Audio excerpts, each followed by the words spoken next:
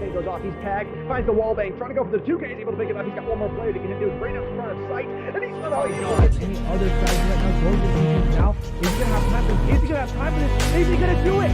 Oh my god, he does it, the ninja defeat.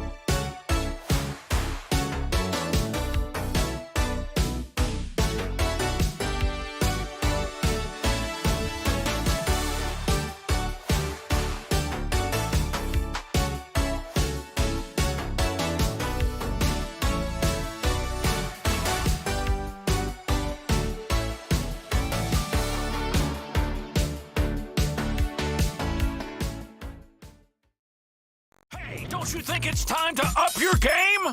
Get to the next level with G Fuel Energy. Item selection. Zero sugar, antioxidants, vitamins. Character creation. Wow, looking good. Gamer words. DLC. XP. Side quest. Look out, sweats. Build mode. Lag. No. Squad up. G Fuel Energy. We made this commercial for you gamers.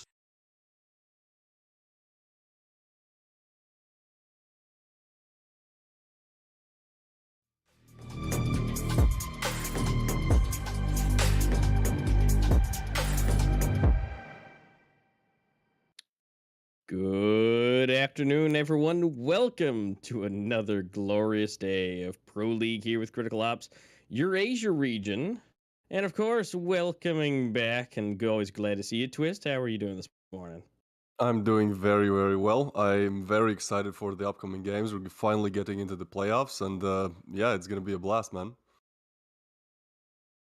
Yeah, I'm excited. And of course, you know, if you guys are just tuning in, we've had some glorious matches coming through all the beginning weeks. And of course, we got to go over just a little bit about kind of how we got there.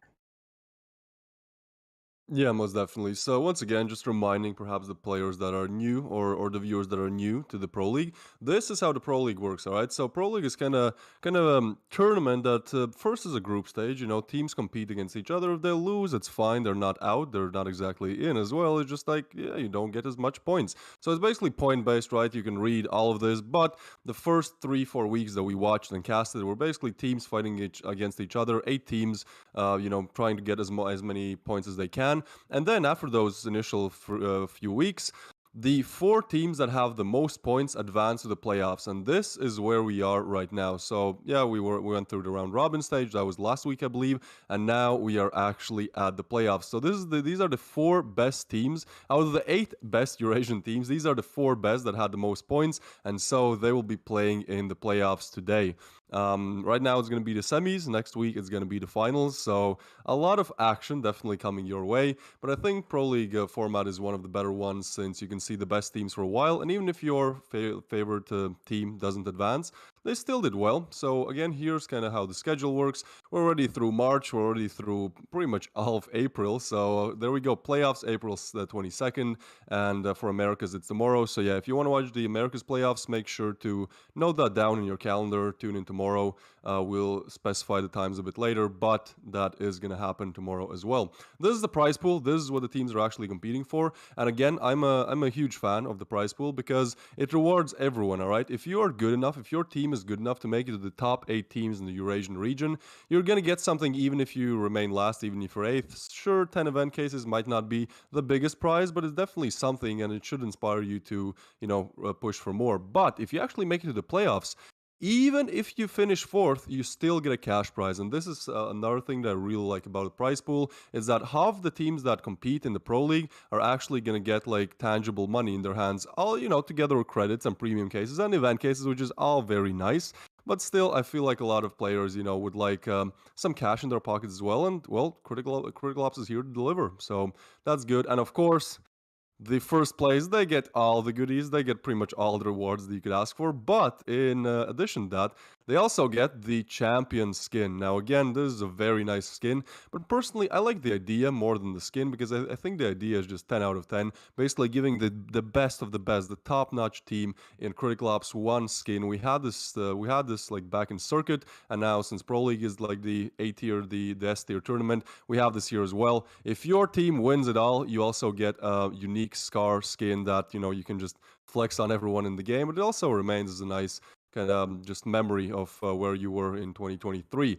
So that's about the prizes. Let's actually take a look at the qualified teams, or should I say the teams that have remained, because as we can see, 4 of them have a huge X on them, and that means they are not going to be playing in the playoffs. They did not get enough points in the qualification stages. So yeah, only 4 teams remain, that being Reign, Saints, Elevate, and Invictus. And all of these teams are very, very, very good, as we've seen from the streams, we've seen from the leaderboards. I think this is probably very accurate. The 4 teams that remain really should be there. Still, props to all the other teams that competed. Maybe next season, hopefully so. We always love to see some new teams and players kind of advance and progress in the Critical Ops competitive scene. But for now, these are going to be the playoffs of the first Pro League season. So first, we're going to have Invictus versus Reign, and then also Elevate versus Saints. Now, you have to notice that because Invictus and Reign were at the top, first and second place on the scoreboard, even if they lose, they still get a second chance against whoever wins in the matchup between Elevate and Saints. But Elevate and Saints, if they lose, they're out. Like, it's over for them. So yeah, Invictus and Reign might have a little bit of a safety cushion here, but still, I'm sure both of them want to make it to the finals immediately, not go up against the other matchup winner.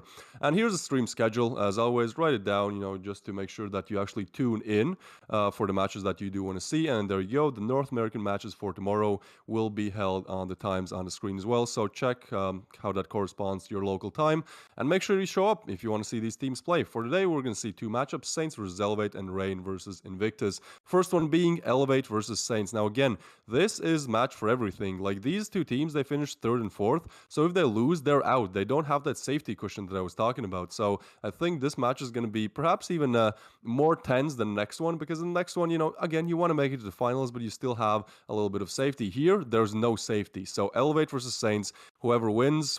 They have to play one more game to get to the finals, and whoever loses, well, they are out. So here's the community match voting. Let's take a quick look at it. You can basically get free stuff for free, literally for free, for clicking like 10 buttons.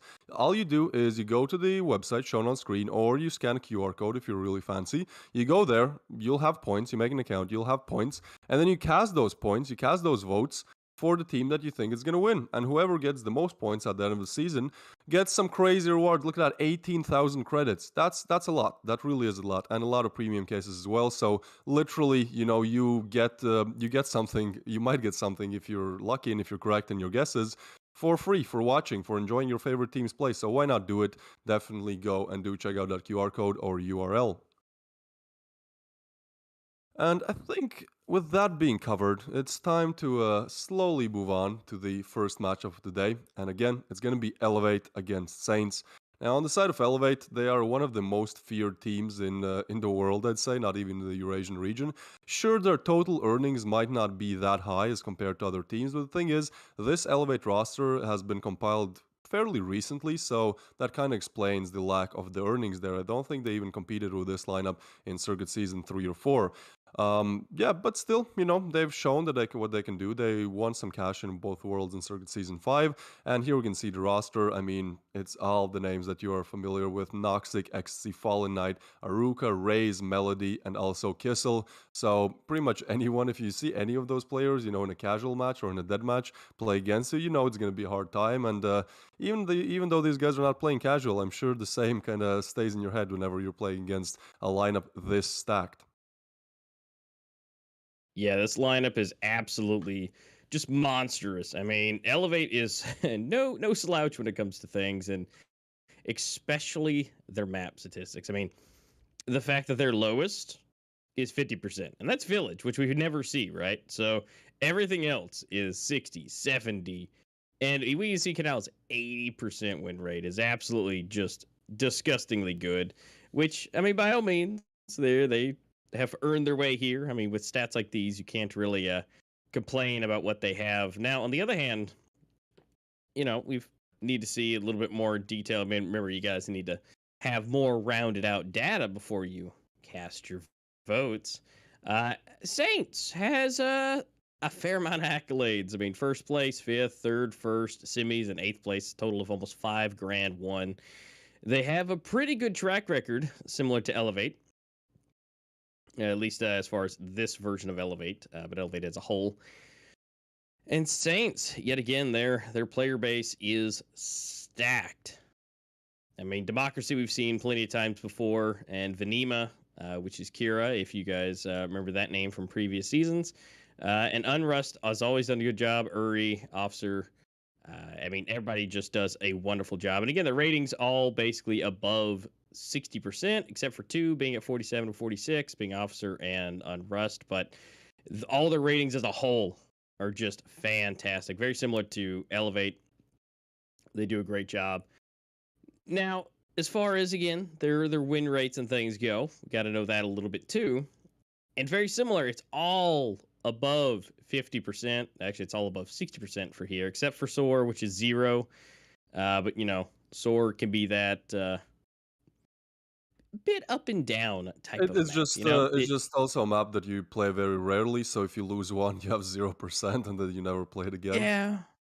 Yeah, because you never play it. So if you lost that one, well, now it looks bad. But when you see 100% on Plaza, 76 on Grounded, 75 on Village, and 63 on Canals, it looks a little weird seeing a 0%. But like you said, if you only played it once, because no one ever plays it, then that's where you are. But overall, everybody looks great. This is up to your guys' decision. Who do you think is going to be going that direction?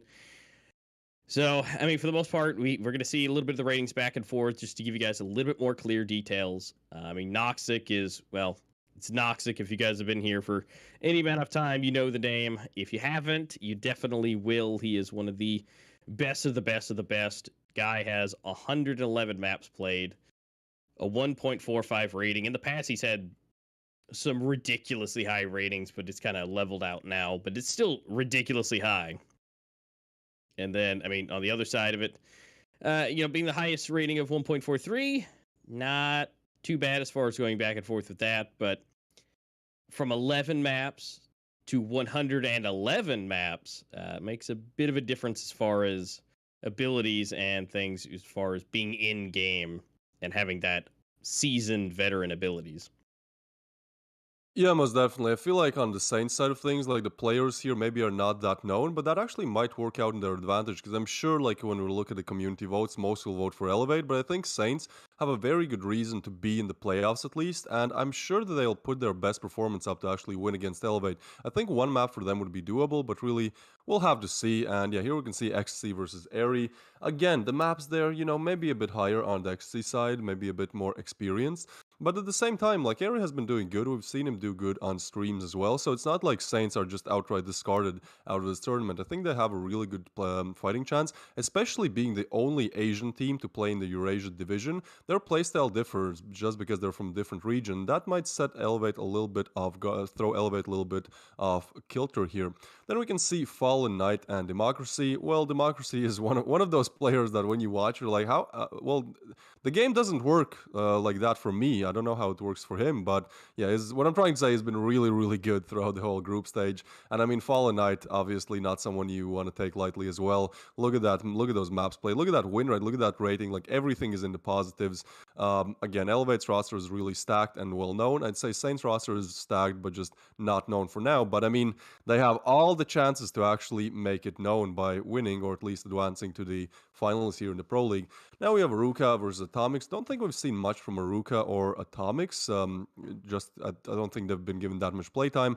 But again, sometimes these super subs can come in, because Aruka, for example, has very good ratings. Same for Atomics. Like, sometimes some players perform better on a specific map. So you kind of switch up the lineup, a little bit. If you know that one player who's kind of benched, but he's very good on Canals, let's say, you might, let him play on Canals. Why not? So that might be coming into the action later as well. And then we have Z-Rays versus Officer. Again, what I like to see is that all of these ratings are in the positives here. So, it really means that the best teams are advancing to the Pro League. Like, perhaps someone has a negative rating, but again, that rating is mostly based on your kills and all of that. Like, it doesn't really count, like, how good do you line up smokes and all of that, how good do you refrag. So, yeah, it can be a little bit misleading at times, but I think still it represents pretty accurately the player's capabilities for the most part. There you go. We have a picture. More of these, please. If you are a pro player and you're watching this, we need more pictures. We love to put a face to the name, that being Melody. And on the other side of things, we have Vanima.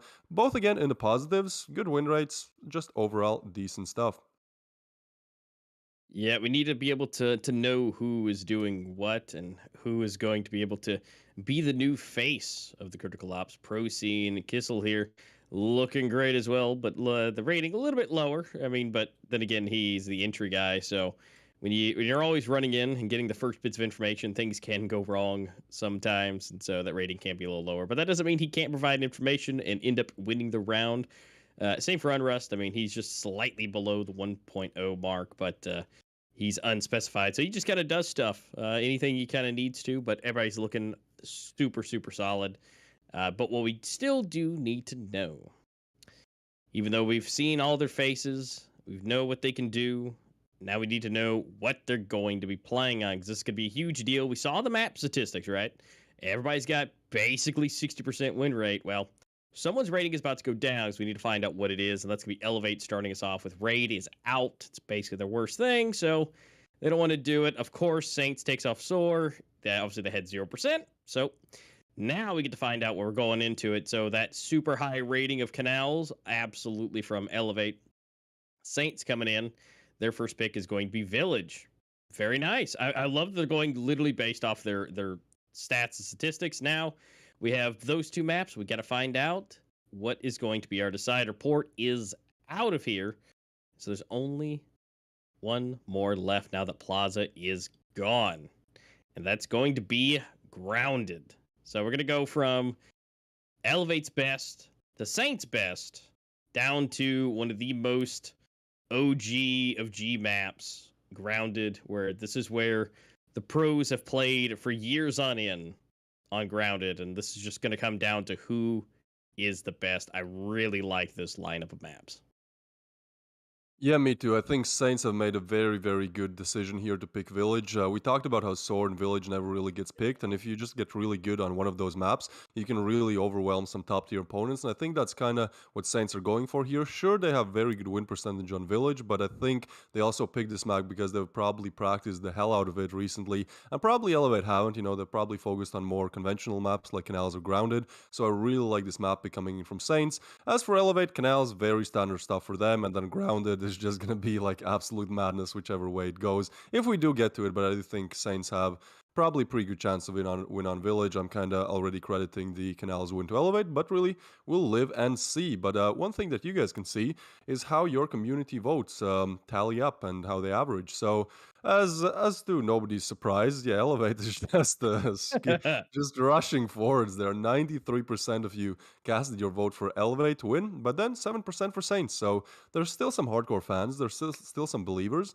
and perhaps there's still some people that have some very good info or just ideas, and they're like, well, if I cast for 7%, I get so much more points, so why not cast for Saints, So Yeah, I'd say actually Saints getting 7% is quite a big number. I'd expected less. I do expect like Saints to play, very well. I just didn't think like community on average is gonna, put at least like put like any votes for them. But it's good to see 7% are there.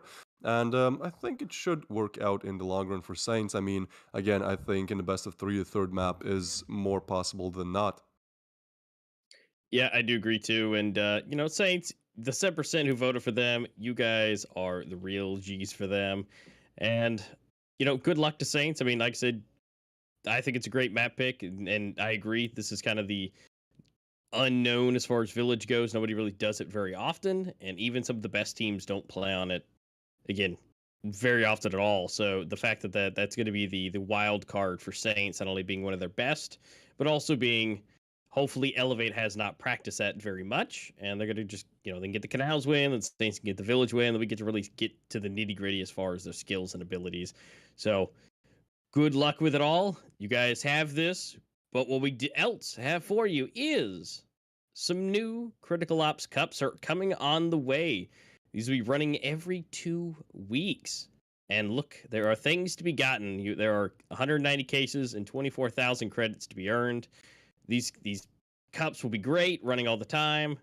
You'll be able to keep in the loop, get your practice in. If you guys have not started a team or you've thought about starting a team, this is a great place to start and get your feet wet, get a little bit into it without getting just fully committed into a tournament. You guys can join the Esports Cups. Again, they're running every other week. And what you want to do is you want to join the Critical Ops Esports Discord. That's where all that information and everything will be. So make sure you guys click the link in the description, join the Discord so you can keep up to date with all that, and when and how these cups will be done. It'll all be the details inside the Discord. And something else you also can do, this could be one of those in-game kind of things. We have the new, beautiful Critical Ops War packs coming. We got some glorious skins. You can see the gloves. You've got the hatchet. Love it. Kind of this, I want to say like lava dragon scale look to it. I love it. Just kind of the fractured earth almost kind of a look to it. Yeah, I think it's a very solid lucky spin here. I mean, especially if you have a if you have a red loadout, like this would be a great addition to it. My personal favorite, I think, is probably the dualies. Yeah, they are dualies. The Ravage dualies. They look absolutely insane. But all of it, as you said, it does bring that kind of lava vibe to it, which I think is nice. I mean, red is not historically one of my favorite colors, but I would even consider getting some of these skins. So that tells you something. That's good.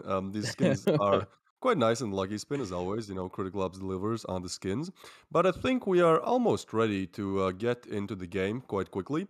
Again, this is the best of three. We're getting into playoffs. The previous, like the group stage, was all best of two. Here it's best of three. So if you win at least one of the first two games, you're gonna advance to the third game. And I guess the question is, can Saints do it? Because as we saw from the community votes, like pretty much everyone here, even probably my grandpa would vote for Elevate just because they're like more known, they're more established. But I think the real question is, can Saints make it to the third map? Because I think if they can, and if they can perform well on Village, then they really are setting themselves up for, well, really chaos. Because on Grounded, you don't know how it's going to go. When it's like one map, one match, it can really go either direction, even if, the other team is really, really experienced. Personally, I think we're going to see a true best of three. I think we're going to go to Grounded. But for that to happen, Saints have to perform very well on their map pick, that being Village. Yeah, they definitely do, and that's going to be a huge thing that they're really going to have to work for. I mean, Canals being Elevate as a team or as an organization is just ingrained into the name. So Village is going to have to be some good strats on their side.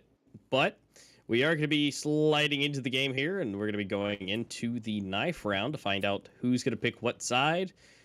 It looks like they're going to go ahead and get into position, maybe potentially a little ESP action here. They're going to find out, see what they can do. Again, the side does matter almost entirely. Looks like they're going to have to get a little reset. Looks like there was a little connection issue, so a little bit of fun times. They're going to go ahead and get that reset, get them back in position. They got to make sure their knives are sharp and ready to go in the right hands. because you can't do a knife round with a pistol. So, Saints versus Elevate, starting on Canals. I mean, I really cross my fingers for Saints. I love a good underdog to just obliterate the best team on their best map. It's always a entertaining time to watch. But again, they've got to make sure that they've got the head game on point, that they're not going to be losing any kind of crazy, plays that happen against them. They lose the whole mental game, because that's half the battle. I mean, you can have the crosshairs where you want it to be, but at the end of the day, you have to be mentally prepared and be able to take some of those rounds that you're just, you might get obliterated. You have to be prepared to be like, all right, let's just shake it off and let's do the next one. Yeah, I think especially with Elevate getting the first map pick, it's like Saints are gonna work from even a bigger disadvantage, because again, like I am, it might be the caster's curse, but I'm 100% sure that Elevate will win on Canals. Again, it's like Elevate and Canals, it just gels together. They're so good on it. Like historically, like rarely any team gets to take them down on it. But after perhaps Saints lose on Canals, we're going to be moving on to Village, and I think that's where they will really excel. We haven't seen much Village at all. We haven't really seen anything on Village from Saints, but again, since they picked it and since it's a very unconventional map that most teams just not even play, they don't even practice it, I think they will have prepared something special. I'm waiting for a lot of smoke lineups, flash lineups, all of that good stuff. And I think if they are able to capitalize on kind of their advantage on Village, then Grounded should be a blast. Because yeah, Grounded might be a little bit of advantage for Elevate since they've just been playing it longer. Again, it's one of those OG maps that's been here for like what, 5-6 years now. So I kind of feel like Elevate might have a little bit of advantage there, but since Saints perhaps win on Village, then they'll kind of have that mental boost of like, oh, we just won, we only need one more to get over the finish line, so it's really going to be fun. Again, this is Elevate versus Saints, but this is kind of the lower bracket, so basically there's playoffs, right? But the two first teams, that being Rain and Invictus, if they lose in the first playoffs game, they still have another chance, right? Whichever wins advances to the finals, and whichever loses, they still have another chance to play against whoever wins in this matchup. But whoever loses in this matchup, goodbye, you're out. So this is for everything. Again, the stakes could not be higher for, well, either Saints or Elevate here. So I think we're going to see some absolutely top-notch gameplay, and I am quite sure that finally the knife round has arrived, so we should be able to get into it any second now. Yeah, it looks like they're just waiting for just a little bit of that timing, a little bit of things left to go. And then we should be able to find out who's going to be on what side and figure out who's going to be getting what stabs first. Looks like the first one's going to go to Saints, but let's again see who finishes. Ooh, Fallen Knight going for a two-piece, and then Melody. So Elevate to be able to choose first, and that they're going to have their home field advantage. They're going to be able to choose what side they want on the map that they chose. So, I mean, yeah, it's going to be a little bit more kiltered, like you said. Elevate's got everything going for them at this point. So if they lose this one, not only would it be just an absolute trophy for Saints to put up on the wall because they beat Elevate at, like, the map that they own, basically. But then, that they had all the advantages against them. So good luck to Saints. They get to deal with whatever side it is. And looks like we're going to be going in. Elevate has made their decisions. Actually, Elevate's going to be going on the breach side. That's a little bit interesting, but nonetheless, that's what they're going to do. So Saints going to have to defend and see what they can hold up against Elevate's just absolute craziness. Looks like we're going to have a little bit of an altercation coming soon. Got Uri here hanging out. Noxic going for the first kill. Vanima going down. What? Are they gonna... Oh, wait a minute. Potentially some gonna be happening. Yeah, Uri's gonna be able to take down Fallen Knight. And now they're gonna have to work at a little bit of a disadvantage. I mean, they were able to go one way. Now they're gonna have to rotate back around. But I don't think that no one's made it back over there just yet. They've only gotten one extra helping hand. And so it looks like Melody's going to go ahead and get 1 for 1.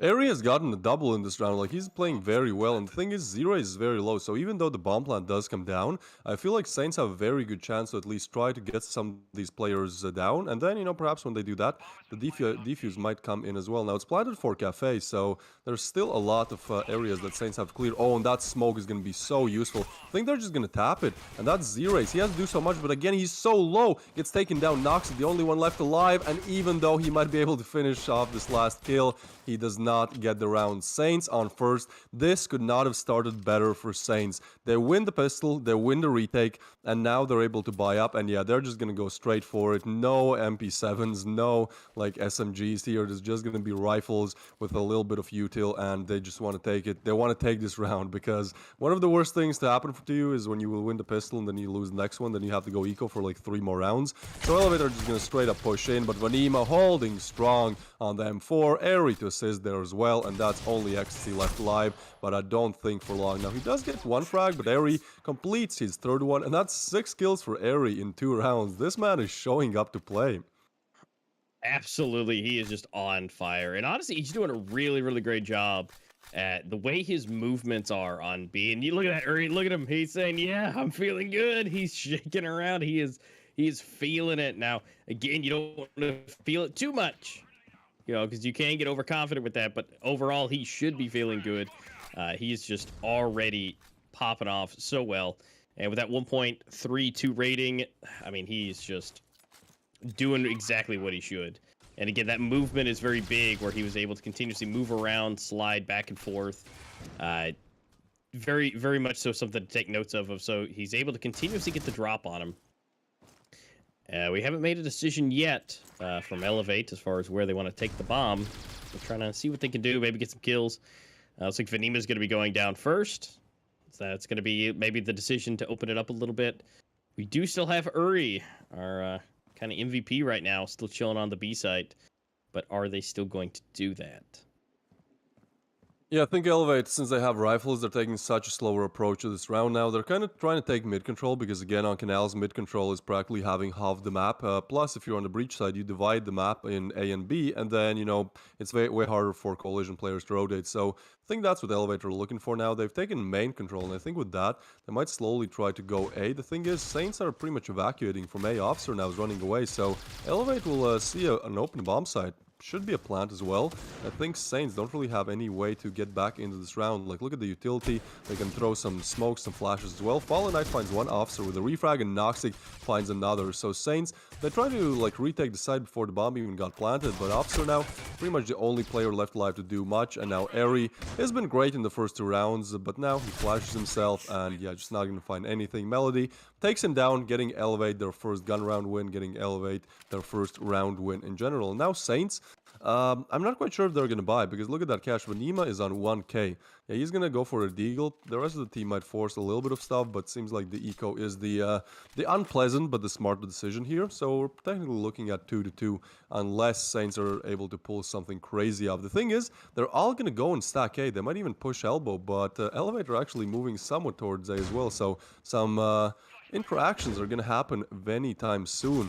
3 of them stacked towards elbow. It is smoked off, and they kind of know, at least now by the shots being fired, that Saints are eco, so they probably expect many players grouped up towards together, and that's probably one of the reasons why they're not really aggressing just yet, and they might even just go for a B push. Now Melody is getting a little bit of information here. He wants to find some frags as well, but Noxic meanwhile finds Airy, and now Melody peeks, gets 1, Fallen Knight gets the other one with Eurasia, and that is pretty much over before it even started. Noxic finished off with a double. He's on 8 kills somehow already, and that's Saints for 2 and Elevate for 2 as well.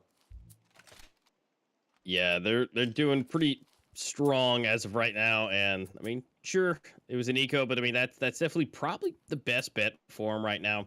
I mean, being able to get those out early is definitely a good thing. I mean, don't be wrong, they're staying close now, they're tied, but it's better than trying to push it with a half piece, and then you're tied, then you have 2 eco, and then they take the win. So it's definitely one of the best ways that they probably could go about it.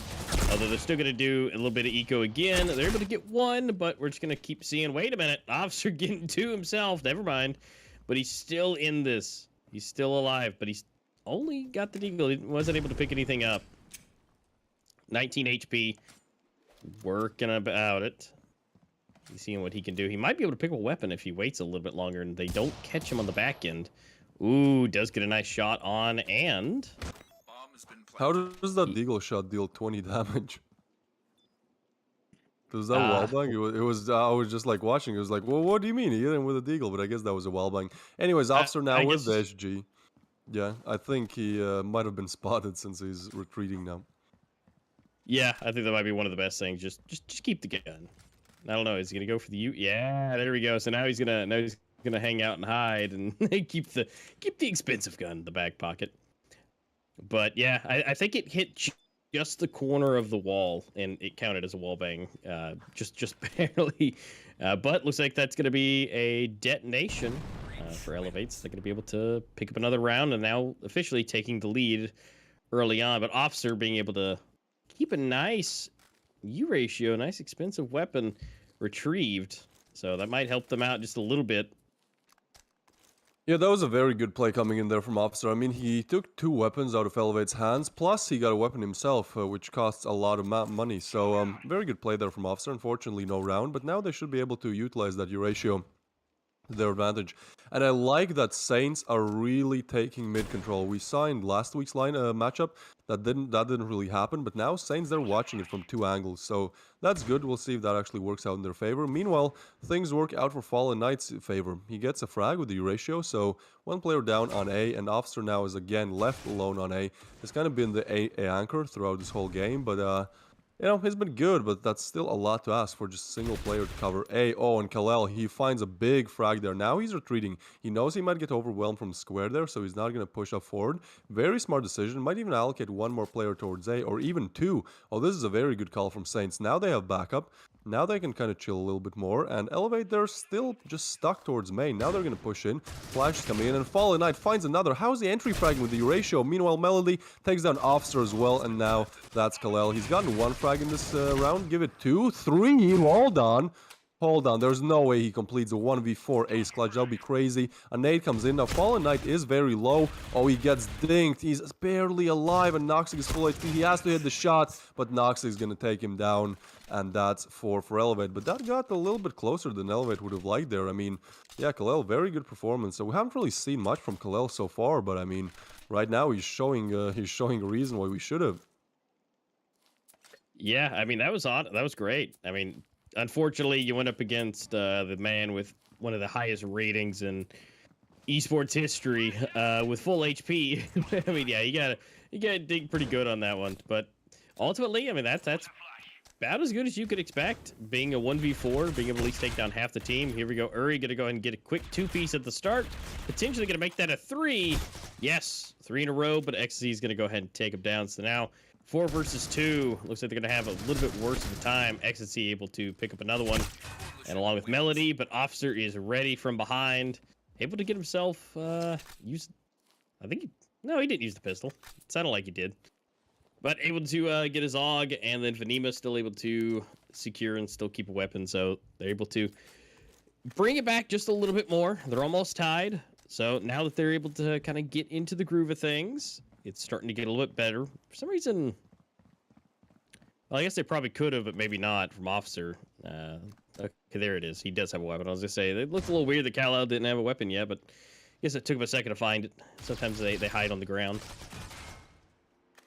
Yeah, that happens. I think any weapon wants to hide from Officer because it's just getting used and getting, you know, kills with. So why not? If I was a weapon, I would kind of avoid Officer. I would pick someone who dies instantly.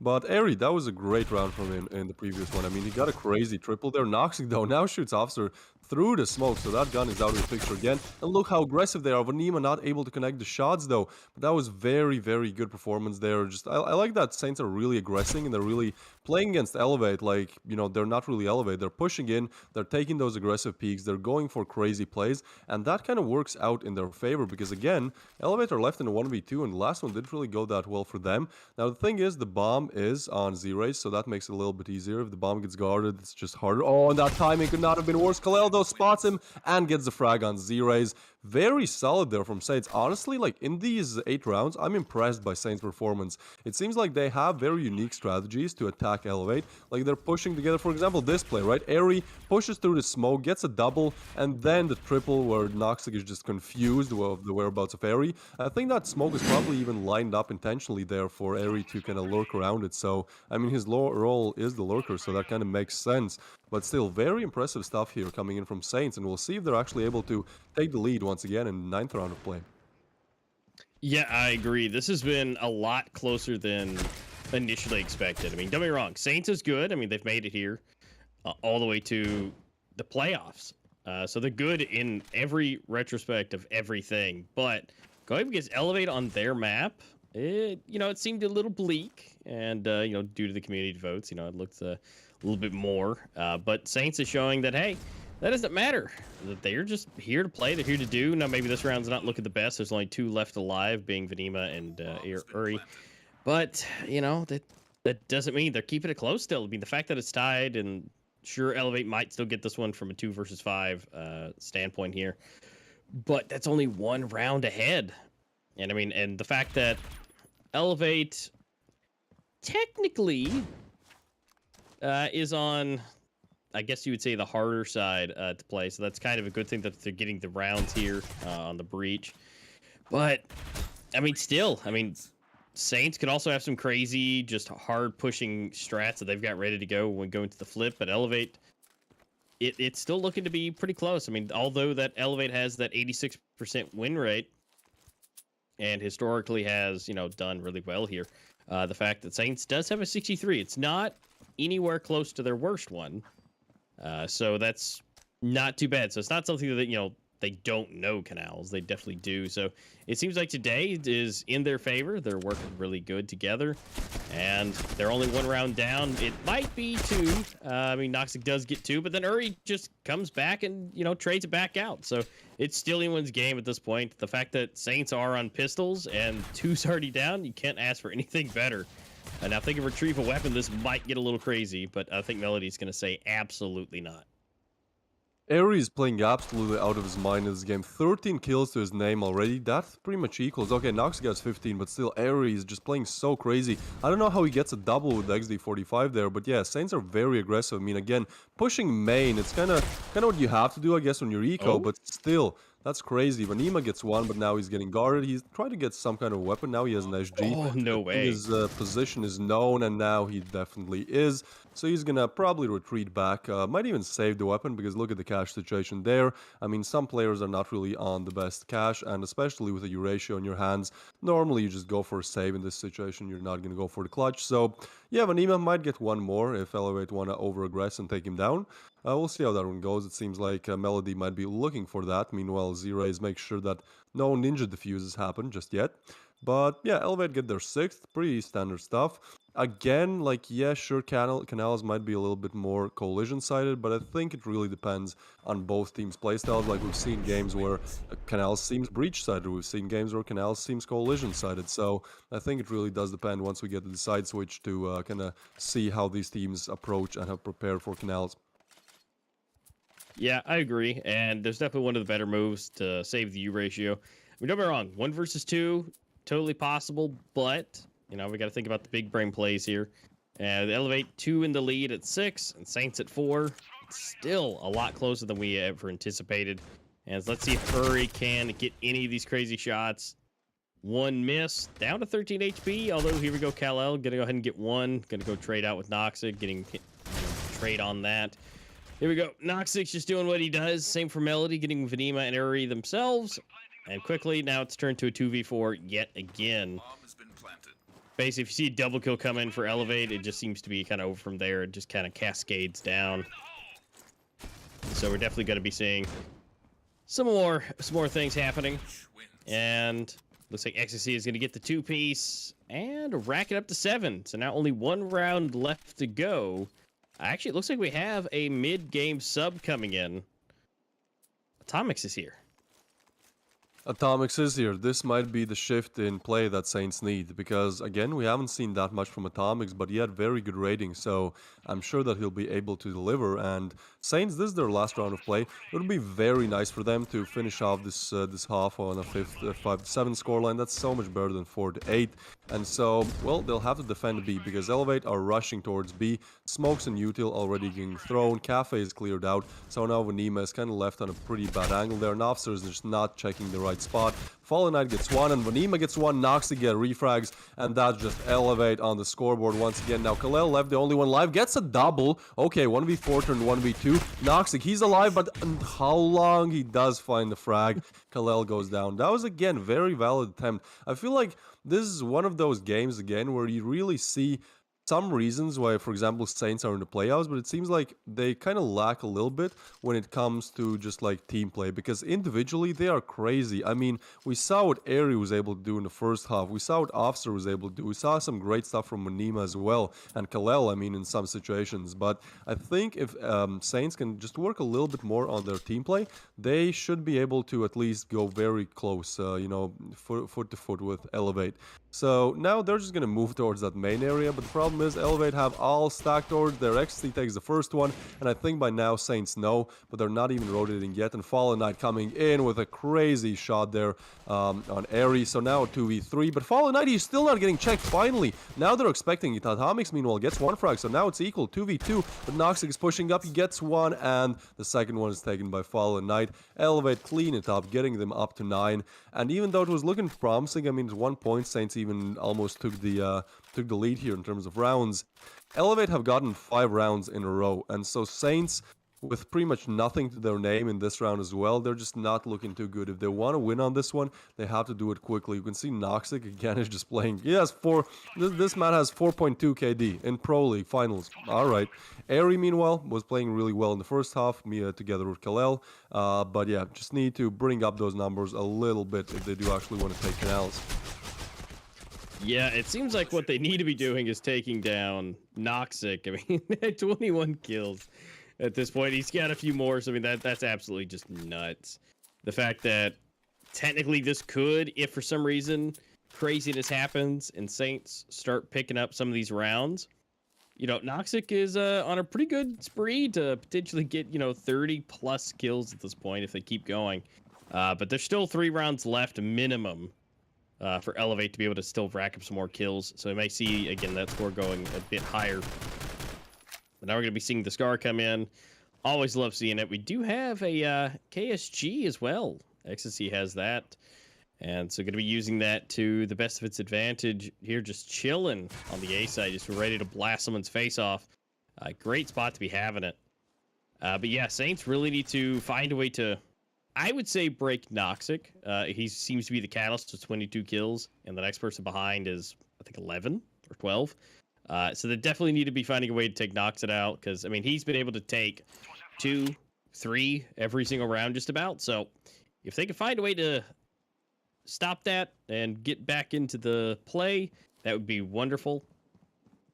But that is an easier said thing than done, because, I mean, he is no person you really want to go up against. Fallen Knight getting a nice spot, making 0 movement, take down Officer. Vanima getting 1. Here we go. Here comes Noxic for another one. Kal-El actually being the one to take him out. Doing good. Fallen Knight seems to be just the guy you'd never expect from behind, but Atomics ready there and waiting to get the refrag on him. Looking solid. It's a 2v2. And I think with the players that are still alive, it's absolutely possible on either side for either one to take. It's not one-sided. Let's see if Atomics can do it. He can. Z-Rays is ready.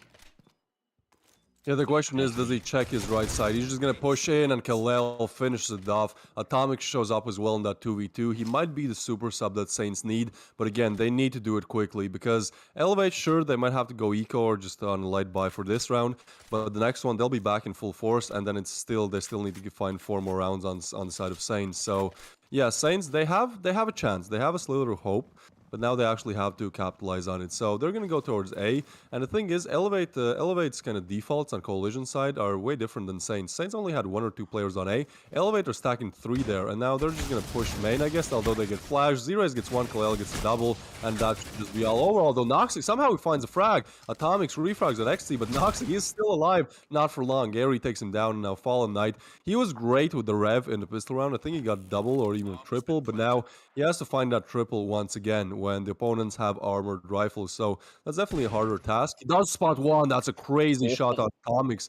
He's waiting for more from the right side. What is happening? I think Fallen Knight might be a little bit stuck there. Rary just takes him down, so that's over for Elevate. I mean, that shot was really nice. Not quite sure what happened. Maybe his foot got stuck or something.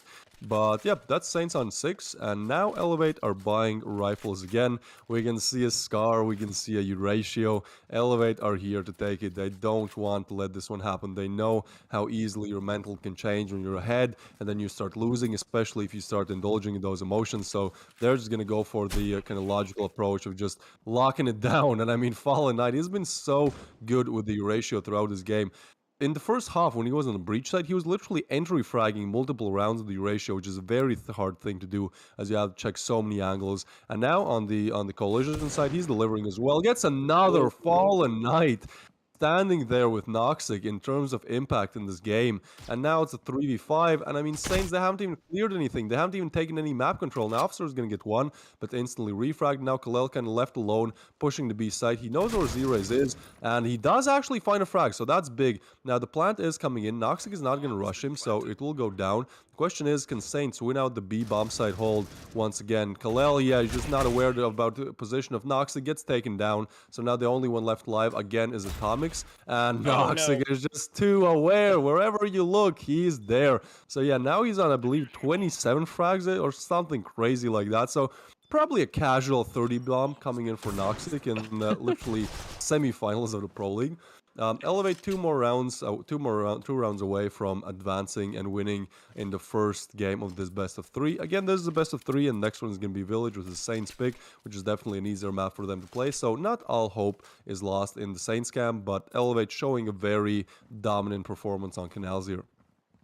Yeah, and Noxic being able to get that type of score line again in the playoffs, what a redemption that would be to just be able to have, you know, plus 30 on yourself while, you know, you're coming back from the lower bracket for the eliminators. I mean, that would just be absolutely nuts. But then again, what do you expect from the guy with the 1.45 rating that has just been around the block more times than anyone else, just about? And Z-Rays and Atomic gonna go ahead and grab 1 each. Fallen Knight doing his thing with the Eurasia and Noxic. No one, he seems to be just invisible. No one's checking him. They don't expect him to be there. He's just absolutely rocking it out. Now, Kylel is doing a wonderful job himself. He is doing some of the best, but Fallen Knight able to go ahead and take him out. Now it's gonna be match point for Elevate. They just gotta get 1 more. And I mean, honestly, Saints, you know, something seemed to maybe have slipped a little bit. They were so close, and then just something happened, and then it just ran away. But overall, I mean, not to say, you know, bad, but I mean, having at least half the score line of Elevate on basically their favorite map ever, I think is definitely commendable. They haven't exactly done anything wrong. It's just Noxic and Fallen Knight are doing things a little bit more right. You know, it's just they're just able to make those connections faster, which is just absolutely fun and crazy to watch. This is a very scrappy buy coming in from Saints as well. They're going to push in. Atomics actually finds 1 ecstasy to refrag. Officer finds ecstasy. So now 2v3. Saints have a real chance. But again, Noxic, not like this. Pushes and gets a double and a triple. Noxic to clutch it out. The man is insane. And that actually completes his 30 bomb. Look at that. He has more than 4 KD. 30-7? What? Yeah, see, one of the things is just getting a 30 bomb, but then normally you have it around like 23, 25 deaths. And Noxic has 7, so pretty much I don't want to say single-handedly because everyone was performing great, especially Fallen Knight on the side of Elevate, but yeah, Noxic just kind of taking Elevate over the edge in the first matchup here. So Saints are on 0 for now. Again, this is the best of 3, so next map that we'll be moving on to will be Village. But for now, it seems like Elevate are just they just showed up to win, and there's not really much stopping them from doing that. No, and hopefully Saints has something up their sleeve coming into Village. I mean, it is their map pick, and Canals is obviously elevates, but I don't think any of us expected to see a 30 bomb in the first game of the day. I mean, this is just absolutely nuts. So, congratulations to Elevate for taking it, and got to give a tip of the hat over to Noxic. I mean, 30-7 on the first game. I mean, you can't really beat that, but I mean, you're just doing what you do, I guess. So, we'll see a little bit more of that action here coming soon. We're going to take a short break, but I do believe, Twist, I think you sat down with Kira here for Saints to get a little bit more of that insight. So we're going to slide over to an interview and get a little bit of those extra juicy details about the team and how everything's kind of been operating for everybody here for Pro League. Welcome everyone. Today I'm here with Kira from Saints. He plays with the in-game name Vanima, and in preparation for the upcoming playoffs, we want to ask him some questions to better understand how his team functions and works. So first, I'll start off with kind of a light question. Who is your toughest opponent in the Pro League so far? I mean, that's a pretty hard question, I'm not gonna lie. Every team, in a sense, has been pretty hard. I mean, even the teams that aren't in the playoffs right now, like Team Phoenix, they were hard to beat. But I guess if I had to choose who was the toughest, I would go with Elevate, the team we're going to be playing the playoffs. Because I just feel like individually and strategically, they're like ahead of most teams, at least compared to the teams I've played so far. Yeah, most definitely. When I was casting and watching Elevate, it was like I could see, one of the reasons why they could even try to win the Pro League. All right, so kind of sticking with the same note of the question, how confident are you going into the playoff stage? I mean, it's also another tricky question. It depends on how we play on that specific day. I mean, some days we'll have a really bad day, some days we'll have a really good day, like we did in Pro League. I think the first couple of weeks we had a good couple of weeks, and then we started to choke a little here and there. So I guess I'm 50-50 on that because it really depends on how my players play and myself perform on that specific day. Yeah, I do agree that like depending on the day, it's like a bit different. Sometimes you can have a game of your life, and sometimes Yeah. it just doesn't happen. But is there any correlation with like how much you practice and then how good you actually do, or is it sometimes like you come back and you haven't really played for like a few days, but somehow you're just really good? Because I know that's true for me. So I kind of want to know, how much do you practice on average? How much does your team practice? Anything about that Uh, would be cool. I mean, during qualifiers, I was pretty active for the most part. I played almost every day, which is like first time in a year since like 2022 because I quit for a while. But unfortunately, I started going inactive again. And if I'm being honest with you, I haven't played a single game since our last Pro League game, which was last Saturday. In fact, I'm playing Seahawks right now as I'm talking to you because today is the last day I have to actually prepare for the game. So in terms of preparation, I guess there's close to none, but I would try to, use my experience to help my team win the game. Yeah, that's an unusual approach, I'd say, to starting to play in the playoffs in the Pro League. But I think it could probably work out. I mean, we'll see tomorrow. But yeah, Yeah. that's an interest. I didn't expect that answer. Let's just say that.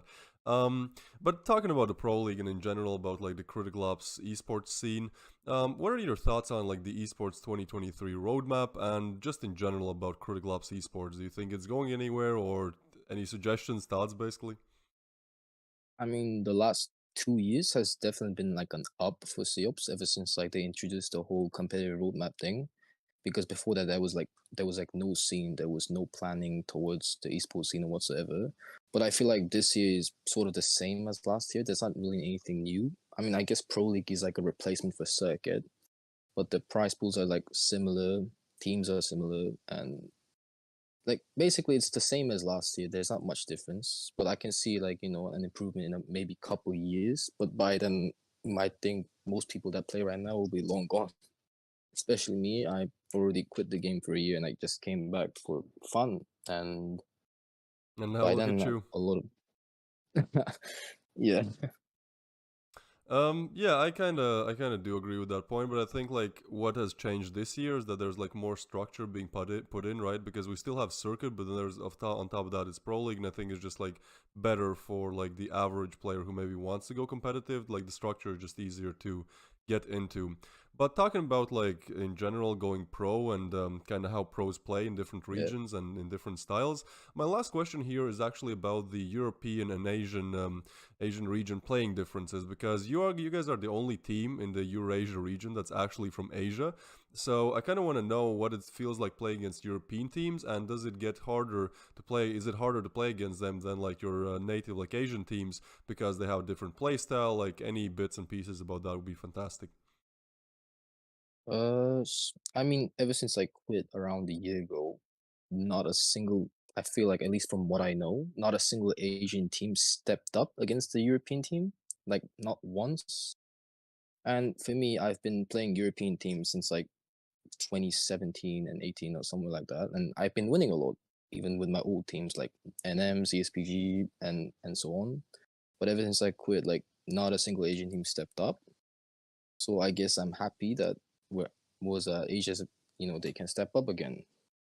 But I'm a little bit disappointed in the Asian scene. I'm not going to lie, because they were kind of while I was gone. And I in terms see. of play style, in terms of play style, I feel like the European teams take the game not much more seriously, but they just learn a lot faster. For the Asian teams, like when they lose, they just keep losing and losing. They just don't change anything. As for the European teams, like when they lose a game or something like that, they try to fix their mistakes and learn from their mistakes and improve, which I don't think I really see from the Asian teams. Yeah, there's definitely, good Asian teams here and there, a couple good individually good Asian players, but I feel like there's no proper structure between the teams, which I hope to see in the future if I ever do come back to COPS again. Yeah, I mean, that would definitely help. I think one of the things that in the long run helps teams in general become, the best is, well, first of all, like adapting and learning from your mistakes, but also then staying together. And if you combine those two, I think you're off to a very good start. I mean, look at Rain, they are one of the teams that have been playing for years, at least they did with the same lineup. And, they always kind of learn from their mistakes, and you could see it like over and over again. Yeah. So, yeah, I do hope the Asian scene gets better. I mean, at least you guys are carrying it, so it's something. Hopefully, some other Asian like players get inspired from that and make their own teams. But yeah, I think that's about it. Thank you for your time, man. Best of luck tomorrow, Yeah. or I guess today, as everyone would be watching it live on the actual match day. And yeah, best of luck, Yeah. man. Make it. You're in the playoffs, so make it work. Make it All worth right. it. Thank you, Twist. Yeah. All right. Thank you. All right. Talk to you later.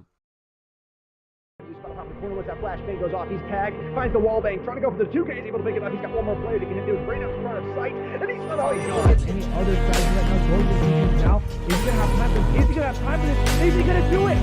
Oh my god, he does it! The ninja defeats.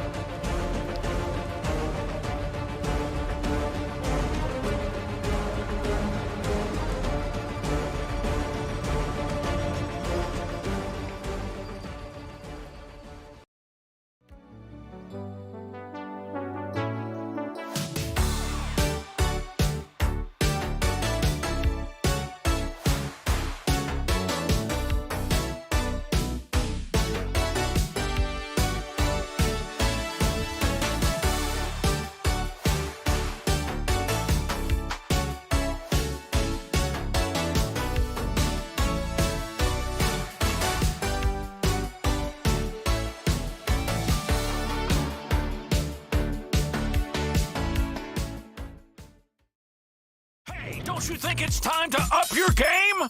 Get to the next level with G Fuel Energy. Item selection. Zero sugar, antioxidants, vitamins. Character creation. Wow, looking good. Gamer words. DLC. XP. Side quest. Look out, sweats. Build mode. Lag. Noob. Squad up. G Fuel Energy. We made this commercial for you gamers.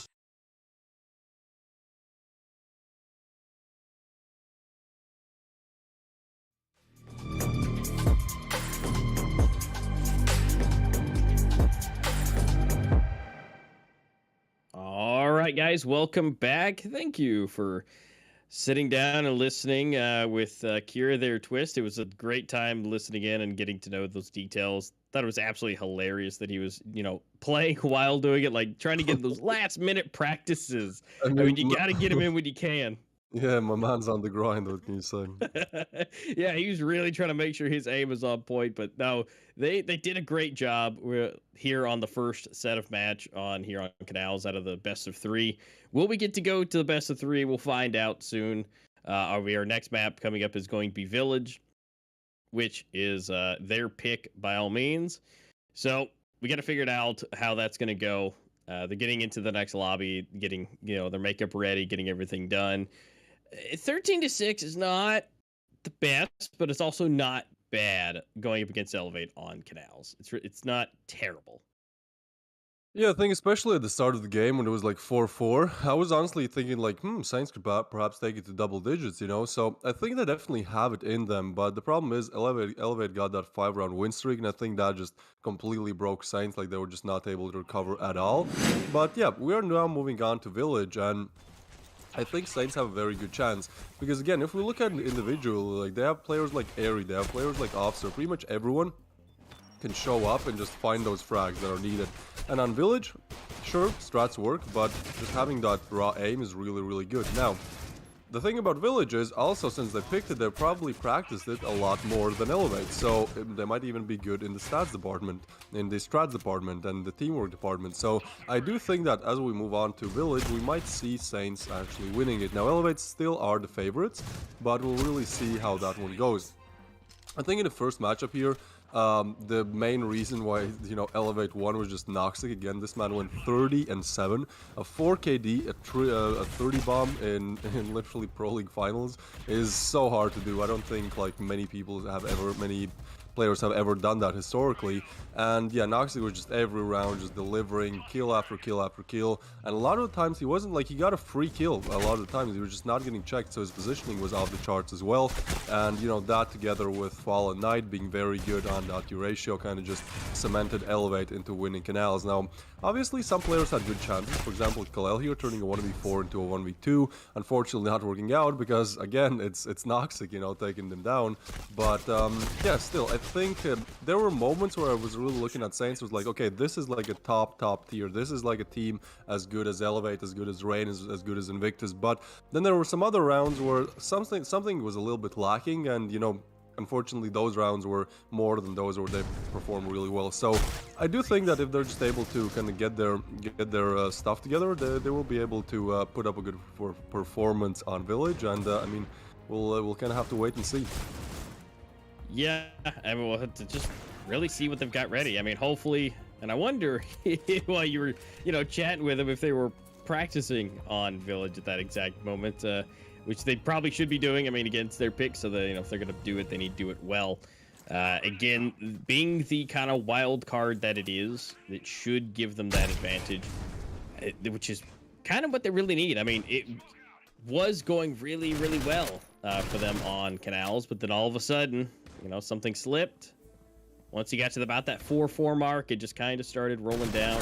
And as we can see here on these last couple of clips, it was 12-6. And here we go. Noxic just does the dirty deed, and he comes in 1, 2, and 3 to finish it off. You wouldn't expect a 1v3, but timing was on his side, and that's just kind of how that rolled. Yeah, I completely forgot that Noxic finished it off with like a 1v3 crazy clutch just flicking around. So Yeah, not honestly, Noxley was just a menace to deal with in the first game, and just Saints were not able to do that.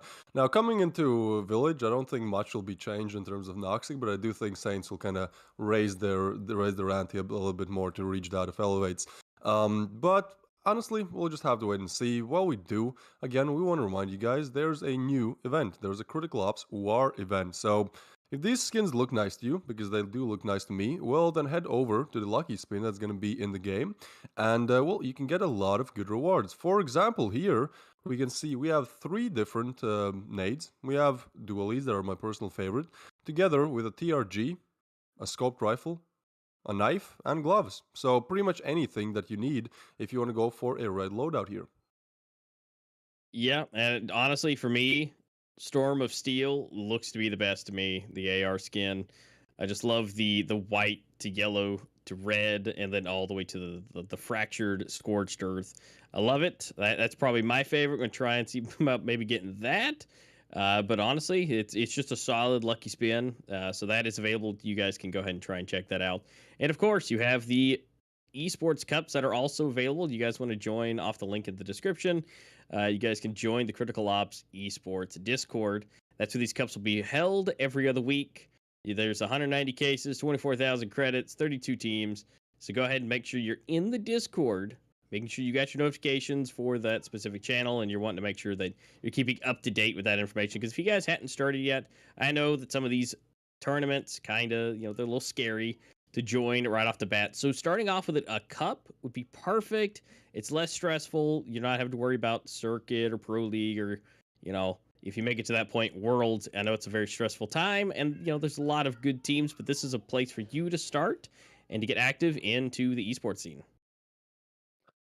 Yeah, it's just a very good way how to kind of get your feet wet in the esports scene, and who knows, maybe eventually you do learn how to swim and swim to the pro league and perform well there. But yeah, for anyone who's like watching the stream, you have like 2 homies who are playing Critical Ops, but you don't have the rest, and it's like, yeah, we can make a team, but it's blah blah blah.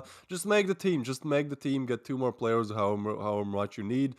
Compete in the cup, you get rewards, you get some good stuff. Why not? And eventually that might work out. Who knows?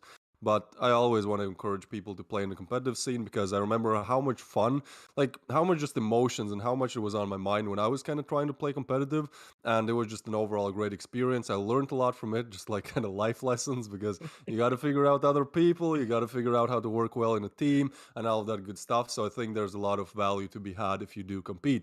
But with that, we will be moving on to our second game, and that's going to be Saints versus Elevate. I think that should be a blast.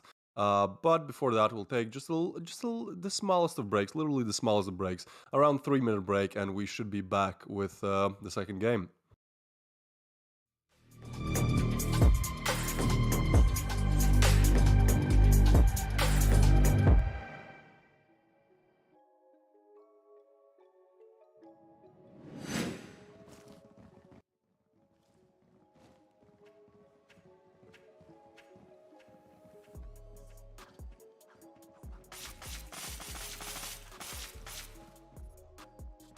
Breach wins.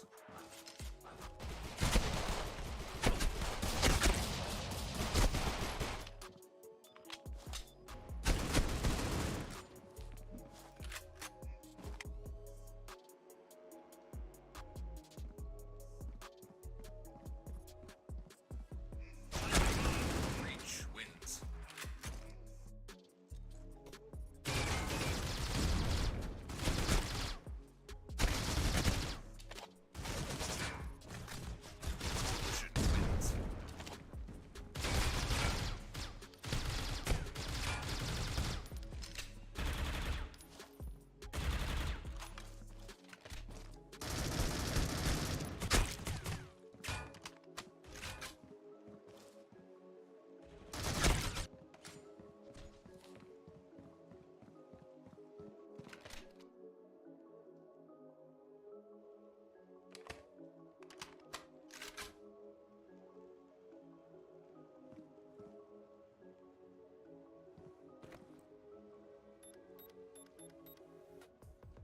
Bomb has been planted.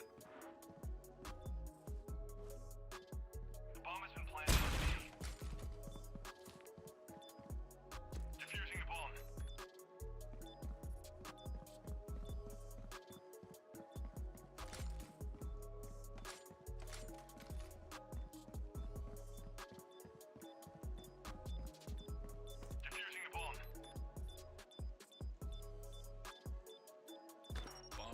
defused.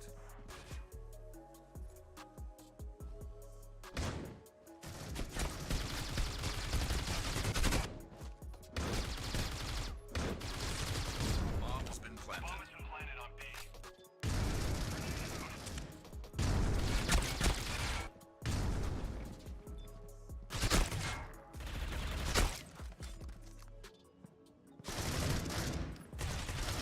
Breach wins.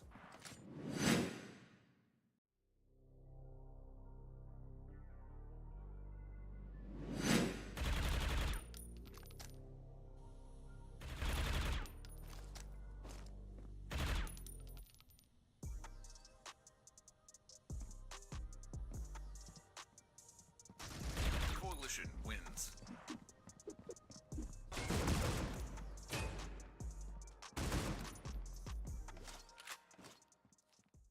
All right, that was a nice little, just a little bit extra. They just need a little bit extra time to make sure that they were looking pretty and ready to go, and their knives are sharpened. We're almost ready to get into that knife round, so we appreciate you guys hanging out with us. But this is about to be potentially the last map. We're going into Village. Elevate has already won one, which is their map pick on Canals. We technically still have Grounded on the books. We do. It is and can be the decider if necessary. But Village is next, and if Elevate takes it, then we will not be seeing Grounded because it won't be necessary because there's nothing to decide at that point because Elevate will have won 2 out of the 3. Now, Village being the unknown possibilities, we have some chance here for Saints to go ahead and take it. We always enjoy watching Village. I personally... No offense to Soar or anything, but out of Soar and Village, I personally like Village more than Soar. I don't know if it's just the map aesthetics or the way it plays, or both. But overall, I quite enjoy watching Village a little bit more. But Soar definitely has its abilities to have some crazy KSG action. We saw that in the past, and so it's always a good chaotic mess. But I think Village is a good show of strategies with how it's designed. Yeah, personally, I like Village more as well. I think it because the map is more dynamic. Because on Sword, there's like 3 main points of congestion, right? Like there's mid, there's long, and there's pool. And if you get through it, then you might actually plant the bomb and win the round on breach side. But if you don't, then it's kind of over. So it's like the area where the fights happen is very, very small. I think on Village, it's way more dynamic. I mean, there's mid, you can lurk around things, you can kind of fake. It's just like there's more options, let's just say that, on Village. So personally, it's my favorite of those two as well. So it's great that we're going to be seeing it. I think it's one of the most fun maps to watch just because of how like many like vertical layers there are. You know, there's the roof area, then there's the map is kind of set in a hill as well. So it's just like I really like vertical maps. I think that really adds a lot of diversity and just makes the gameplay way more interesting than just someone just like peeking around the corner, you know, finding the other guy, and then that's pretty much it. Now you peek around the corner, there's like someone could be straight ahead, someone could be up, someone could be down. It's just way more fun to watch for me. So yeah, we are gonna move on to Village any second. Again, this is Saints map pick, and they have to win their map pick to move on to the third map, where they have to win again to, you know, will not be taken out of the Pro League. Because again, if you guys haven't seen the brackets, well, here they are, and Elevate and Saints finished 3rd and 4th in the group stage. So that means that if they lose, they're out. And whoever wins in this matchup will move on to play against the loser of the next matchup of the day, which is Invictus versus Reign. So whoever wins in the Invictus Reign matchup will go to Grand Finals. Whoever loses goes to Qualifier 2, meets the winner of this best of 3, and then the winner of that Qualifier 2 go to the Grand Finals. Pretty simple scheme. I think it's good that the teams that actually performed the best and got the first and second place kind of get an easier life here, because, you know, there's a difference between being first and being fourth. So I think that just makes it better for the teams that actually, you know, prepared and played really, really well throughout the group stage. Yeah, definitely. And, you know, right here, right now is kind of the big deal when it comes to what they need to do.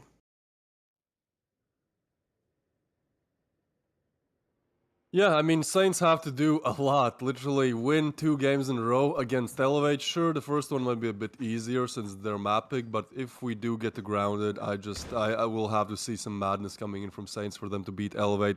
It's not that I'm an Elevate fan, I'm just a realist, and so far they've been better in a lot of these matchups, but the knife round does come in, and, well, Saints win it, so that's good. They lost the first knife round, so at least they've won this one, and so with that, they'll be able to pick the starting side. I'm quite sure that Village is actually a bit breach-sided. I've played it a few times, and every time it seemed like the strat was just gonna rush A as quickly as possible. And when you're not playing against 5 competitive players who throw smokes and who throw nades and flashes to deny you, that works out a lot of the time. So it used to be very one-dimensional, but I think in pro play, Village has way more dimensions than just like rushing A every single round. So with that being said, I think Saints will pick their starting side of the breach, and we should be ready to move into the first round of play. Yep, they're going to go ahead and try it out, see what they can do. They're going to go, obviously, for the Rush A tactic, which is the quickest, but it seems like Elevate is ready to go on that as well. They've done the exact same thing, and now they're going to be blasting faces off. Fallen Knight Melody, Officer Fallen Knight again, Kal-El and Melody, and Kissel. Welcome to the fun, getting the last kill, and Elevate taking the first round. Yeah, Saints really needed that one. I mean, pistol rounds are always very important, but especially when you're down a map and this is your map pick, you want to start off with like a confidence boost. You want to start off with like that 2-round buffer, and Saints were able to do that on Canals, but here seems like Elevate, they were just better prepared. I mean, they went A, kind of guessing where Saints would go, since A is easy to attack if there's no utility, which there's not in a pistol round. So they'll rush in again and actually trading kills there. 4 more players pushing in. Noxy's trying to find kills. He does find one ecstasy with the second one. Officer does refrag, but now in 1v3. Health is low, position is known. What can he do from there? He peeks, and Melody just takes a tap, just a little tap. Now to the shoulder of Officer there, he goes down, and that's Elevate on 2. Now Saints will be buying up in this round, and now we can actually see why they picked Village, why this is the map with the highest win rate for them, what strategies are they going to use. These are all things that I really want to find out. If we look at the win rates, I mean, both teams haven't really played it that much, but Saints have played it a couple of times and won, well, 75% of them. So, you know, they're good on it, they're definitely good on it. Now Elevate actually have lost one of their 2 games, so I think this might be a spot for Saints to push on to. Now Kissel, he does get a frag, Airy refrags on Ecstasy, and now 4v4 situation. Kissel's kind of left alone, and Noxic again. Okay, this time he gets denied. This time they're dealing with Noxic properly. Frags just refrag for refrag coming in. 2v2 now, Bomb is down, and Kal-El, he's going to try to go a bit more aggressive, and that actually works out. Takes down Fallen Knight, so now it's all up to Melody. His position is not known just yet, but I think now it is, and Kal-El just taking heads up. Great round from him, 4 kills to his name, and that's Saints on the board. Yeah, Saints are getting onto the board finally, and I mean, they may have lost the pistol round, which, you know, that kind of sucks to lose that early lead, but seems like they're a little warmed up again, and they're ready to go. This is going to be the big decider here to see how this will go. If they can take this one right here, right now, just the tiniest little pixel, being able to look through that, see if anybody's coming. Doesn't seem to be able to work out for him, or he's going to go ahead and take down Fallen Knight. And so now the B site is completely open. Kal-El going to quickly get that bomb planted as everybody rotates over, although we will be potentially seeing some altercations here in just a second. Kissel dropping down in the midst of 2, but Atomic, Venema able to get 1 each. Kissel, Melody going down. Ecstasy trying to get some snipe shots of that revolver. Trying to. It's all up to Noxic. An M4. And Ecstasy. Let's see what they're able to do. I mean, it's a 2v5. It's not the best case scenario. But then again, when you're Noxic, you know, they kind of push it a little bit. So Venema able to get 1. But again, you're still dealing with Noxic. Now, can he do a 1v4? Possibly. Yeah, but it looks like he's just going to use the truck to his advantage, keep jumping, and use that to stay alive. So not losing much. But they are tied now. So Saints able to get it up to 2. And can they take it again? I mean, right now Noxic is gonna keep that hero M4, and they're gonna try and get some more weapons that way. But at this point, this should be primed pretty good for Saints to take the lead. Yeah, most definitely. Like in both rifle rounds, they have won. And now Venema, so many players to spot, but actually Elevate overwhelmed them. No frag as well, that's bad. They retake the SG as well, so now they have extra utility in their advantage. They just keep pushing. Now Airy gets a double with Fallen Knight, keeps on shooting, keeps on delivering. Noxy gets 1. Now 2v2, bomb is planted. Officer, that's a great double. That's exactly what they need. And Atomic shuts Noxic out. So Saints, again, at the early stages of this game, they're looking very solid. They've won 3 rifle rounds in a row. And seems like they're just very prepared for Village, which we kind of expected as it was their map pick. Yeah, they definitely are ready to go for this. And so now they're now in the lead. And now, although Elevate is buying up entirely, Fallen Knight does have that Eurasia in hand. So this could be the best of the best case scenario for Elevate. Let's see if that best case scenario does help out. They are now going to go pretty much straight up middle. I mean, they could go either way. Looks like B may be where they want to go. And all that's hanging out over there is Fallen Knight. So definitely being a nice rush would help out. Atomics does go down already, but here in this close quarters, Fallen Knight might have a chance at this. Grenade's coming out. Uri gets it from behind. Kissel does take a little bit of damage, though, from the grenade, so it does help. Ooh, but he's got an idea. Does get the wall bang. Make that for 2. Uri and Officer going down. They just keep peeking. Kissel with the goodness. third. This is his round. Now, Kalel is left in a clutch, and Noxic not going to give them the 1v4 chance for now. So they defuse the bomb. Now, Saints are very good at actually planting the bomb. I think in every single round, or at least 5 of them, they have managed to plant the bomb. So in that department, they're good. Now they just need to work a little bit more on denying the retake. But yeah, very solid stuff from Saints. I love how they are just very decisive on which side they want to push. And when they do, they get those frags. Here we can see that Officer double. That was really crucial for winning out the previous round and taking Saints to 3. But yeah, if they choose B, they just straight up go B. They go mid. They take control. They're not really wasting their time. And I think that's really good for Saints. They have this determination, this confidence to just push in. Again, now they're going all A. Now, the thing is, 3 players of Elevator towards A, so a lot of madness is going to unfold any second there. And, okay, well, that's madness from Elevate's side. Noxic with the 1 and Ecstasy with the triple.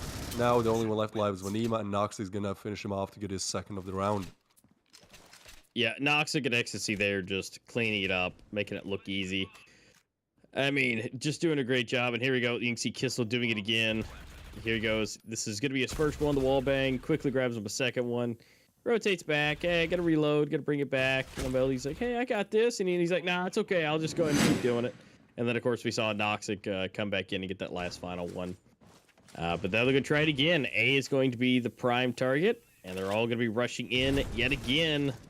All versus 3. Although we do see, Vanima with the shoddy action. The KSG coming in clutch, getting 2 kills for him.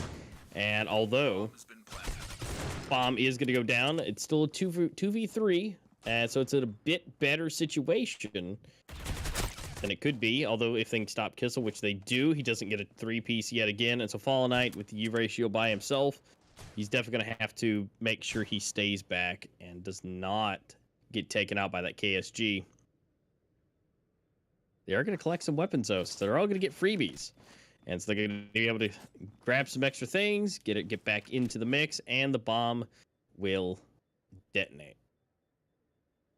Seems like Saints are kind of approaching this this match as a dead match. They're literally just rushing in and taking gun duels, and even though it's a very chaotic approach, it seems like it's working more often than not. So I mean, props to them.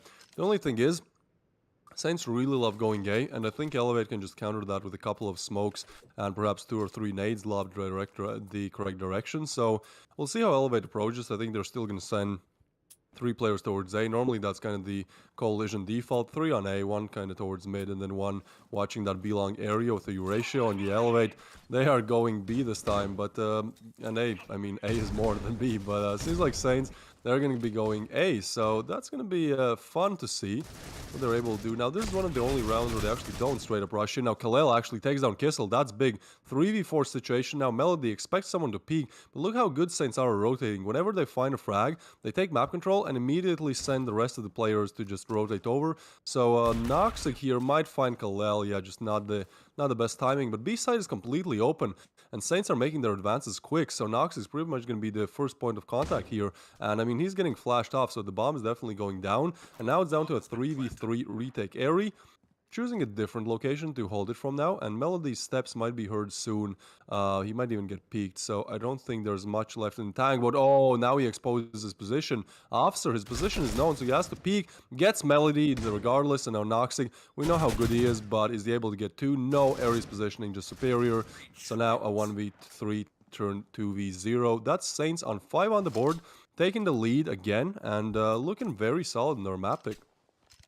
Yeah, and I definitely think that something that's helping Saints out a bit is Noxic's only at 9, not 21 at this point in the game, so definitely helping them out a little bit.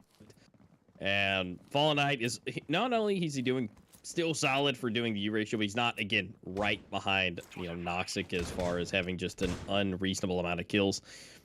So it's definitely making it a little bit easier.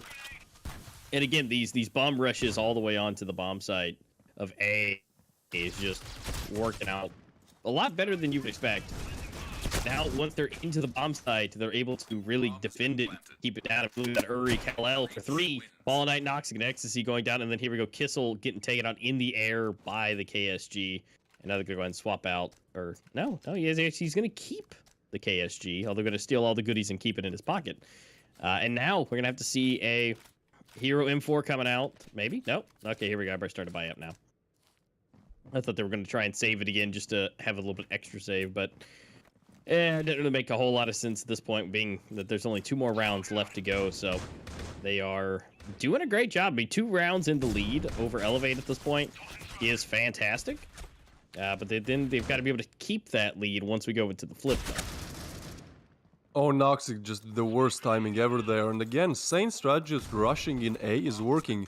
I'm not sure how Elevate still haven't found any way to counter that, but seems like Saints, I mean, if it works, they're just going to keep doing it. So Kissel and Fallen Knight, the only 2 left alive, and I think both of them kind of just want to save the weapons. There's $100 split on both of them, so perhaps look for some exit frags, take some good positions to actually secure them. But other than that, this is a done round for Saints.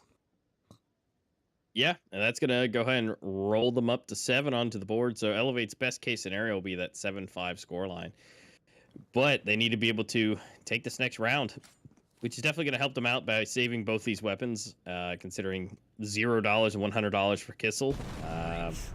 This is going to have to be their best case scenario at this point. Although Fallen Knight getting atomics right there. But, oh, wait a minute. It gets Fallen Knight right at the last possible second.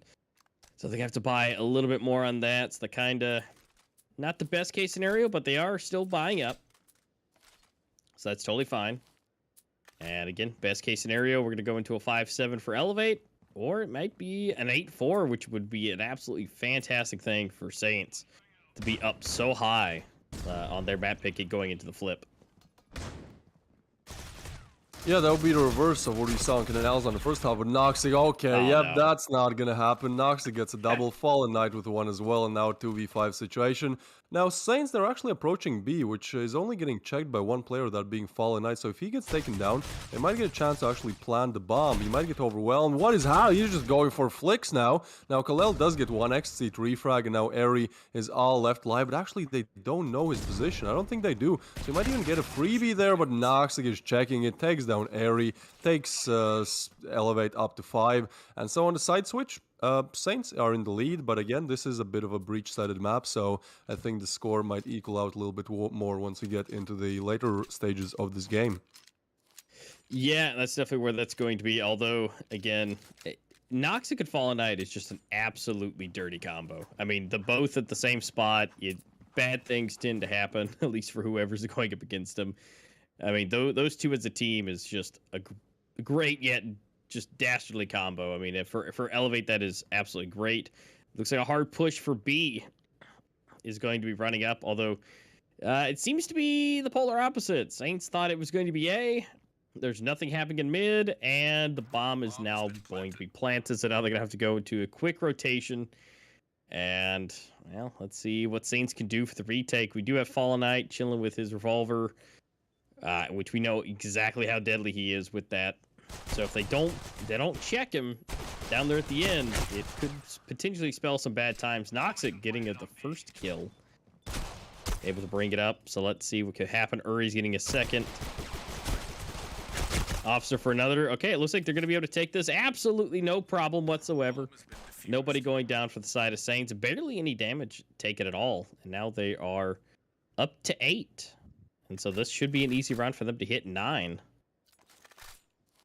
Yeah, Saints really surprising me on that retake. I mean, that was pretty much flawless. The thing is, on pistol rounds on Village, because both bomb sites are so far apart for Coalition players, you kind of just have to gamble stack and hope and pray that the team is going to come towards your direction, because if they don't, you're left in a retake situation. Obviously, you have to allocate, like, pretty much all of your players towards one side, because if you don't, then you're just screwed either way. So, yeah, I mean, Saints doing exactly that. Not working out first, but it does.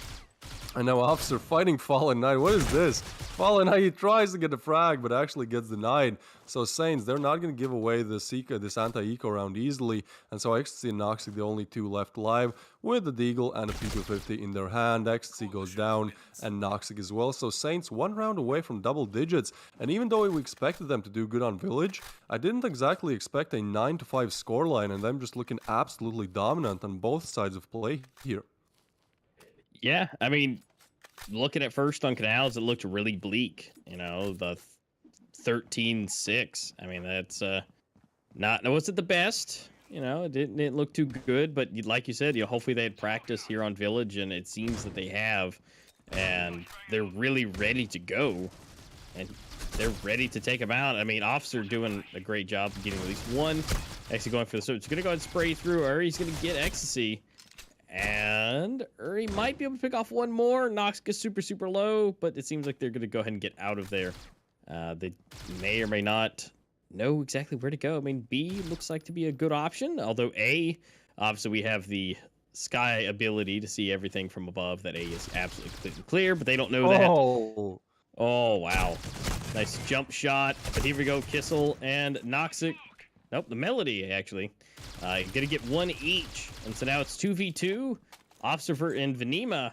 But honestly, this is potentially looking good for Elevate. I mean, they're already up there. Bombs getting planted. Now they have to come in to retake it. Venema, gonna have to push through the smoke.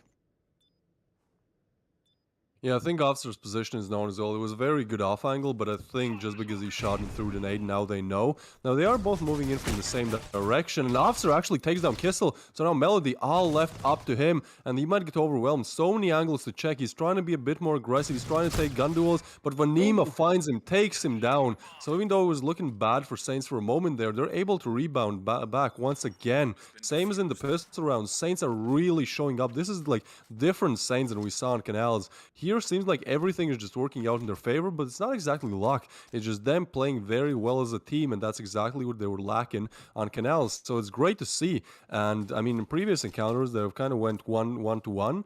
But yeah, Saints, they're looking to push that score a bit more to their side. So now they're gonna probably stack towards. Wait, what do I mean? Probably they're all going towards A. What is this? They were expecting A so much, but I guess since there's no early utility being thrown, now they rotate over. And this is one thing I really like about Saints on Village. You can see that they've practiced like this kind of a play. It doesn't happen if somebody doesn't call it, and nobody calls it if you haven't practiced it. So it's great to see that Saints have. I mean, it's kind of a smart strat to do, right? Because if somebody goes A, you already have 5 players there. But now Kalel is actually going to go down on the B bomb side of things. So there's only one player, that'd be Atomics, left on the B bomb side. And it seems like it's going to be a B hit. So he'll have to do a lot before help arrives. He's trying to pick different positions to hold, but this one is like... It's a good off angle. The problem is you have to watch 2 angles at the same time, which is kind of down to luck. Oh, but Venema, he finds a double. Kissel is able to refrag. That's exactly what they need. Noxic now takes down Atomic, so now 2v3 situation. Airy moving in slowly. He's close to the action. Help arriving, that being Officer from CT as well. But the thing is, bomb is not even planted yet, so there's still a lot of time for Saints to kind of just scout out their options, decide how they want to approach this retake. Finally, the bomb is being retrieved by Kissel, and I think they are going, yeah, one of the Saints players is going for a backstab. Airy, that being. I like that. I like to see that. I think it can really... Oh, no, wait, hold, Officer. On Noxic as well. Okay, so now it's a 2v2. Officer is trying to move in from CT, and I don't think Airy's position is even known yet, so you might even get a freebie here, which he does, gets Kissel, and now again it's all left up to Ecstasy, and Officer takes him down. Saints are looking so solid on this Coalition times. 3 rounds now where it looks like they're going to lose, and they somehow shift the tides, and it just turns out in their favor. So Saints are on 11, 2 away from beating a giant in the Critical Ops competitive scene. I think they might be able to do it. I mean, Elevate have to pull such a comeback here. Yeah, they do. And I mean, I haven't even kept count. I mean, Saints has just continuously been taking round after round after round after round. I mean, Elevate is still chilling at 5 on their scoreboard. So maybe they can go for this hard A push. I mean, it's going to be even. So it really comes down to who's going to hit who. And who can be blinded first. Although it looks like it's going to be for the side of Saints. Looking good. Canals getting a nice 3-piece for himself right there at the end of that one. And just rocket it to 12. I mean, Elevate is just not able to grab any grips here. This might end on a 13-5, which would be a slightly better score line than the first one, which would be insane because Elevate looked super, super strong in that first one on Canals. And I mean, Noxic was just, again, he got 30-7 on Canals. And as of right now, I mean, he is nowhere close to that type of a score line. All Night, Ecstasy able to get 1 each. Melody for 1, so we're going to go back and forth. Now we're 2-2. Melody is decently low. So we are almost potentially to the end here. And yeah, I think that's about all she wrote. It's all up to Melody here. A Dream, 20 HP, and an And the SG. bomb. At least he has the bomb. That's something. But yeah, this looks like, again, a very dominant round from Saints. And if it is, I mean, they win it.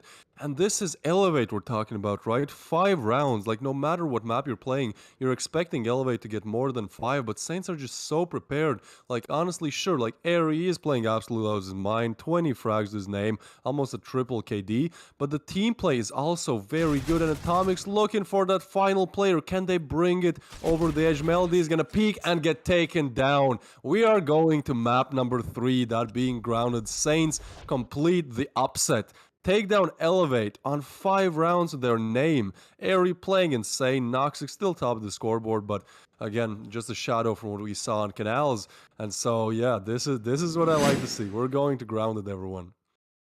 Yep, we are going to the 3rd and final map, the Decider. Saints now looking really strong. Elevate has already looked really strong. So, man, I don't know. I really don't. I mean, they've both looked strong in their individual maps, and grounded is the decider.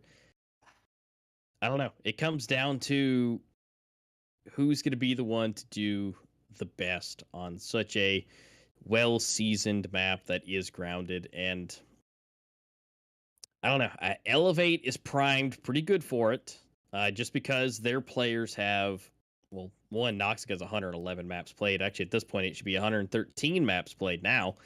And, we still got people super close to that. So Elevate, as far as time goes, should be looking really good for that. But Saints has now just surprised us all the way, beating Elevate just 1 round worse than they got beaten on Canal. So it's still anybody's game at this point. We do, however, have to get that match set up and ready to go. So we're going to take a short little break, take a little breather. You guys get some drinks, get some snacks, because this match is going to be crazy. So do be back here after the break for game number 3 on Grounded.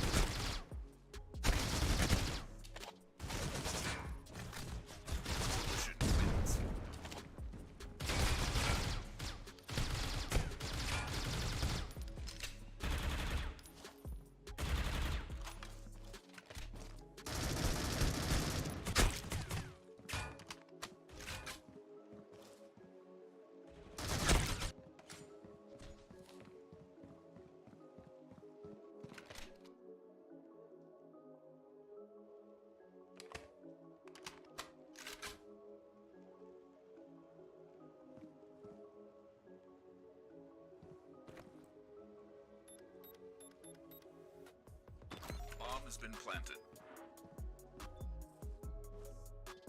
The bomb has been planted on B. Defusing the bomb.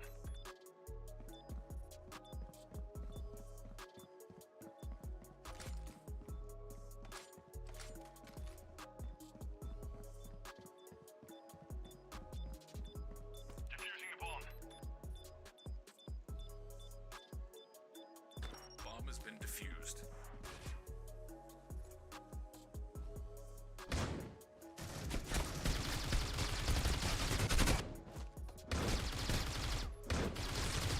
Bomb has been planted. Bomb has been planted on B.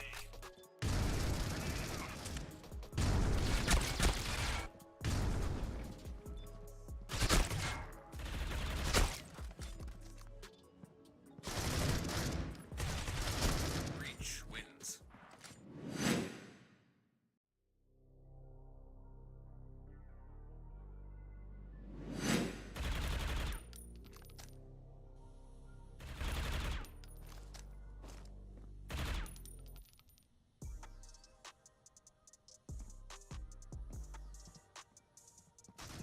Coalition wins.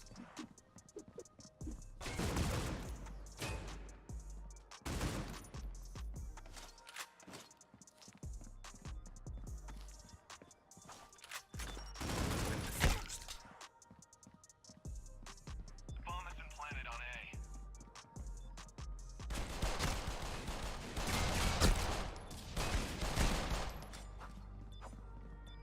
I'm defusing the bomb.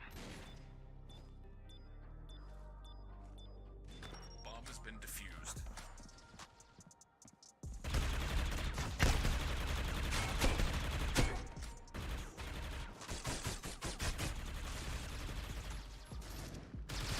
Bomb has been planted on B.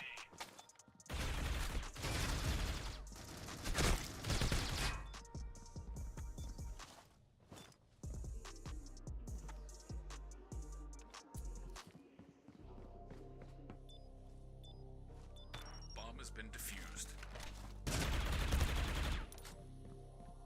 Bomb has been planted.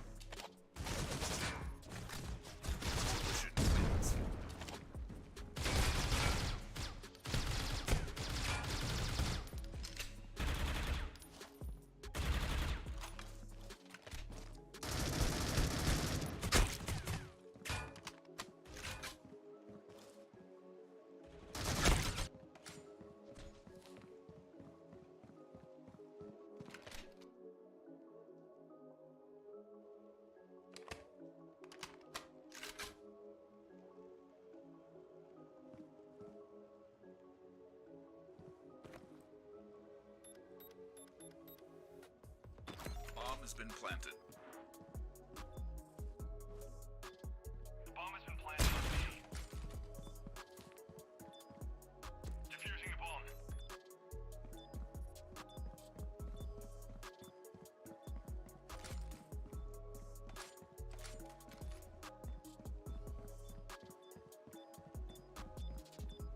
Defusing the bomb. Bomb has been defused.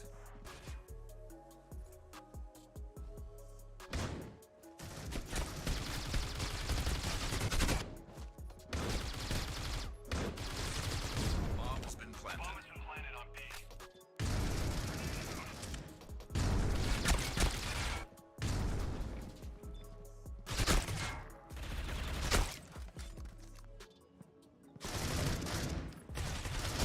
Breach wins.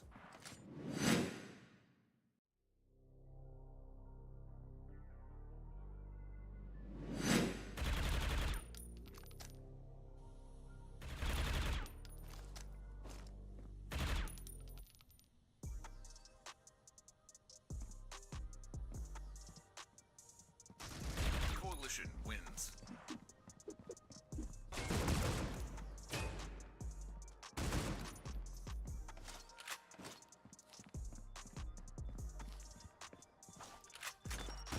Defused. The bomb has been planted on A.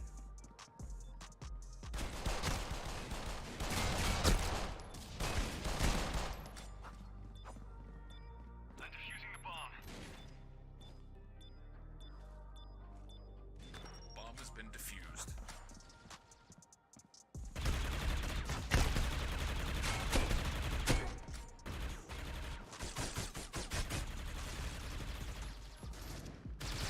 Bomb has been planted. It's been planted on B.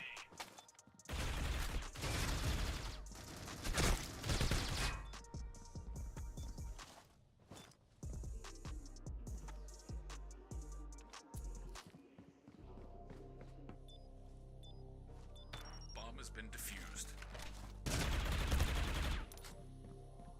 Bomb has been planted.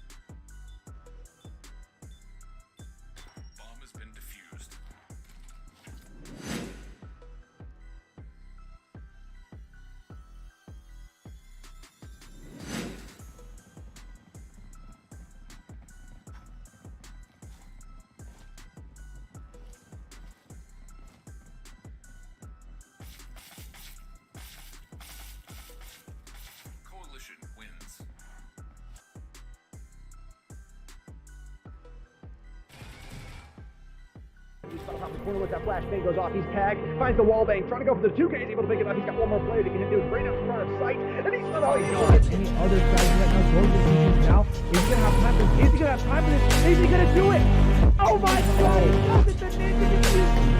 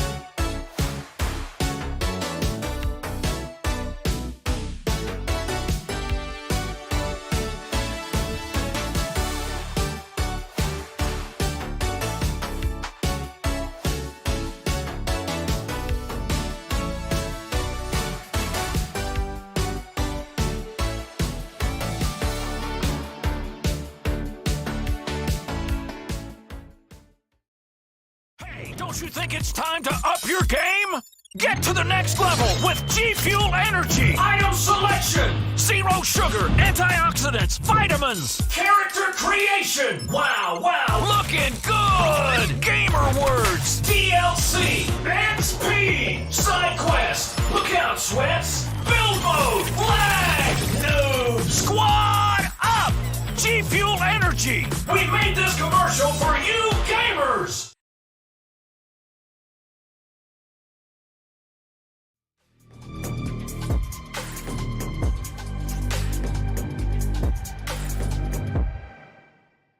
All right, guys, welcome back. Thank you for hanging out with us through the break. We're about ready to get into the third and final matchup between Saints and Elevate. We just got done watching it over there on Village, where Saints looked dominant. I mean, they really did an awesome job. It looked a little shaky a little bit before, in the earlier games. They lost the first round. So it didn't look the greatest, but they ended up closing it out on 13-5. So once Elevate got to 5, they didn't move. They didn't go anywhere. They just kept getting round after round after round, and they were just looking so strong. And so now we've got a 13-6 on the books. We got a 13-5 on the books. What is Grounded about to be like? It's anybody's game at this point. Twist, what do you think? I mean, it was kind of nuts between both games. Yeah, I think Elevate will have the advantage of Ungrounded just because they're technically the better team, and Saints kind of won Village because it's just like a one-off map where they obviously had practiced a lot. I mean, it shows in even these clips in the way how they had strats. But yeah, Ungrounded, I think Elevate will have kind of just the on the paper the stats advantage. But I do think that Saints are coming off a win. They won on Village, and it could be that they even didn't believe, either they didn't believe in themselves that they can do it, or I mean they surely didn't expect Elevate to get only 5 rounds. So I think Saints will start the match with a very big confidence boost. We did it once, we crushed Elevate on Village, and sure, Grounded might be a harder map, but I think it's still doable for us. So I think that's kind of the mentality that Saints will approach this Grounded game. And honestly, I expect it to be very close. I don't think Elevate are going to accelerate like they did on Canals. I think we might see double digits for both teams, and then, it goes how it goes. But yeah, it will be a tough match nevertheless. I expect a lot of Eurasia players showing up big time, just because Grounded is one of those long-range maps where Eurasia can really work well. You can play A mid, you can play B mid, you can play B side. There's so many different areas where you can play with Eurasia and make it work. A side as well, if you hold it from oil. So Yeah, I think Fallen Knight with that Eurasia will be just absolutely terrorizing Saints' defense or attack, depends on the side that they start on. But yeah, on the other side of things, I mean, Saints don't really have like that one Eurasia player. You know, they have some players that from time to time like to pick up Eurasia, but in this department, Elevate are definitely ahead because they have Fallen Knight, who is so crazy on Canals again. I can remind everyone, this guy was literally entry fragging with the Eurasia. Like, that doesn't happen. That doesn't normally happen. Why? Well, because it's very, very, very hard to do. So yeah, I think it's going to be a good game for Fallen Knight. At least a lot of opportunities for him to make a good game. And other than that, I think it's just going to be competitive, fun to watch. At least that's what I'm hoping for. And yeah, thoughts? Yeah, I mean, honestly, you're not wrong. Fallen Knight's going to be a huge contender when it comes to that. There's a lot of options, especially on the B side. It's going to be a great place for him to live. Now, we still got to talk about the elephant in the room that is Noxic. You know, he did smashingly well on Canals with 30 kills and 7 deaths. Still top of the team on Village, but only had 13. So there's some possibilities. If Noxic decides and the powers that be allow his fingers to do what they need to do, and he does anywhere close to what he did on Canals, and Fallen Knight does what he does with the Eurasia, yeah, I think it's going to be a little bit of a rough time. Now, and Grounded really does kind of have that breeding ground where that can be done, just because they have that history, they have that rapport and that skill that they've been in over 100 matches.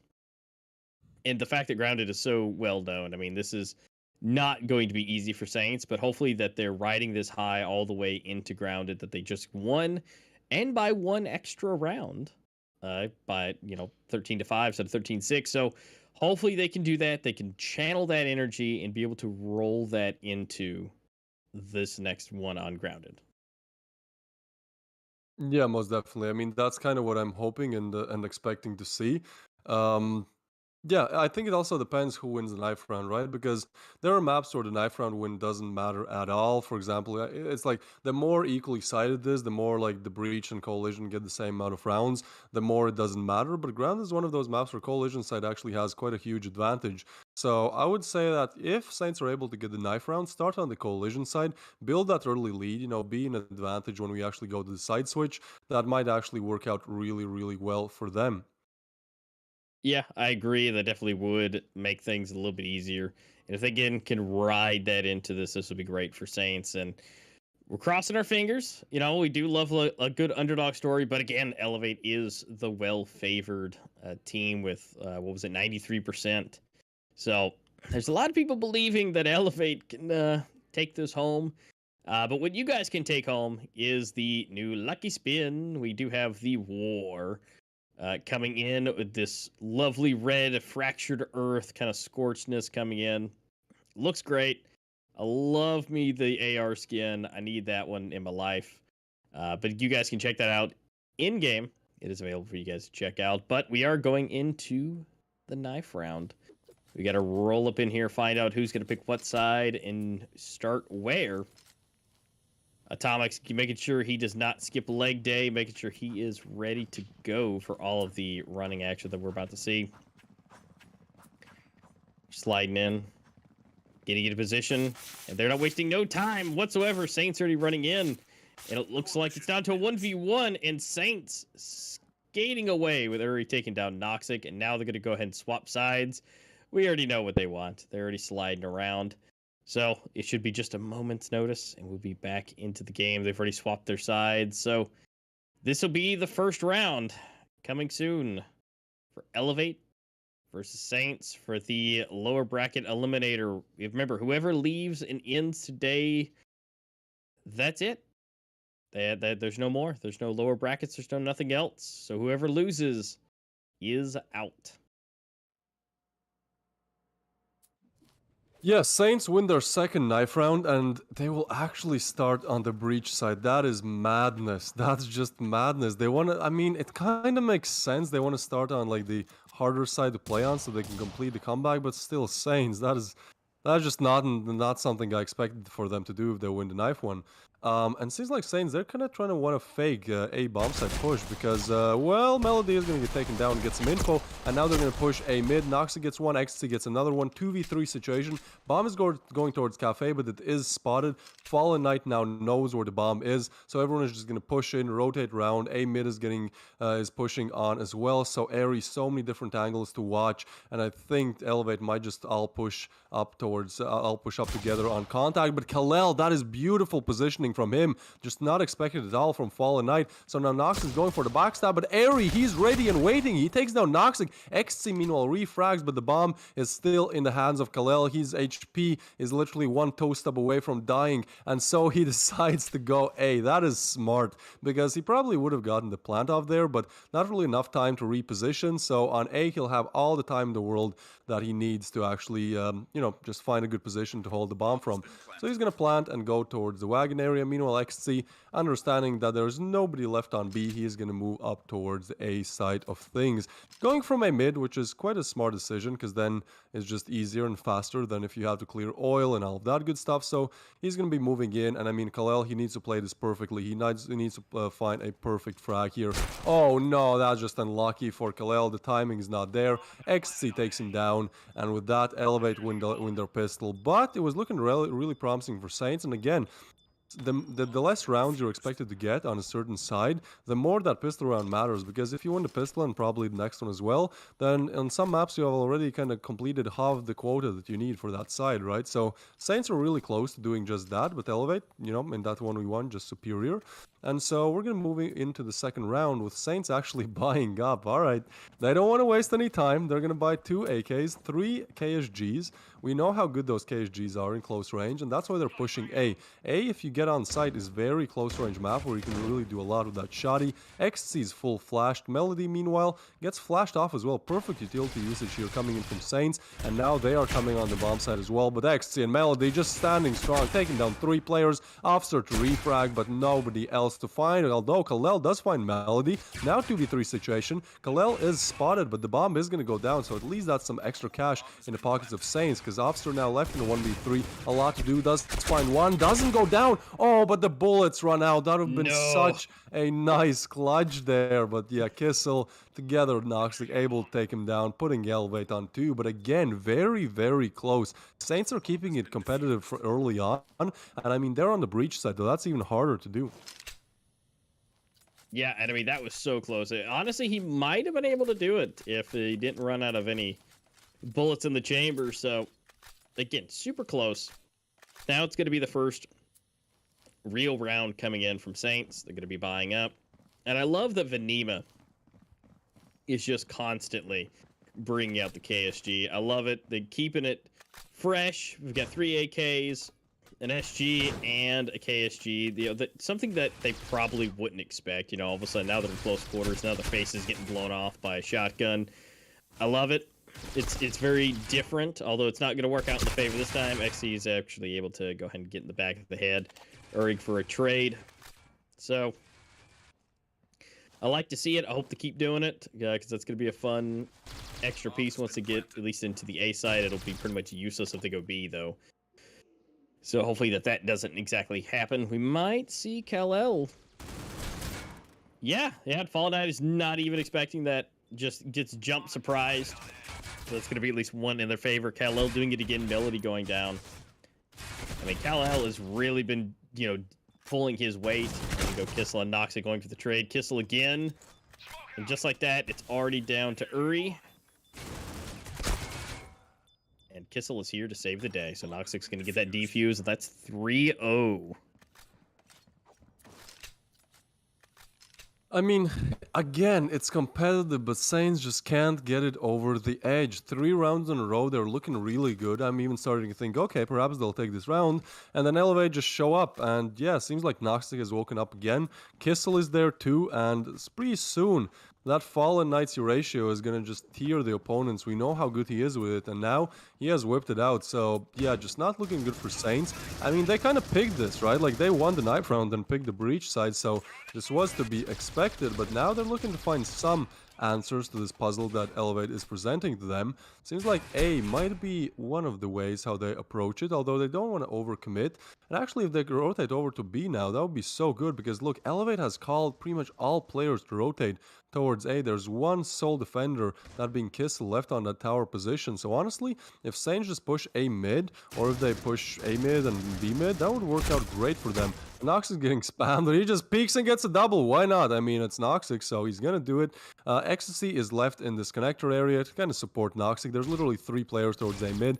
Melody is trying to spot someone, trying to get some shots off. He does take some damage in return, and Ecstasy is close there to refrag. But actually, Aereo and Atomics turned the game on its head once again. Now they're just gonna push A, and A side is actually clear because they got both players. Now Kissel does get one while he's crossing, and Noxic is not expected, but taken care of nevertheless. Officer there to take him down, and now 2v2. Bomb is going to go down, some extra damage with that nade, and I mean, Kevlar is broken. So Saints are low, but they kind of just have to wait. Kissel meanwhile takes down one, the flash comes in, Officer is just getting overwhelmed and eventually shot down by Fallen Knights Eurasia. So again, like, this is a 2v3, right? Like, this looks so promising, and then slowly but surely Elevate show up and just kind of deny it. So 4 on the board for them, but I'm sure with the way how Saints are playing right now, like, one of these rounds has to go to their favor, right?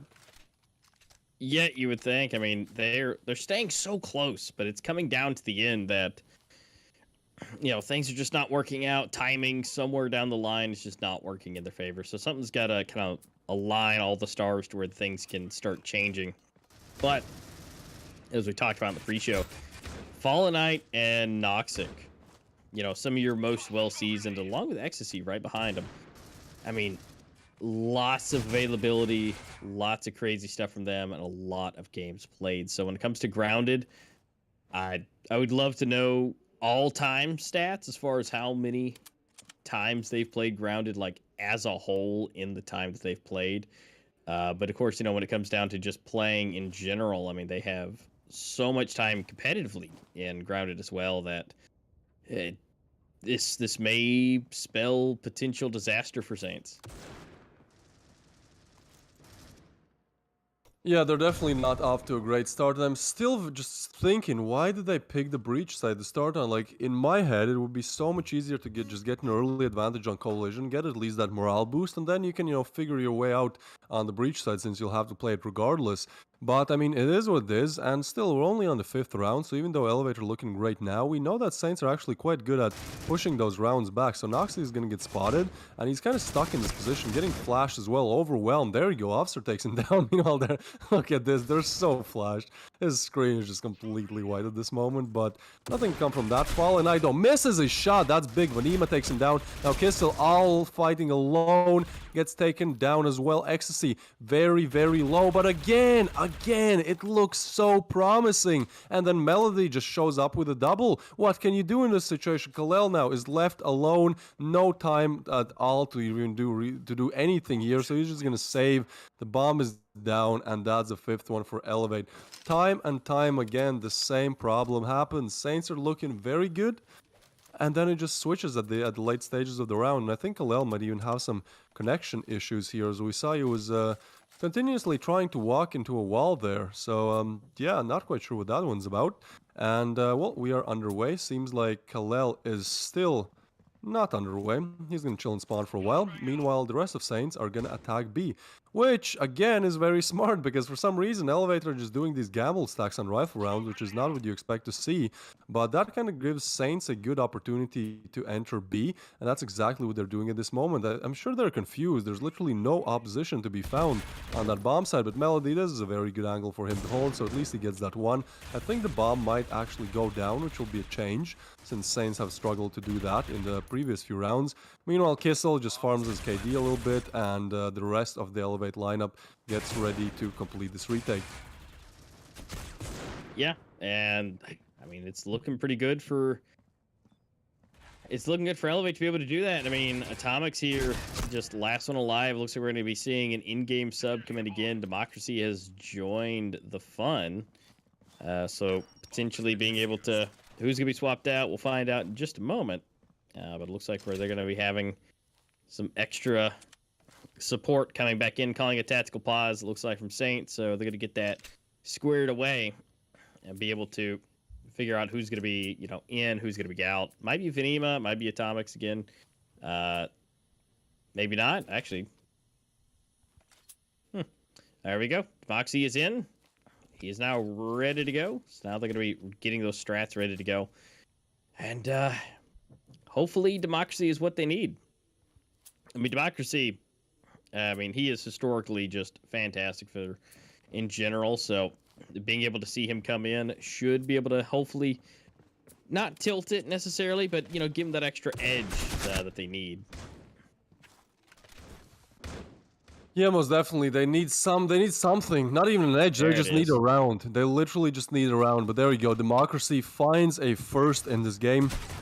That's going to be a 3-2. Okay, Saints, you have to win this one. You've been in this situation for like the better half of this game where you're looking promising. It's a 2v3. Everything's looking great. And then somehow, Melody, Fallen Knight, Noxic, one of them just gets a double and then it's over. So Saints, if you're looking to actually go to the match tomorrow, if you're looking to go to the finals, you have to win this one. But Melody, not like this. Oh, he spots once, he gets down Democracy, but Officer takes him down. Okay, now Fallen Knight left all alone, that 1v2, gets a nice flick, and it's not, no, Fallen Knight, what is that?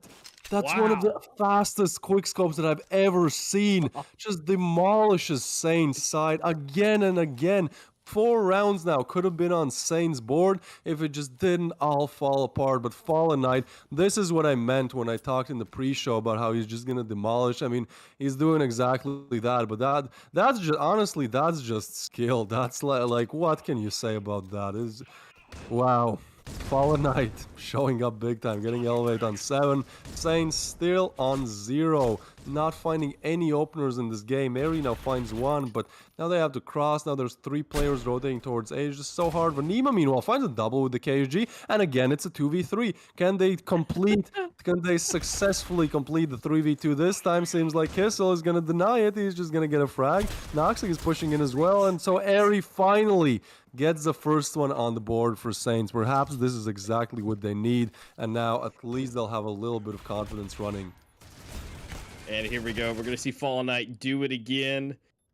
Just super quick flick, and then watch this super quick flick yet again, back to back. Just nuts to see him do that. I mean, he is Fallen Knight, though. I mean, there are only just a handful of people who can do that in the competitive scene in general, and of course, he is one of them. Now, okay, no, we didn't see that. He missed, but, he doesn't miss very often, but, it happens.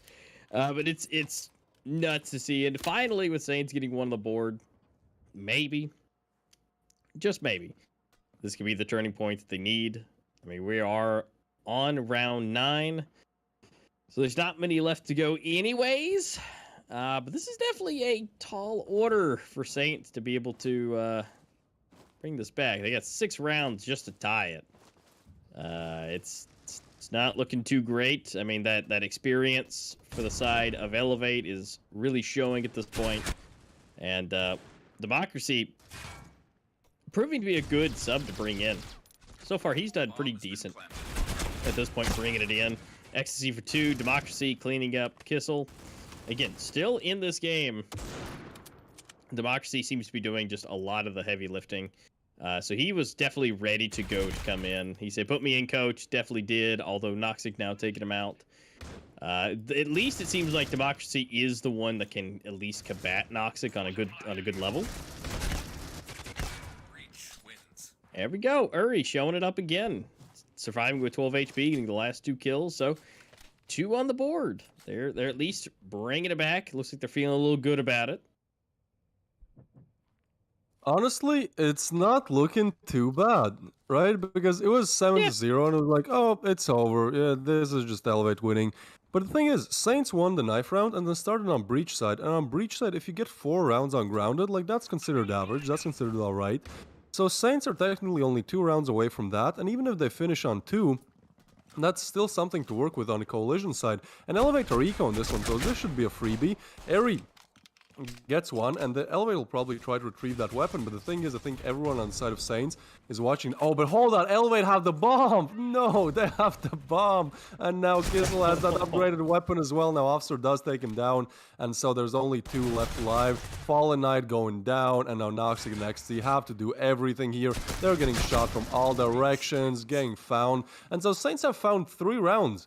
And again, on the Breach side, 3 rounds is almost good. So yeah, somehow in 3 rounds, this game goes from completely over to, hey, Saints could perhaps complete this comeback, you know? Yeah, definitely. I mean, this is still looking super solid now. They finally were able to get that extra push that they needed and to really break it. And it looks like Democracy was the person to really bring that forward. And so now, being able to not only get more kills, they're being able to take more control. And it looks like they're racking up some of these rounds. So far, no real, bomb plants at this point to really, secure the rounds. But I mean, they're really just going for blood. So now that they're able to just take and get the kills, it's working out a little bit better. Again, it's still kind of early. It's still 7-3.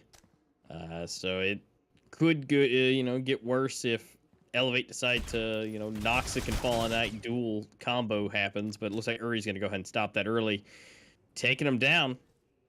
And, oh no, Kissel. He's going to do it. Yeah, get a nice clean headshot, but gets then retaken back out by Atomics. So now it's 4v3. Still better case scenario. Still possible. I think Saints are going to take this round. I mean, they're pushing A. There's only 1 defender, that being Melody. Atomics and Eri get the frag as well. Now it's all left up to Fallen Knight. He doesn't even have his usual Eurasia that we saw him do absolute madness with a few rounds ago. So, yeah, somehow Saints, they've stringed together 4 rounds. And it's even more impressive when you know that they were down 0-7, you know.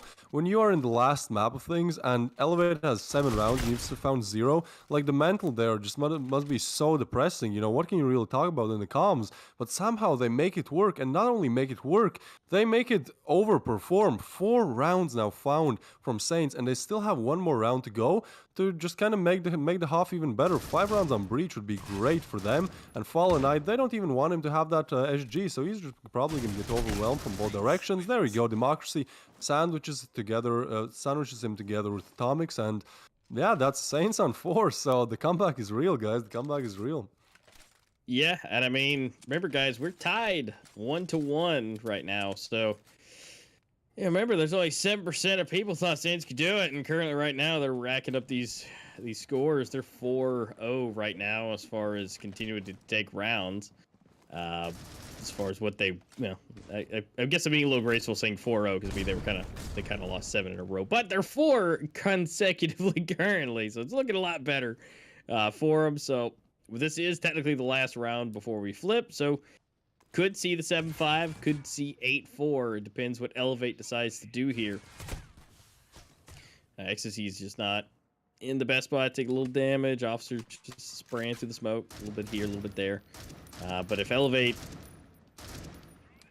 can find any of those connections somewhere down the line, looks like they're huddling more towards B than anything. So if Saints decided to go A, because the bomb is still undecided. It's in the back. It's in a safe area, so nothing too crazy. They're just trying to figure out who they can kill and where they can start off. So it's 50 seconds or left. I mean, they've got to make a choice or a kill at some point. Yeah, but I think Saints, they don't want to over-aggress. They want to take it slow. They want to kind of figure out where Elevate are playing this round, because Elevate are doing a very good job at switching up their collision side defaults, and so it's just hard for Saints sometimes to figure out where they can actually push and where there's 3 players waiting on the other side. For example, here, I mean, Fallen Knight gets taken down, but Ecstasy is not even getting checked, because usually they don't have 2 watching that garage area. So, I mean, they still find a frag, and the backstab is coming in very quickly there by Noxic. We know how good he is on pure aim, but Eri, he's just aware. He's just aware about every possibility. Now, Kissel is getting spotted through the smoke as well. Saints, they're looking so good. I cannot believe there's like 5 rounds in a row against Elevate on the Breach side of ground, and when you're down 0-7, that's absolute madness. And there, Atomics finishes off Melody. Again, one of those clean rounds where they just had 4 players left alive. This is absolute madness unfolding. And now, if Saints want to continue with this streak of rounds, they got to get the pistol. If they get get the pistol, they'll probably get the next one, and then they've pretty much gotten 7 in a row, same as Elevate did. Yeah, that would make things a little bit easier for them. And so, I mean, honestly, they're doing a great job at taking these rounds back to back to back. And again, it's part of that mental game. You know, when you're down 7-0, I mean, it seems like you're just defeated. I mean, you're just round after round after round getting taken down. But yet again, they're able to find the strength. They're able to find the clarity. And at this point, if they can take some more, I mean, it's, again, already 5 in a row. If they can make it to 7, that would be just astronomical for both teams to be able to take 7 in a row. And then it'd be even. And it would still, and then it would be back to a close game. Although Fall Knight is going to start us off. Get the first one. That's okay. See if there's any other Actually looking possibilities here. to find some frags as well, but he has to go so big. There's so many different angles to check and help, not really on the way. Now, Eri trying to play long range with the XD45. There's 4 players of Elevate towards D-Long. Oh, and Eri actually gets one, and he's going for more damage. Officer finds another one. 3v3 now. Elevate, they're just struggling to get on site, and so they're just going to push up, but Atomic's now the only one left alive. Kissel with a crucial double there, and so Elevate are going to just kind of slow down a little bit, scout out their options. They don't actually know where Atomics is. I don't think so. So they might even just go for the A side plan, because yeah, seems like Atomics will just kind of remain on B, but he might have an idea pretty soon. If he goes tower, he might actually spot the player crossing. Oh, this is so interesting. The backstab is there, Ooh. and the bomb is actually going B. That's so weird. What is happening? I think Atomics will go A mid, and then he will be the one backstabbing. This is one of the weirdest pistol round unfoldings that I've seen. Oh, now he's made noise. Now they know. Now they know. Or they do know. So Fallen Knight on just a superior angle. He's gonna catch it. Oh, no, he's not. With a quick flick there. Not like this. Elevate. You cannot let Atomics clutch this one. How did they literally hit only 1 bullet? I think Atomics, yeah, he spots the last player, and Kissel is low. So 2 shots and Kissel goes down. Kissel has to find a headshot there. He's just stuck in this position on the truck. He jumps down. He jumps up again. He's trying to look for Atomics. Atomics, meanwhile, pushing in, but Kissel doing such a good job to delay time, and meanwhile gets a frag as well. So Elevate, after 5 rounds of Saints doing absolute madness, they find their way back in, and on a pistol round nevertheless. So this is just going to be an extra boost for them on that breach side of things. Yeah, because that should be an easy run home for them at this point to be able to just take the set next round, get up to 9. Then there'll be 4 rounds in the lead above Saints. Yeah, that is definitely not what Saints needed. So this is going to be a lot harder. They're going to be huddling up on A. And it looks like Elevate is going to be all going over to B. So it's probably not going to be the best bet. So we're going to have to wait until round 16 to potentially see some extra craziness at this point. I mean, we will see the first official rifle round next after this. So, I mean, maybe that's where Saints can, continue their crazy streak. Maybe it's just a nice little fluke. The pistol didn't work out. Now against a bunch of AKs, it's probably not going to be the best case scenario. Uri definitely getting some good shots on him, but looks like, yes, actually going to be able to pick up the AK, but not before 2 of their teammates are getting taken out. So it's all up to Officer and Uri with an AK to save the day. And Melody takes down the last hope of Saints for that round. But now we're moving into the rifle rounds, and honestly, I think Saints can easily get up to 10 rounds here, right? Like, just playing on Coalition side on ground, a lot of the time it just goes down to holding down one angle and having the superior aim. And that's another thing that we talked about, that sure, Saints might lack in the team play department at times, but when it comes to raw individual skill, I mean, they are definitely up there with the top teams. So I think on Coalition side, where strats matter less than they do on Breach, they can really excel and they can really bring this game home. So Vanima, he's going to be holding a very close angle there, but actually look how many players are towards that B-long area. There's 3. If Elevate peek it, they're almost guaranteed to at least go down, and Officer does exactly that. Now he's getting refragged. I don't think they expect the second one, but Vanima goes down as well. Melody doing the heavy lifting there, and the three people stacked towards B long just does not work out as Noxic finds Democracy. Now Delal left down to a 2v4. They're going to try to just push B, and they still have that one final burden to cross from B long to side, but it should go pretty smoothly, especially with those smokes now being into play. So they are able to cross, I think, and get the plant. Looking good. I mean, this is going to be Elevate on double digits if they complete this. I mean, Fallen Knight again. Yes, those long ranges on grounded are perfect for Eurasia. And again, oh, that's just nasty. You didn't have to do that. You could have just given it to your teammate, but no. Fallen Knight just playing for content today, and well, that brings Elevate up to 10. Yeah, with Fallen Knight rolling in, it's just really difficult, especially on the B side. Now, surprisingly, there wasn't as much action as I thought there would be when they were, you know, on the coalition, but honestly, that worked out just perfectly, having that range and that capability. And honestly, they're probably going to try and do it again. Although we're down to pistols, and so we're going to see what happens here. Kissel's going to get a nice 2-piece, easy peasy. Almost 3. Officer's going to go and take him down, but Democracy is super low and is now going down. And now it's a 2v4. Back at it again. Except now, again, it's pistols. Yeah, there we go. So Fallen Knight even contesting with pistols himself. Just to show that, yeah, he don't need it. You don't need the ratio. But he's definitely going to keep it. And look at that. Elevate up to 11. They are now 2 rounds away from taking it. And Saints just seem to have slipped on the ice outside. And those rounds are now being lost quicker and quicker. Yeah, I don't want to believe that Saints go out like this. Like, after getting 5 rounds when it seemed like everything was lost, I really, like, I got inspired, you know? I was looking at this, I was like, you know, perhaps they do have it in them. So going out in this fashion would be absolutely horrible for Saints. But it seems like Elevate are just pushing in and getting those frags, at least in this round. You know, Saints get the opener frag, even though it's refragged by Melody. Still, that's something to work with. And so Saints are going to stay 2 on A, 2 towards B. They are quite aggressive in that B mid area, but meanwhile, Elevate are just going to rotate towards A. And Fallen Knight again, like, he's really the man of the match here. He has won so many impactful rounds, and he has put in so much just impact in terms of just getting frags when they matter, you know, and that's Elevate on 12 pretty much if they can get this last player off site, which Kissel does coming in. So now Fallen Knight knows where the last player is. He even switches the ratio for an AUG, which I guess is better in a 2v4. Or nope, he goes again. He's just gonna go for no scope. He's gonna go for something here. Quick scope, no scope, something. I'm sure he's feeling confident after literally hitting like clips that people try to hit in team deathmatches and fail. Yeah, he's trying to go for the flick there, just looking around, and I think Saints, the only option they really have here is to save.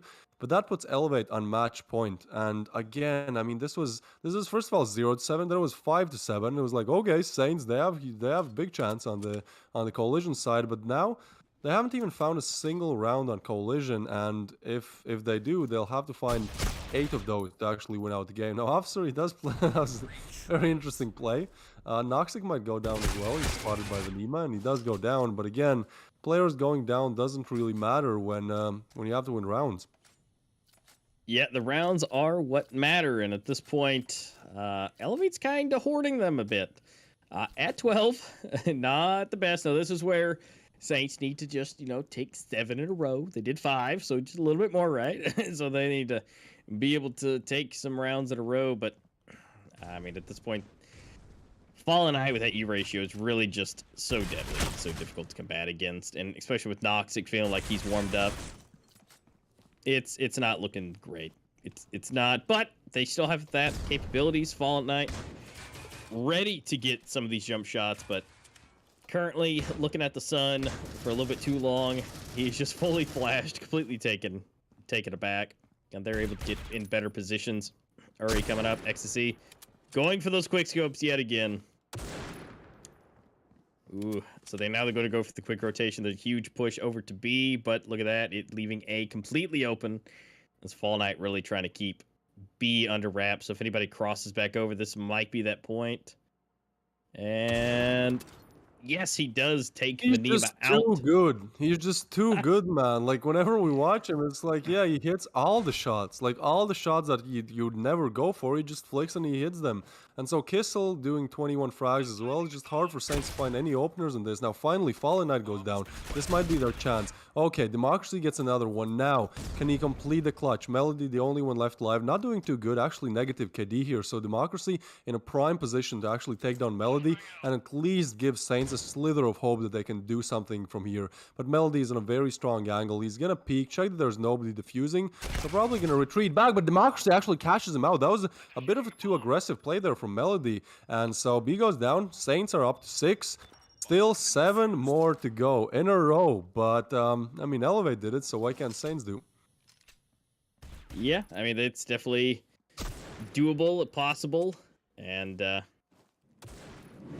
let's see what they can do. Honestly, it's a tall order to be able to take so many rounds in a row, but it's definitely possible. I mean, we've seen them take rounds after rounds after rounds. Honestly, in both of them, this game and the last, with Village. But again, they're not gonna make it easy on them. So Saints really just need to have the best case scenario, best aim, best everything. We're gonna go for a nice trade here. Noxic's already down, so that's great for Saints. Now, granted, you still have to contend with Fallen Knight and Kissel, both in somewhat of the long range. Here we go. Melody and Fallen Knight taking down 2. It's a 2v4, not what you want to be seeing right now. They definitely need to try and get as much as possible. Officer, unfortunately, sneezing, it looks like, and shooting a bullet, and Atomic's now found. So both of them actually getting 1 each, making it down to a 2v2. Now, this is about as close as you're going to get. Match point for Elevate, 2 versus 2.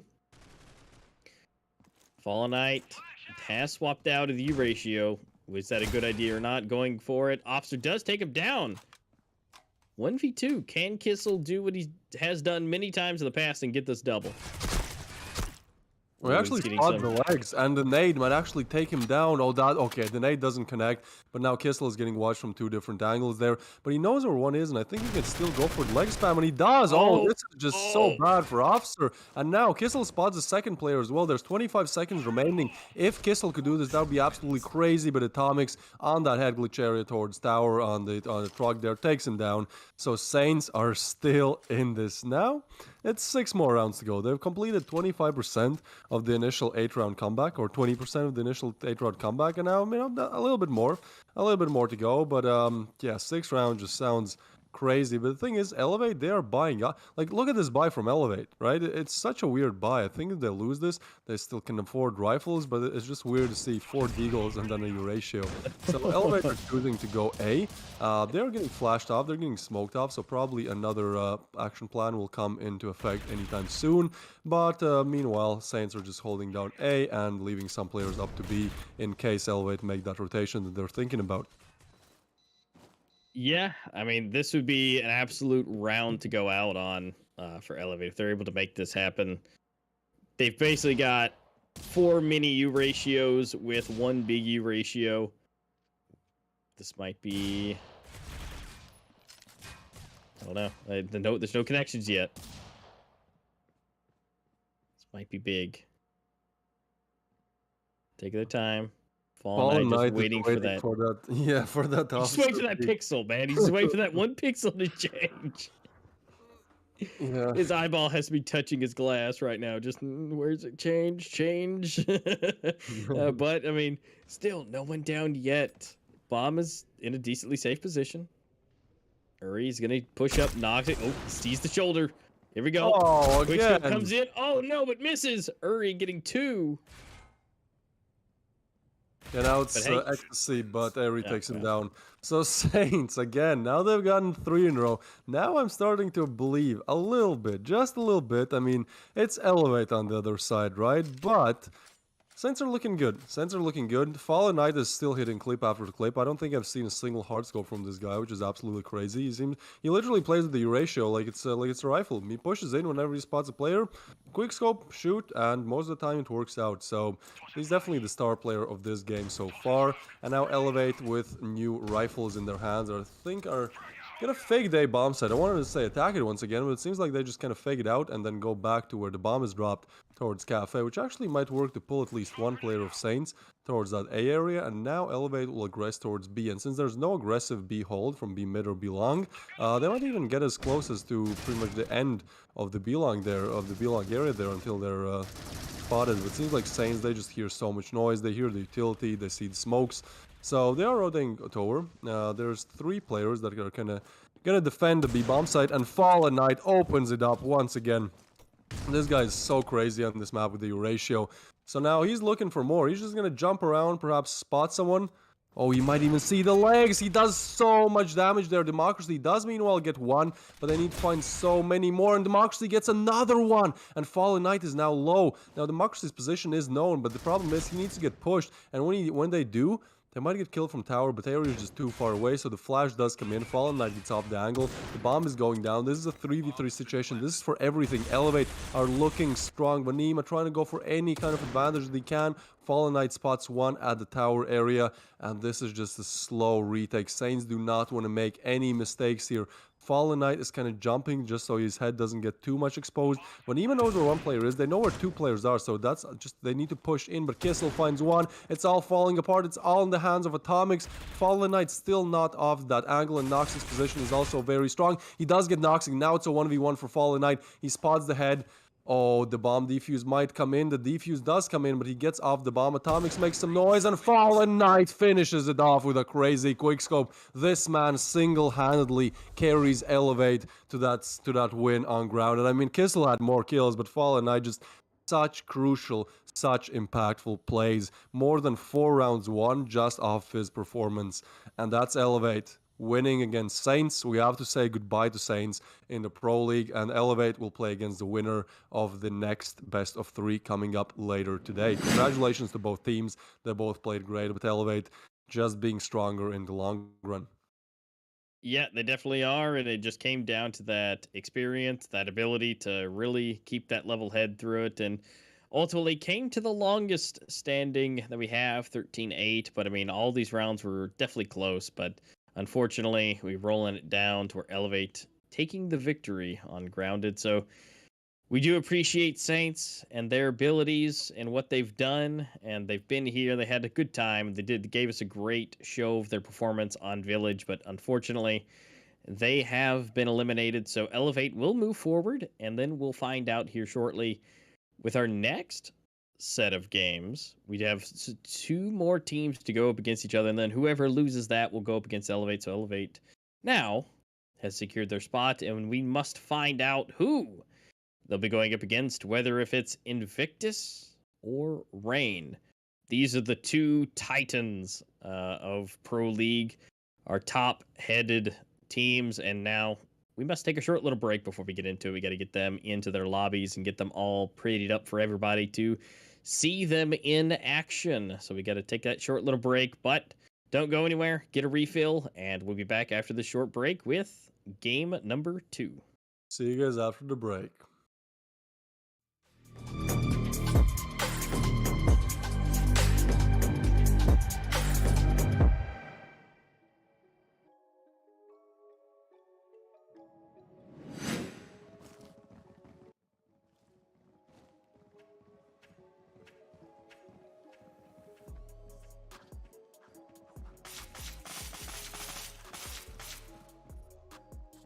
Breach wins.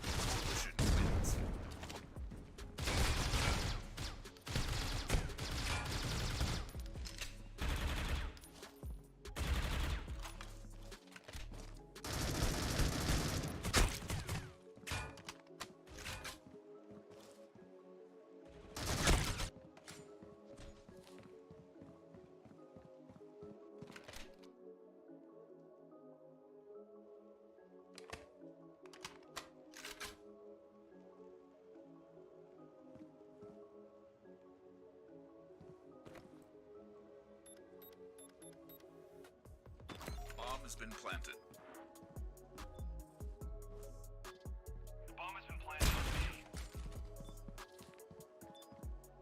Defusing the bomb.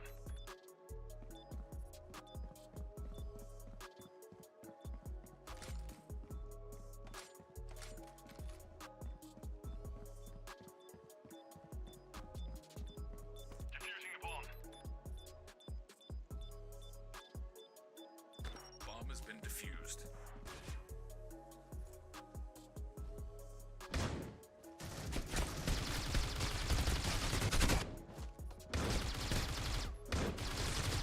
Bomb has been planted. Bomb has been planted on B.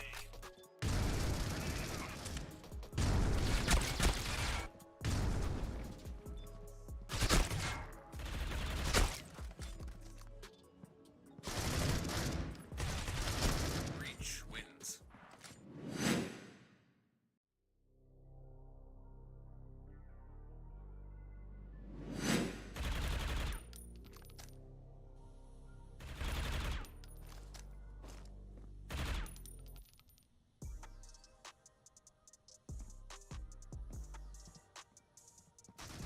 Coalition wins.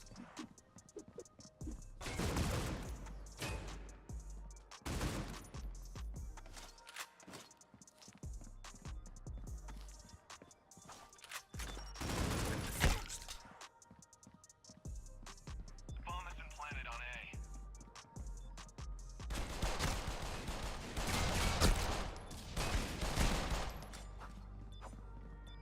I'm defusing the bomb. Bomb has been defused.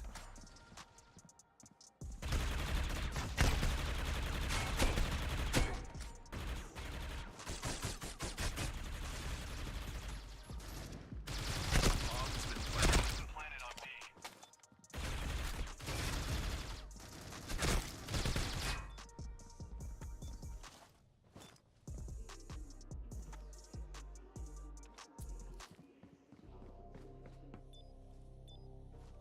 Bomb has been defused. Bomb has been planted.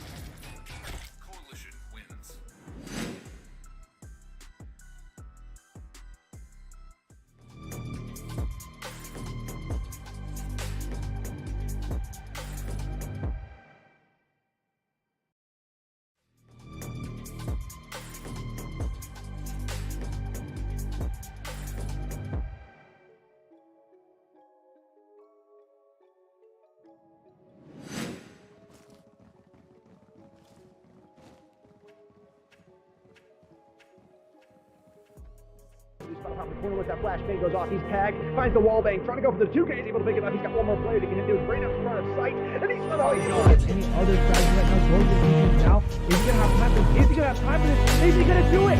Oh my God! He does it. The ninja defuse.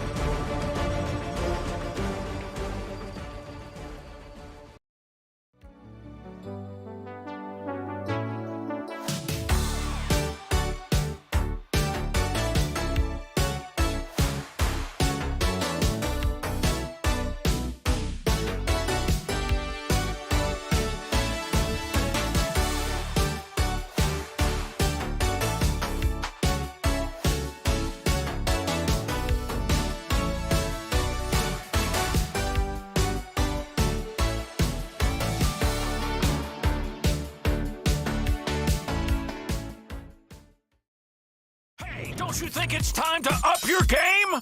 Get to the next level with G Fuel Energy. Item selection. Zero sugar, antioxidants, vitamins. Character creation. Wow, looking good. Gamer words. DLC. XP. Side quest. Look out, sweats. Build mode. Flag. Noob. Squad up. G Fuel Energy. We made this commercial for you gamers.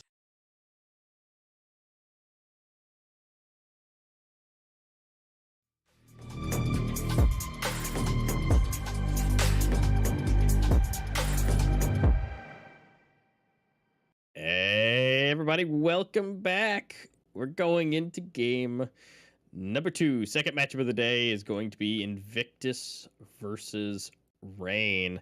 So, we've seen the first ones. This is now your official, top tier teams, your top 2. And also the ones that'll be finding out who is going to be going up against Elevate. Whoever loses this will be dropping down into the eliminator brackets and finding out who will be working their way back. But honestly, this is going to be a tough one. These are, again, the top 2. Although Invictus, on the other hand, is looking a little bit better.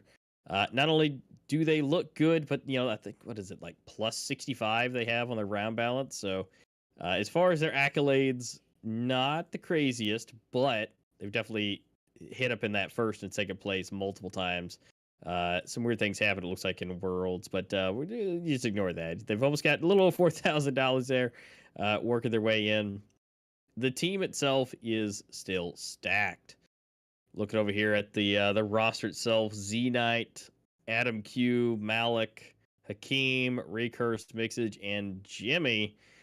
I mean, players that are just don't need really any introduction themselves, especially Z-Knight. We just got done watching Fallen Knight do what he does, but Z-Knight does some also dastardly Eurasia plays, and again, all their ratings look good and everything. Now, as far as their map statistics go, goodness, you have Soar and Village at 100% on both of them, and then 70s and 60s for the rest. I mean, they've won a lot. Yeah, that map stat is just looking crazy. It's like they don't even have a map that they want to ban, right? Like, sure, maybe they have 61% on Canals, but it's like, well, everything is above 60.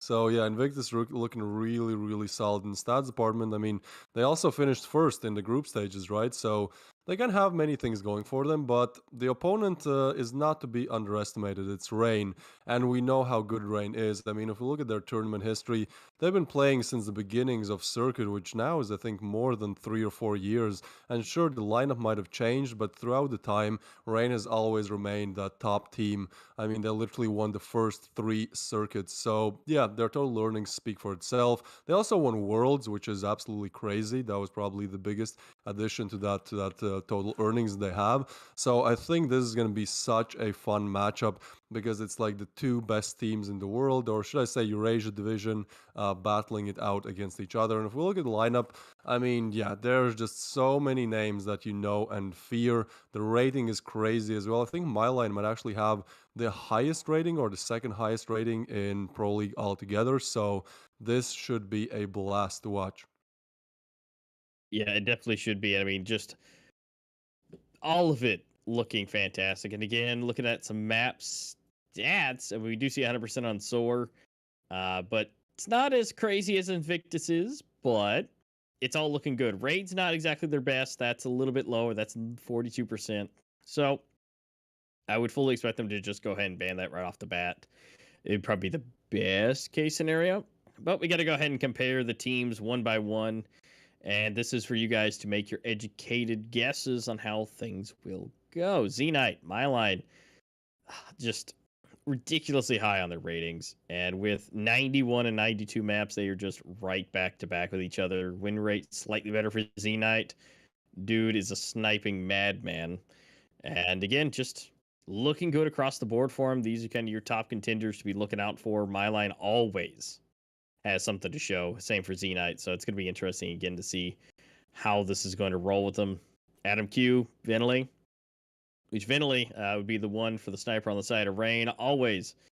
Again, there's again a handful of people who are just those kind of god tier snipers. And here are two more for us. And then Adam Q playing support. Map's only 17, at least under this official bit, but he's always has something up his sleeve. Malik, Symboli looking good together. 1.51 and 1.34 for their respective ratings. Again, just solid. I mean, back and forth, it's so even. Even though some of the ratings, vary a little bit left and right, just back and forth a little bit, but it's all super close. And there's no wonder why they're 1 and 2 here for the Pro League. Some of the best of the best. Hakim is a recent addition to Invictus. I believe he played in the Asian region, but I'm quite sure that they saw that Invictus saw his performance at Worlds and decided, yeah, we need this one. So Hakim is now playing for Invictus, and he has been doing really good. On the other side, Wives, we see sometimes that he's playing very well, but I think on average he's just like doing what he should do. Not being at the top of the scoreboard, not being at the bottom, but just a very, very solid addition to Rain's squad. And then when we move on to the next players here, we can see Reekers and Naxera. Now Naxera is his role is kind of unspecified. When you spectate him, you can really see it. Like sometimes he goes for the lurks, sometimes he goes for the entries. He's really a man of different talents, of many different talents. And on the other side, Reekers, I mean, he just plays a support. He's good at getting those refrags, getting those doubles, triples when it matters. Yeah, he definitely does. He's able to really show up. And then right here at the end, you have Mixage, Faultless, both in-game leaders. Technically, Mixage look a little bit better for that rating, but honestly, Faultless is bringing up his rating just a little bit by little bit. But look at those maps. 146 maps played. I mean, dude is a monster. And the fact that he has a 65% win rate, he wins more often than not. But that experience is unrivaled. And so that is just crazy to see. And then here at the end, Jimmy, Fricks, close.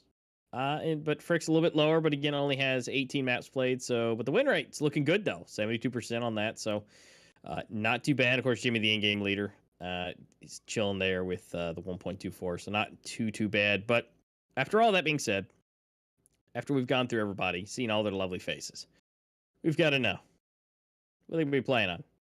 And this is going to be huge because, again, you're going to make sure that they play on the best possible maps. Invictus going to go ahead and get rid of Canals because that is one of Rain's best. Raid, there we go. My prediction coming true. Raid going ahead and throwing out of there because that's their worst map, at least as far as their stats go. We're going to see Plaza coming in from Invictus. And then Rain. They're going to have Grounded. We just got unseen it, so it gets very tense, especially with teams like this. We're going to see Port getting removed from play. And lastly, Soar. And our decider is Village. Interesting. I mean, that's still the best one, 100% win rate for Invictus. And not too bad for Rain. But you're going to see Plaza, Grounded, and maybe, if we need it, we're going to have Village. One thing that I think is going to be interesting with Plaza is, I kind of associate that with Rain and their abilities to really lock down Plaza. So Invictus being able to do that as well, it's going to be an interesting time. Now, community votes. It's a little tilted towards one side, but not too bad. There's still plenty of believers for Invictus. There's still plenty of people out there, but people seem to think Rain, 69%, going to be able to take the victory. Yeah, I think it also depends on like how many fans you have. Like a lot of the times these community votes are not exactly accurate of like the firepower both these teams have, but a lot of times it's just like, well, I'm a Rain fan, so obviously I'm not gonna cast my points for Invictus. So, they vote for Rain. I think this is a very equal matchup. Like honestly, we talked about this in the pre-show off camera, and I said 50-50. Like honestly, I can see both these teams taking it. That's why I also think it's gonna be a true best of three. I think we're gonna go distance to Village, but other than that, it should be a very good matchup.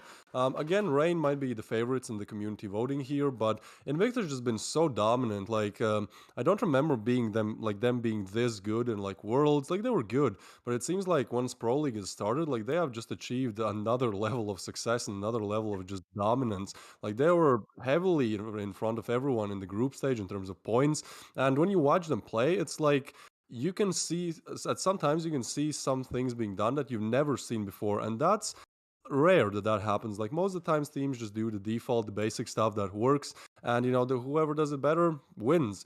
But for Invictus, a lot of times the way how they approach rounds, the way how they especially approach the coalition side is like a fresh breath to Critical Ops community. So Critical Ops competitive scene. So I do feel like Invictus might have a little bit of advantage. Like if I had to put my money on it, I'd say that Invictus will win. But at the same time, like Rain, they're in front in terms of community voting, and also they're playing maps that they love. Like as you said, historically Rain is known as being one of the top dogs on Plaza. So the fact that Invictus picks it, well, Invictus might be good, but I mean Rain, then it's one of their favorite maps, right? And then we go to Grounded, which is I think just complete 50-50 because both these teams have been playing it again for 5-6 years. And then if we get to Village, I think that's a very good end to the best of three because it's one of the newest map additions to the Critical Ops competitive pool. And it's just fun to watch. Like I love watching Village. We debated this that Village and Soar kind of getting picked very just a small amount of times. But Village is kind of the more interesting and more fun for us to watch, and I think it's the same for many people. So yeah, Village should be a great finish to this best of three if it does go the distance. Yeah, I agree. And yeah, this is where it's going to get really interesting because maybe their stats don't exactly reflect that Plaza is, their best map for Rain. But historically speaking, being here, we've casted Critical Ops for quite a while together. And just seeing Rain over the years, Plaza is not what I would suggest playing up against Rain. Now, again, the rosters have changed a little bit and things have been moved around, throughout the time. So it does change things a little bit. But again, it's just something that personally, not something I would be wanting to take the adventure for, but looks like they are. And we're going to be rolling into the knife round. So we're going to find out how well that decision goes once we find out what side everybody wants to be on. Again, whoever wins this knife gets to choose, so whoever's going to get that advantage. And looks like they're just going to go ahead and roll straight into this. And Rain rolling it through and getting my line for the two-piece to end it. So Rain going to be able to get the advantage to choose what side. I think it's easier to start on Coalition side on Plaza because normally you get more rounds on Coalition than the Breach. Now that has changed historically, like back in the old version of Plaza, it was very Coalition sided, but I think there have been 2 reworks so far, and with every rework it seems like it gets more and more Breach sided. Maybe the angles change a little bit, but that ultimately grants the Breach at least 1 or 2 more rounds on average. So Seems like Rain will be picking the breach side to start on, and then we'll see Invictus on the side of Collision. So again, these teams win the knife round. Decide, yeah, we want to start off in the worst position, so now we have a chance to actually come back on Collision. Now we know how that went for Saints in the previous game. They weren't exactly able to complete the comeback, but I mean, again, this is the first map, and I think both these teams will really be able to get to at least 8 rounds, I'd say even double digits. And so Rain are opening it up by pushing long here, taking down Mixage, and now all of them are grouping up towards A, and Invictus are making a quick rotation, but I think Rain should be able to get on side before Invictus do, unless they try to go slow, which seems like they are going to do. So Invictus is still going to wait outside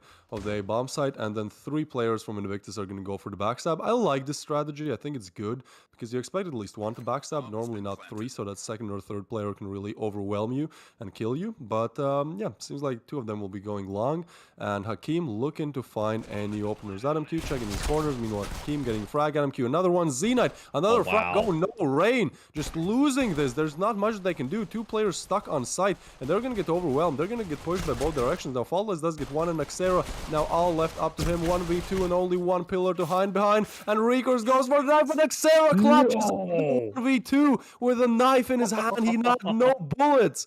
He had no bullets, and somehow he makes it work, putting Rain the first one on the board. This is not how you want to start if you're Invictus. Whoa. No, it's not. Oh, wow. They went for it, but somehow, I don't understand how he still had that much HP left to be able to take a stab minimum. Wow. And they've definitely got to be feeling good about that. That is just a fun way to start it. Oh no.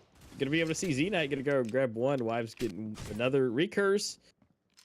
You know, it's looking good. I mean, 2 down on either side. I mean, and still only pistols. What is going on? 1 for 1 with pistols. There's no way. We're down to a 1v1 with pistols. They better have gotten that. My life finally getting the last one, but that is not what should have happened. No, not at all, but somehow they make it work. And here again, we can see that crazy 1v2 Naxera. Here he runs out of bullets. He has to reload, takes out the knife, and somehow is able to find Reekers quicker. I'm not sure, like, it took 2 stabs. It would have took 2 stabs to take Naxera down. I'm not quite sure how, because he was getting shot, but somehow he makes it work, and that's his unspecified role. In that round, he was just the absolute clutch man. So that's a crazy way to open up the game. And I mean, Rain on 2 points now, especially on the breach side, that's a really good opener for them. Yeah, this is probably the best case scenario that Rain could have expected. But again, as I mentioned, Rain and Plaza are just, it's like Elevate and Canals, right? It is just, this used to be, in general, just like, you go up against Rain is going to pick Plaza. Like, that's just what's going to happen, and it's probably going to be a bad time. It might be close, but it's going to be a bad time. Here we go, Venley starting us off, getting the Eurasia out early. And showing us how it's done. I mean, this is just... Again, they got to be feeling good about this. He's going for the push. Misses the shot, but he has his team coming. He's going to give that lovely information. AdamQ mixage for 2. He's going to get his 3rd. No, Wives going to go ahead and take him out. But again, 2v2. Venley, Wives, Recurse, AdamQ. Ooh, Recurse got the booty. He saw it. He saw it poking out, and he gets the kill.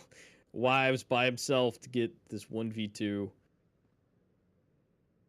Might be able to get the jump here. 1 player, yeah, but Reekers does take him down. That was very good positioning from Invictus coming in there. So they get their first.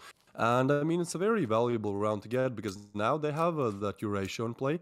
They have Nog, and on the side of Rain, I mean, they are completely lost in terms of their economy. There's $9,000 on the 5 of them, so there's not really much that they can really do with that. So they're just going to go full eco with the P250s. 1 flash on my line. I like it. I think it gives more character to this buy, in quotes, than just having no flashes. But yeah, that 1 flash, we'll see if that comes in handy. Meanwhile, now, okay, AdamQ gets a quick triple. Why not? when the kills are literally free. Naxera and Myline somehow able to find some with pistols, and Z-Knight now goes down to the Deagle as well, getting a bit more a bit too confident there, just going for the peak, trying to throw some util, and ultimately that results in his death. And now some weapons will be retrieved as well, and somehow they just keep finding these kills with pistols. Now Hakim's position is known as well. How are Invictus losing this round? Hakim again, Myline, what a crazy shot, insta headshot with the Deagle there, and that's Rain on 3. Seems like Rain have showed up to really play, because in so many, like in 3 of these rounds, it seems like it's all over, and then they somehow find their way back in. I mean, it all started with Adam Q getting a triple. It was literally a 2v5, and somehow Rain make it work with only pistols to their name. Yeah, I mean, this is absolutely nuts. I mean, they're just rocking it out at this point. And here's some previous encounters. It's pretty much back and forth. You know, main 1, season 4, 2-1, and then there's 2-0, Rain taking it. And then Invictus taking the victory and Embers of Victory season 2, and then 1-1 tie. So, I mean, they're pretty much even across the board for their skills and abilities and their past encounters. But at this point, you know, Rain looking super strong on what I would conceivably think is their best map. And then we still have to go up against the next map, which is their pick. Yeah, it does not seem pretty good for Invictus, but of course Invictus is no slouch by any stretch of the imagination and can pretty much play on whatever they need to. It just comes down to who can take what. But right now, Rain is doing a phenomenal job, and they are ready to play. Yeah, most definitely. They get their 4th one on the board, and again, they won the knife round, and then they chose to start on the breach side. It seems like it's really paying out for them. I mean, again, breach is a little bit harder to play on Plaza, so the fact that they already have 4 rounds, and there's still so many more, there's like 7 more rounds or 8 more rounds to go, it's like, well, they're probably going to get up to 6, 7, maybe even 8, and once they switch, they're on the easier side, so Rain are really having a great opening to this game. Yeah, and the Rain strat, as far as being on the Coalition side, is just nuts with how they spread across the map and how they cover basically each and everybody's back at the exact same time. It's honestly just really crazy to watch them play. They have some of the best strategies on Plaza, so again, if they're able to get anywhere close to the numbers that you say 7, 8, it should be a fairly decent time for them when we go to the flip. Now again, that is to be determined. Invictus could turn up and change things, and when it goes to the flip, change is really, really good for the better for them. But as right now, it's looking like it's doing pretty good now. They're just wiping them clean, and that's going to be the second one for Invictus, looking very almost flawless. A lot of damage dealt, but no deaths. So Invictus just really needs to channel that inner energy. It looks like Rain is going to take an early eco here. And so they're going to go all Deagles, but then again, there's really not anything that if you put in the hands of Rain or Invictus that couldn't be a possibility of taking it out. Because, I mean, look at that. Z-Knight for 2, Myline for 2. It's even. And now they have weapons. And so now it's even more possibility. Wives getting another, then here's Myline. Like, this is not how this is supposed to go. They started with Deagles. Now it's down to a 3v1. All up to Adam Q to be able to take this. And now they have rifles. Yeah, Invictus losing another one of those anti-eco rounds. Rain are just too good. Like, it's not even that the Invictus are making mistakes. Like, they peeked mid together, they got that frag, but somehow Myline is just able to use the Deagle as if it's a rifle. He gets a double there, and now it's down to a 1v2, where sure, the positioning might be a little bit good from Adam Q if they go B, but unfortunately, they go A. The bomb goes down A, and Adam Q, I think he has to think, like, do I even want to go for this one, right? Because my teammate Mixage is on 1.7k. Like, the money really isn't there to just play around and go for these kind of one-off retakes. So in this 1v2, he does decide to go for it, which I respect, but now he has to at least get one player down. Otherwise, it's just completely useless to do this. And I look at the bomb plant. Like, it can be guarded from so many different directions. And how in the hell are you supposed to clean wives if he just doesn't peek? So the nade frag does come in as well. Adam Q is getting pushed, and Rain get an easy 5th one on the board. I really like where they planted the bomb, right? Because you can just guard it there, and there's no way you get the player out of that A-long cubby area unless you nade him or you push him. And I mean, there's not enough time to push him. So Adam Q here, getting a double in the previous round, shows kind of how Invictus got their second. But other than that, Rain are just looking so dominant. Doesn't matter, rifle, deagles, they somehow find a way to make it work. And see, what I love about that last final push is you saw the coordination. As soon as he got the information, wiggle back and forth, got it, Faultless immediately speeds forward at full speed ahead, gets in position, throwing a few things around, and then they both push at the exact same time as soon as the grenade explodes. And they push, and one of them is going to get the kill, guaranteed. It was, the coordination is just on another level. Yeah, most definitely. Rain are really known as the team that utilized refragging and playing as a team to the best of their advantage. Like, rarely does a Rain player go down without at least someone attempting to refrag him. So they're really good on that, and I mean, they're making it work. Finding their 5th on the board. Oh, that's such a good positioning from Hakeem. A pixel angle there, takes down my line, and now he should just retreat back a little bit. Or not. Seems like Invictus want to stay aggressive towards mid. Z-Knight here is trying to keep peeking it. There's a smoke to kind of allow him to do that. And yeah, Rain just looking for opers. Meanwhile, Z-Knight finds one. Nexera to refrag, but there he goes. Z-Knight with a crazy double, and that's Invictus 3 on the board. Even though Rain want to accelerate forward, they want to get that 6th, 7th before the side switch. Seems like Invictus don't really just want to give away their map pick.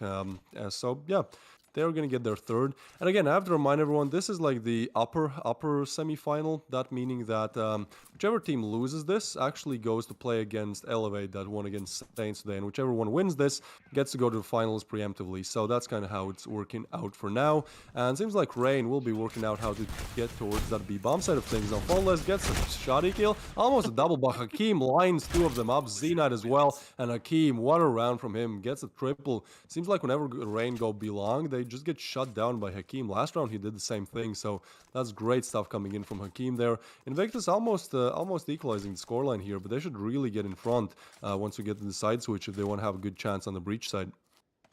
Yeah, absolutely. And I mean, if they can't, you know, get past Hakeem, I mean, he's locking it down super hard off to the side. So if you can't do it, well, I would just say leave him over there and until they decide to change it up a little bit. I mean, you might as well go for A, break it again like you've been doing, going for the 1-for-1 trades. Wives just taking heads off of Adam Q. Recurse over here, trying to make sure nobody comes, you know, from a sneaky side. Z-Knight rotating in, and Hakeem's getting close. No damage yet. Ventilate trying to push in.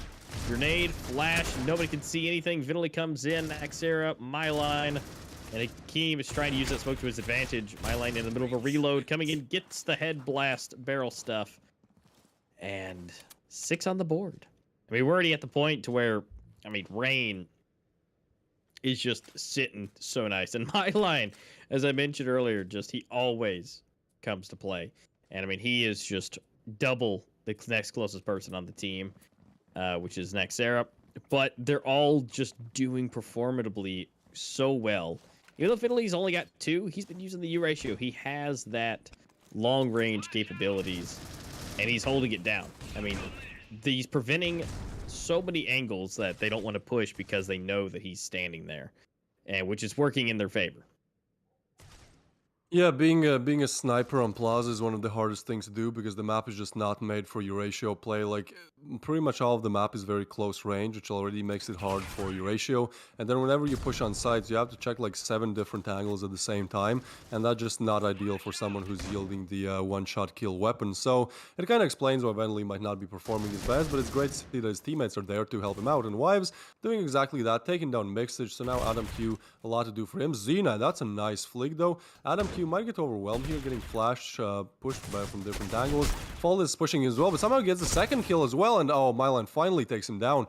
But that's a bit too much coming in there from Invictus. If Rain wanted to win this one, and so Recurse shut it off. It started off great from Rain. Seems like it all just fell apart, and so now Invictus again pulling back. It's great to see that as soon as Rain start to accelerate, Invictus find their way back into this. So coming into the last round of play, the buy is definitely not looking great. I mean, there's no weapons for Venley and Myline yet. I think they probably have something dropped, and that is only a deagle. So so Faultless and Venly are definitely not on ideal buys. No utility really for Rain as well, and Invictus might actually know that, so they're just going to be quite aggressive, you know, use their util to the best of their abilities. Meanwhile, Rain are going to push A, but meeting the barrel of Adam Q, and nobody else wants to push through.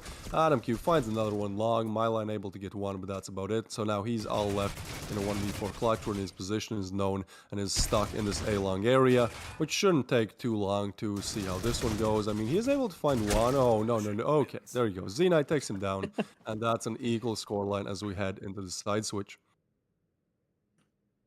Yeah, that is a bit interesting. I mean, honestly, it looked really good, and we thought it was going to be a bit higher, but after all the chaotic mess that it is, we ended up on an even scoreline. So now it's up to Rain to show us that just top tier coalition play. I mean, you can see how they're just out of sight of everyone. Even though they know right now for pistols, they've gotten the right call, good RNG, right? You know, they know it's gonna be A.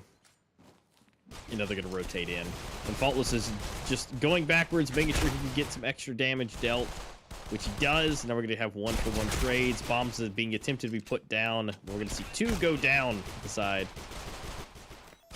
of Rain. So here we go, rocking it out. My line for 2, making it even. Yeah, he's looking to find something. Oh, the pistols do shut him down, and now Venly left alone. Look at the HPs, Oh, they're no. both so low. Both are one hit away from dying, but Venly, the time is not on his side. He has to move, he has to make a move quick, and he's not even sure where the player is. Hakim peeks him and gets away. Hakim, he's so aggressive, but it might actually work out in his favor. Venly's gonna push him, take him down, but the question is there enough time? The defuse does come in. The bomb is ticking. I think he has got it. Venly finds Hakim and gets the 7th one on the board. But I really like what I saw from Hakim there. I mean, he was jiggling, he was getting info, he was trying to do the most that he can, but eventually Venly reigns superior. And for someone who was on 2 kills just a few rounds ago, this is a crucial round for you to win, right? So Venly might not have the easiest time with, you know, him being a sniper, especially on Plaza, which is hard to do. But when it comes to crucial moments, he's able to deliver at least to the pistols, so that's great to see. So Rain, the first one to take the lead here, and that's going to be Invictus looking for any advance in this round. I mean, they have bought up, so they're really serious about it. Z-Knight's the only one on P250. He's probably looking to buy Eurasia next round, so he's just going to take his teammates AK whenever they die. So I think this is going to happen any second soon. But other than that, I mean, Rain are doing a good job just smoking them off, just keeping them at bay, and not really allowing Invictus to progress in any sense of the word here.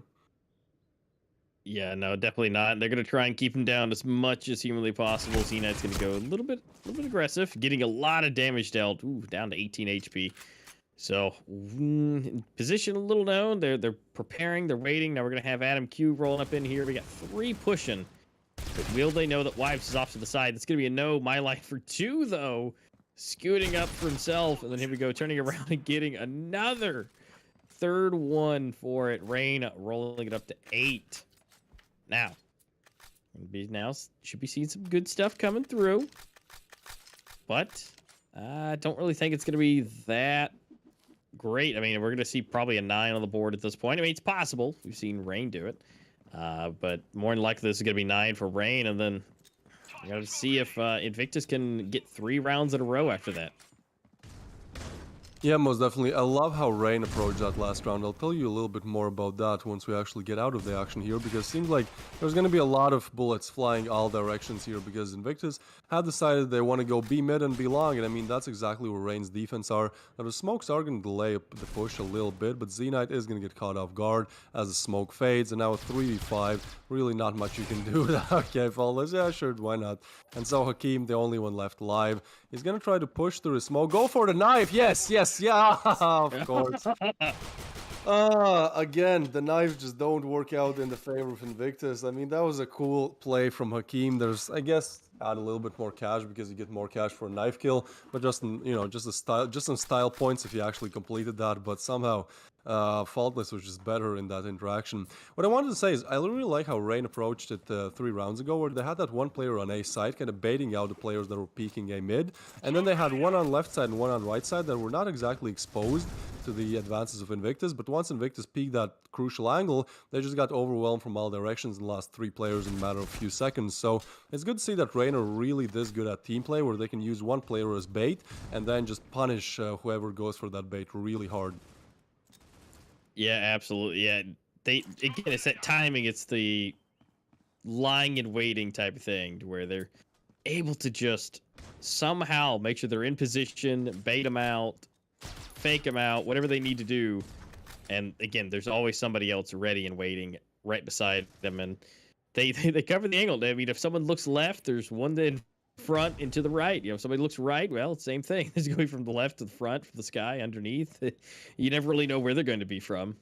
And as right now, it looks like B may be where they want to go. But again, it's a little bit of an unfortunate set of events because there's 3 members of Rain on 3 different angles. And then we've still got Faultless over on A, who, if they decide to run around, which it could be Mixage to run from the side, could be able to spot him and give that information.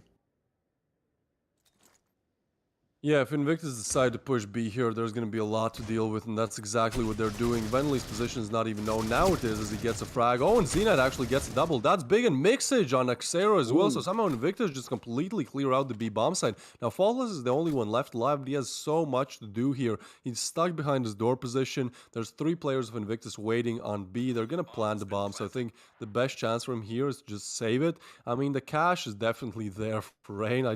Wow, 33,000 on 5 heads of Rain. That's crazy. That's like 6k. That's like being able to buy for pretty much the next 3 rounds. So Invictus, even though they get this one, it's going to be a hard fight for them in the next few rounds. They definitely can't expect an eco anytime soon coming in from Rain.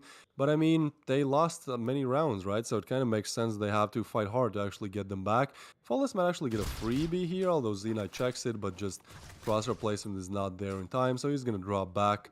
Maybe go to a mid, yeah, and try to scout out another frag, which he does. No and MQ, does get him as well, but there's no time left. But Invictus kind of just wasted their, their money is definitely not the same as Rain's, right? Like, they can buy this round, but I think if they lose it, they have to go eco. So the fact that they waste 3 weapons like that, that's almost like 10k, and they're on 10k altogether right now, so they pretty much wasted their whole team's economy in that final stage. I mean, I do get it. You want to take you want to get kills first of all, but if you've ascended past that point, you want to just take the rifle out of your opponent's hands. But it just didn't work. It didn't work out for them at all. At least they get the bomb plant, so now they might have a little bit more wind into their sails again.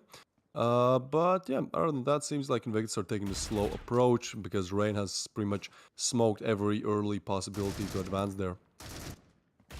Yeah, they definitely have, and yeah, it's just unfortunate. I mean, 1.6k versus 16. Yeah, it's a bit different. They're literally 10x as far as the money ratios go. But yeah, Rain, they're able to just really lock this down. I mean, as much as I say lock it down, I mean, they're still being able to stay close as far as Invictus is concerned. I mean, only 2 rounds separating them, but I mean, it's just staying at a good point. We're going to see them just slowly whittle down. And now it's a 2 versus 4. Probably not looking the best. Wives going for his second. Can he get his third? And he does. And so able to just be the first one, 2 double digits. Again, their abilities here on Plaza is nuts. Here we go with Faultless taking out Zenite. Repositioning, running back around. And repositioning, jump shot into the air, and then the last and final one. Again, no bomb to defuse. It does go off, but, I mean, it really crushes them as far as having to buy weapons go. Yeah, Invictus are pretty much on a full ego here. They're just going to push a mid, but Venley just quick around that Eurasia. Finally finds his stride and Wives. Yeah, Rico's just not even aware. So there's 3 players towards A long. They're going to try to push Wives. He just has the rifle, and Venley finishes the last one off. So that's GG in that round for Invictus. Rain are 2 away from taking Invictus's map choice out of their hands. Again, this was Invictus's map pick. So if they lose this game, they have to work from such a disadvantage. They have to win 2 games in a row. Next one being Grounded, that being Rain's map pick, so that being even harder. And then Soar, yeah, it's gonna be Soar, not Village. There was a bit of an error in the graphics, but we're gonna say Soar. And I mean, Soar, kind of not a map you see a lot, so not really any case for me here to make any predictions. But at the same time, I really think like Rain are really at an advantage here, especially if they win this one. So yeah, Invictus trying to scrap together these late stage rounds any way that they can. We can see Mixage on the Eurasia. Probably try to get an opener here towards A, but that's exactly where Venly is located. So in the Sniper 1v1, the guy who holds the angle wins the angle. Mixage goes down, and now it gets even worse because Venly, he might get shot, but he's still alive, and you can't say that about Mixage. And Wive's position here, again, it's really good. Like, you kind of get baited out by Venly. You kind of want to push him whenever he misses his shot. Like, okay, now he's reloading, now I'm going to push. But look at that, there's 2 guys just lurking in the shadow, just ready for any kind of advance. So Hakeem, he's trying to find his luck elsewhere. He is towards mid area. There's actually 2 players there, and Faultless jumps up towards on the bin, gets a frag, makes it 3v5. And even though Invictus was great at opening the bomb site a few rounds earlier, this one just seems like a little bit too much to ask from them. Yeah, this is definitely going to be a hard one to do. Nexera getting some damage dealt. Faultless able to get one. Nexera just leaving it down. Oh, out of ammo. And Faultless, they both had to switch out the pistols. And, well, able to secure it. So, I mean, we are at match point 12-7 at this point. I mean, they are just doing phenomenal. I mean, they just, that's about the only word I have. I mean, it's just fantastic with it. And rolling these points and rounds higher and higher. I mean, just that coordination is really the things that just to really help them out. I mean, if one, like I said, we've mentioned before, you know, if one goes down, there's one ready to go. And especially, like, say, Vinley, he's sniping, he's in the back. But if anybody dares push Vinley, there's 2 of them, one on either side of that area, just ready to just pounce and to get the kill. So it's honestly just the best plays, making sure that the most expensive rifle is secured, and it's basically almost a guaranteed kill from Vinley almost every time. Yeah, most definitely. It seems like in this round, Invictus might have a little bit of a chance, but I mean, Adam Q is low, and Nexera and Vanley, they just shut him out. So this looks like Rain, they're gonna win the first map. Barely Mixage missing there, the player that was on A side. But the thing is, the bomb is down, it's still not retrieved.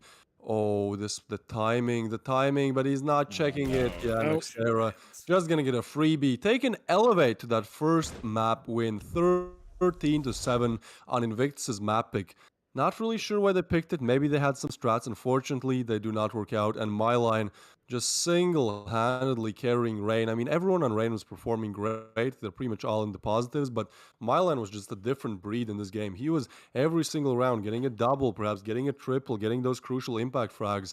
And finishing off with a 2.5 KD is just so hard to do in Pro League. So props to everyone on the Rain side. Props to Myline. And hopefully we see something a bit more mean coming in from Invictus once we move on to Rain's map pick, that being Grounded. Yeah, and this is definitely something where they have the possibility of being able to. The fact that Grounded is such a veteran map at this point, I mean, it's possible. It definitely is. So Invictus, this, as much as this was their map pick on Plaza, it went about the way we probably, expected that to. I mean, Rain being just, it's ingrained into their blood at this point to play Plaza, and they definitely showed us that that's exactly how it is.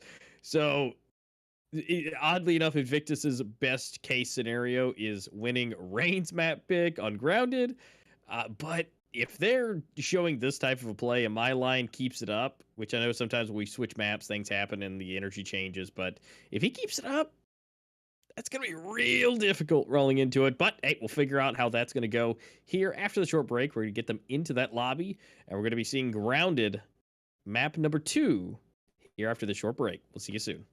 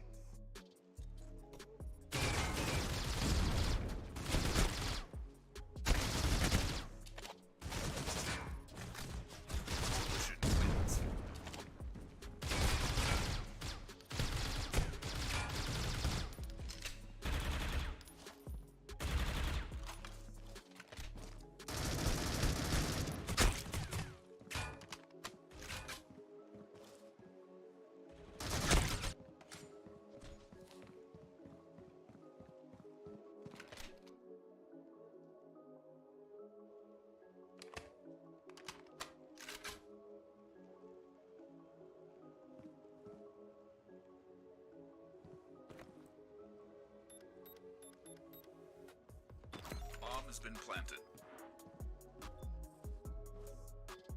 The bomb has been planted on B. Defusing the bomb.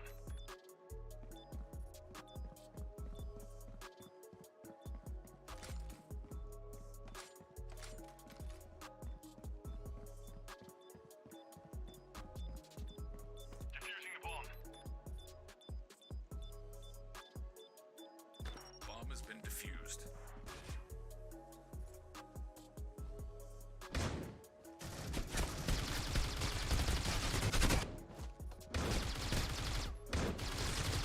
Bomb has been planted. Bomb has been planted on B.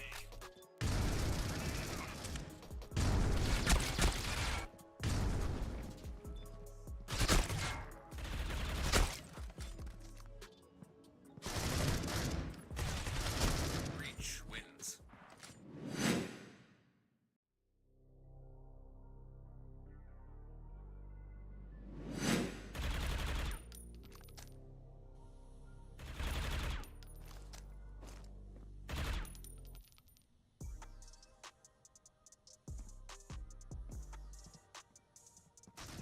Coalition wins.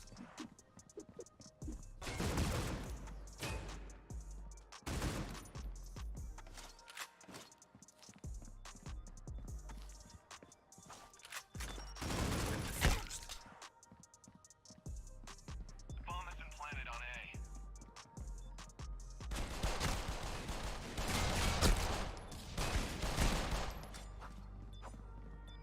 I'm defusing the bomb. Bomb has been defused.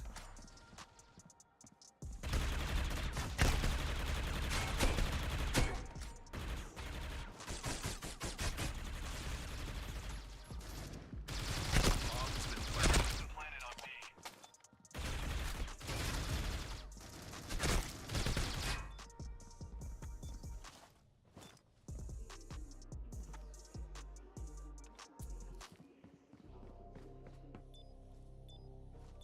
Bomb has been defused. Bomb has been planted.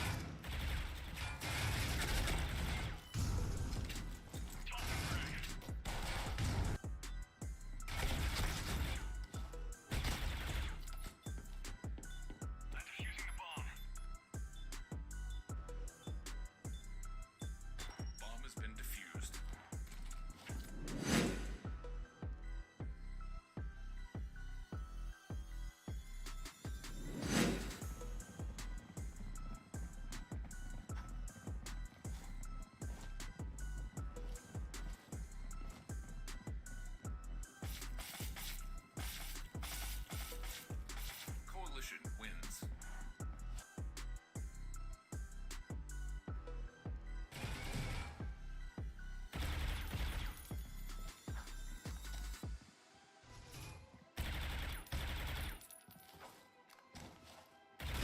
Coalition wins.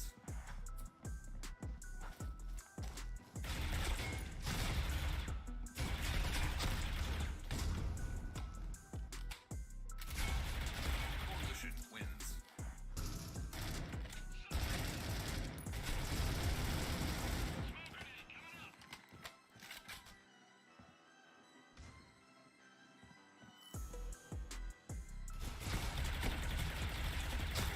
Coalition wins.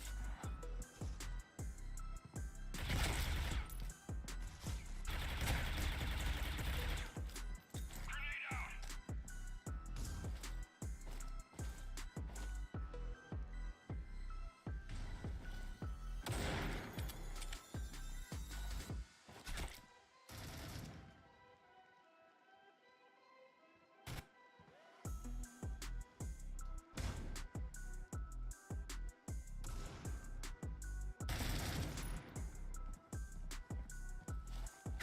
Coalition wins. Reach wins.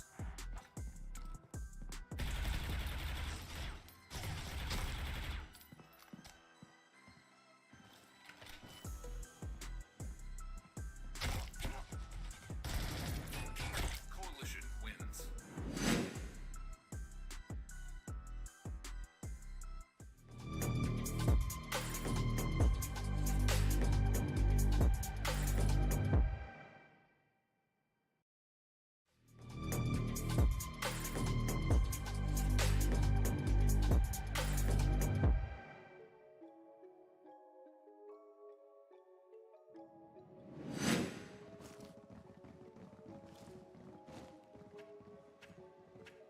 He's spun around the corner once that flashbang goes off. He's tagged, finds the wall bang, trying to go for the 2K. He's able to pick it up. He's got one more player to get into it right up in front of sight. And he's not always Any other strategy right now going to defense now? Is he gonna have time for this? Is he gonna have time for this? Is he gonna do it?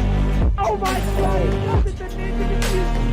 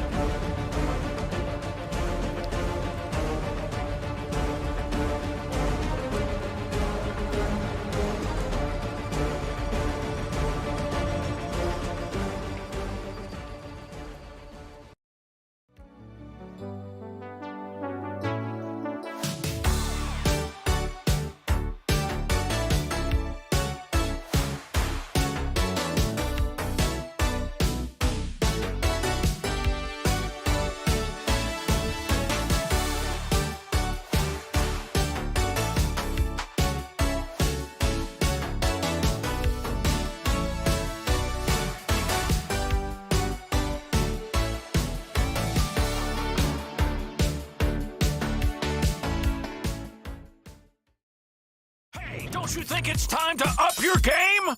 Get to the next level with G Fuel Energy. Item selection. Zero sugar, antioxidants, vitamins. Character creation. Wow, looking good. Gamer words. DLC. XP. Side quest. Look out, sweats. Build mode. Flag. Noob. Squad up.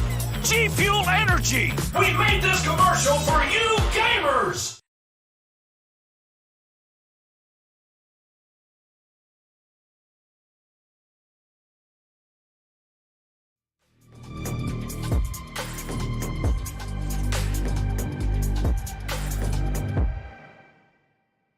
All right, everybody, we are back and ready to go.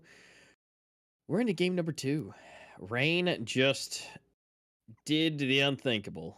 They just took out INVICTUS with 13-7 on Invictus's map on Plaza. So next is going to be Grounded. It's Rain's pick. It's an OG map, so there's definitely some 50-50 chance that it may change, but overall, we're going into game number 2, and Rain looking super strong. Now, don't be wrong. We did see when it was against with Elevate, they looking good against Saints, and then all of a sudden they went into Village, and bad things happened, and it was 13-5, and there's that first knife kill in the first round. Just nuts. But if Rain can keep their head in the game and keep it level on Grounded being their map pick, I think they got a pretty good chance at maybe taking this in a 2-0.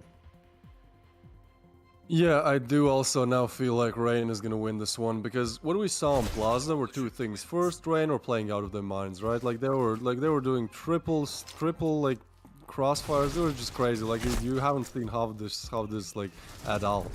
But one thing was Rain playing good. The second was that I feel like Invictus just kind of lacked punching power. They lacked firepower. It was like, yeah, at some rounds, Adam Q, somebody else does something good, but in the long run, it seemed like they were just not confident about what they were doing, especially on the breach side. It was just like, yeah, we should maybe go B, we should maybe go A, but not any like actual real commitments, and that just turned out into Rain, well, committing something, just holding angles and winning it out. So, yeah, moving into the second map, especially with it being Rain's map pick, I mean, all the odds are shifted towards Rain. I don't know if they're gonna take it in 2. I do kind of tilt a bit more towards that option, but I think even if somehow Invictus find this game and we go to the last map, that being Soar, I still think Rain has an advantage, right?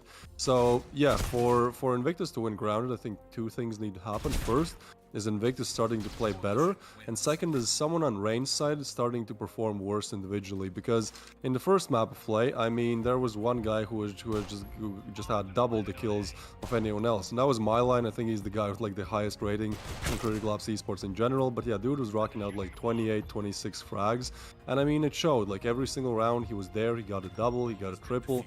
So yeah, I think if Invictus want to win, not only they have to play to the best of their abilities, but they also have to hope and pray that Myline is just not going to show up the way that he did in the first map, because if he does, I mean, there's not much counter to this guy gets 3 kills every round. All right, what do we do? Well, I guess we lose.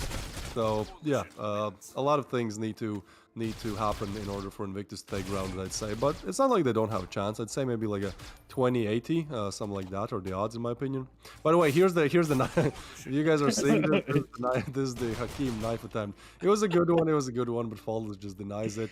And yeah, here's also a round where just like this is what I'm saying. Like Invictus, like in this round, like they easily could have saved the 3 weapons, right? Like they cost them so much because they literally lost the same amount of weapons in cash as they had. They had 10k in cash and they lost 3 SGs, which is like 10k. And that's all off of just pushing Faultless pretty mindlessly when it's a 1v3 and the bomb is gonna explode. So I mean, I'm not trying to like downplay Invictus here, but it just seemed like in some of these rounds they were just struggling to find the correct thing to do, and oftentimes they made some mistakes, and ultimately that cost them the game.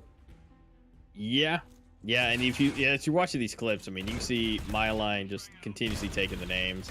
You see Wives, he just got himself a couple pieces, and then Faultless gets himself a couple pieces, and then in between there, you have Naxera. I mean, they're all playing their own part, their own support pieces. Sure, they may not be getting all of it, but I mean, Myline. I mean, again, if anyone's gonna make it to where Invictus can win, Myline needs to, not do fantastic, because that's kind of the big thing is, he has the best rating out of everyone in the esports scene. I'm pretty sure he's number 1 on that one as far as the best. And I mean, if you're going to keep that rating, you got to keep taking 20 bombs, 25, 30. And I don't think he's wanting his rating to go down any more than, anything really. So he's going to try and keep that rating as high as possible. And if he does, it's going to make things a lot more difficult for Invictus on Grounded. So, yeah, Invictus either needs to be able to step up or Myline step down. I don't really know which one's the easiest one to have, but the fact that Rain picked Grounded, I would assume that Myline is probably ready to go and, was on board with that pick. But what you guys can get on board with is hopping over to the Lucky Spin in game. Guys can check out the new war skins, the like fractured, burnt, scorched earth skins. They look honestly amazing. Red is obviously not the color that I normally sport. You can see all the green on me, but that Storm of Steel though is calling my name. I mean, and I really like it. To me, it looks the most dynamic. But if you don't have a hatchet yet, Flame of Conquest also looks beautiful. But of course, Twist over here wanting to rock some dualies. I do. I mean, you get 2 skins for the price of 1, so why not? yeah, I guess, yeah, you do. But what you guys can get, though, there's a chance for you guys to get some stuff, especially if you haven't started playing the competitive scene yet, the Esports Cups. This is the more casual way to join, instead of joining like, hey, joining Circuit and going up against all these just glorious names that you may or may not have already known. But you guys have a chance to join the cups. They go on every other week. It'll be 90 cases, 24,000 credits up for grabs, 32 teams. And so if you haven't made a team yet, you want to get your feet wet, you got a bunch of friends, you guys play ranked, even casuals, just take your shot. See how good you guys do. And if you guys have a decent chemistry, that's half the battle. I mean, being able to see, Rain, we're just watching them, it's their movement, right? Don't get me wrong, they can shoot, they have the accuracy, but it's that movement. So if you guys work good together, that's half of it. You guys could probably get pretty decently far. So guys, go ahead and join the Discord for the Critical Ops Esports. Link will be in the description. Feel free to grab it, join up, and have fun in the Esports Cups. Yeah, again, it's a great opportunity for maybe some people who are not exactly established in the competitive scene, or even have never played like competitively at all. You've only done like casual or perhaps ranked. Find your rank buddies that you're doing good with, form a team, and enter the cup. The worst that can happen is you're going to lose and gain some experience and come back stronger next time. So that's a great option for you guys. But other than that, we have some Pro League to deal with. We have a very interesting game coming up because this is for the finals slot, right? And this is going to be on Grounded. Again, it's Rain's map pick, and if Rain win this one, they go to finals. If Invictus win it, and in fact, if Invictus win both games, then they go to the finals, and the other team has to play against Elevate tomorrow, since Elevate won against Saints today. That's kind of how the bracket is looking like, and yeah, Ground is coming up. And again, for maybe some confusion caused in the chat, it's going to be Soar, not Village. There was a slight graphics glitch, but I mean, it's still a map that doesn't really get played often, so it's always fun to see what happens. But I think Soar will be a very interesting decider if we do get to it, because it's a map where, again, there's like 3 points of congestion on for the breach, and if they get past one of them, they can pretty much plant or do something, but it's just not a dynamic map. It's like a map where both the breach and collision take like 45% of the whole area that never gets taken by the other team, and then it's like they battle basically for that 10%, for that mid area, for that long area, for that pool area where you need to get past a few checkpoints and then you're on the site. But I'm getting ahead of myself. The first one is going to be Grounded, and with the Grounded being, again, kind of one of the hallmarks in terms of maps of Critical Ops Competitive. I mean, this map has been played for 6-7 years. It used to be one of my favorite maps as well, but then Canals kind of took that spot. But I always love some good Grounded. I think it's one of the most diverse maps where Eurasia players work, where maybe short range players work if you prefer like an SMG in certain situations, where rifles work obviously great. And then on top of that, there's another layer which is strats, because now you can launch many nades and different utils on the A side through the roof. Like, there's just many different ways how you can approach both the A and the B bomb sites. So I think strategically and aim wise, it's one of the better, if not the best maps in Critical Ops. So it's always fun to watch, but because it's so frequently played, all the top teams are pretty much equal in terms of how good they are, and just because they all play it a lot. So I think it's still going to be competitive, as Invictus are definitely not an easy target to go against when you're playing on Grounded. Like, we've seen Invictus do sweeps on Grounded, even in the group stage. I believe they won 1 or 2 teams on Grounded. It was like 13-5 or 30. Like, they were good on it. So it should be an interesting matchup. Again, I think the knife round is going to matter a lot, since Grounded is kind of collision sided. So if you can get the knife and get the early start on collision, that always helps your mental. It helps to kind of start off on the right foot early. Yeah, definitely. Again, that it's going to be so important, especially with, well, I mean, if Invictus wants to have the best case scenario on Rain's map pick, I mean, Rain was able to get the choice on Invictus's map pick. Now, granted, did that have anything to go into that? Would it have been still the same if it was, 13-9? It's quite possible, but I don't know, that first round with the knife, I think may have set the stage pretty well on Plaza, you know, with that knife. But overall, going into it, once they're ready to figure out who's going to be on what side and the knifing starts happening, I think that Invictus really needs to win it if they want to have the best case scenario on Rain's pick. Because, I mean, being that Grounded is, yet again, the one of the most long-standing maps. We've played it for a long time. But, you know, you need to have that advantage as much as possible when going up against Rain. You did take everything you can possibly get, and, well, we're going to figure that out. Here we go into the knife round. Going to find out who's going to get it. Is Rain going to have the most advantage here, or is Invictus? Rain is just not even going. They are just flying right into this, and oh my goodness, 3 left alive for Rain. It's almost like they got a headshot with their knife. They just took them out so quickly.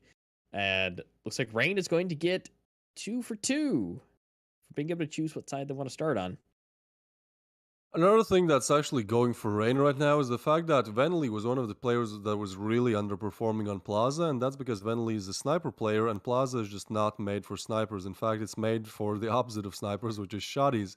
So, Grounded being a sniper-heavy, sniper-dominant map is just another advantage point, just another pro that Rain can take in there and use in their advantage, because I'm sure Venly will just individually perform better kills-wise than he did on Plaza. So, yeah, Invictus have such a tough battle ahead of them here. In fact, they have 2, because if they win this one, they move on to Soar, where they have to do what, win. They have to do that thing again, all over again. So, yeah, honestly, wouldn't want to be Invictus right now, but at the same time, I do believe they're able to at least make this an interesting match. So Rain are gonna all move up towards B, but in fact, Invictus are heavy on their toes. They're already completing the backstab, and the bomb is not even down. So I think if Rain make this attack a little bit slower, they might even not get the bomb down. Hakim gets 1 frag, Venly though gets mixage, so that's a 4v4. The bomb finally goes down, and I think now Rain are waiting and expecting all the players to come from B long or B mid. The problem is they don't really have time to evacuate here, so Hakim is going to find another one, and the only one left on site is Xera, but Hakim just playing out of his mind,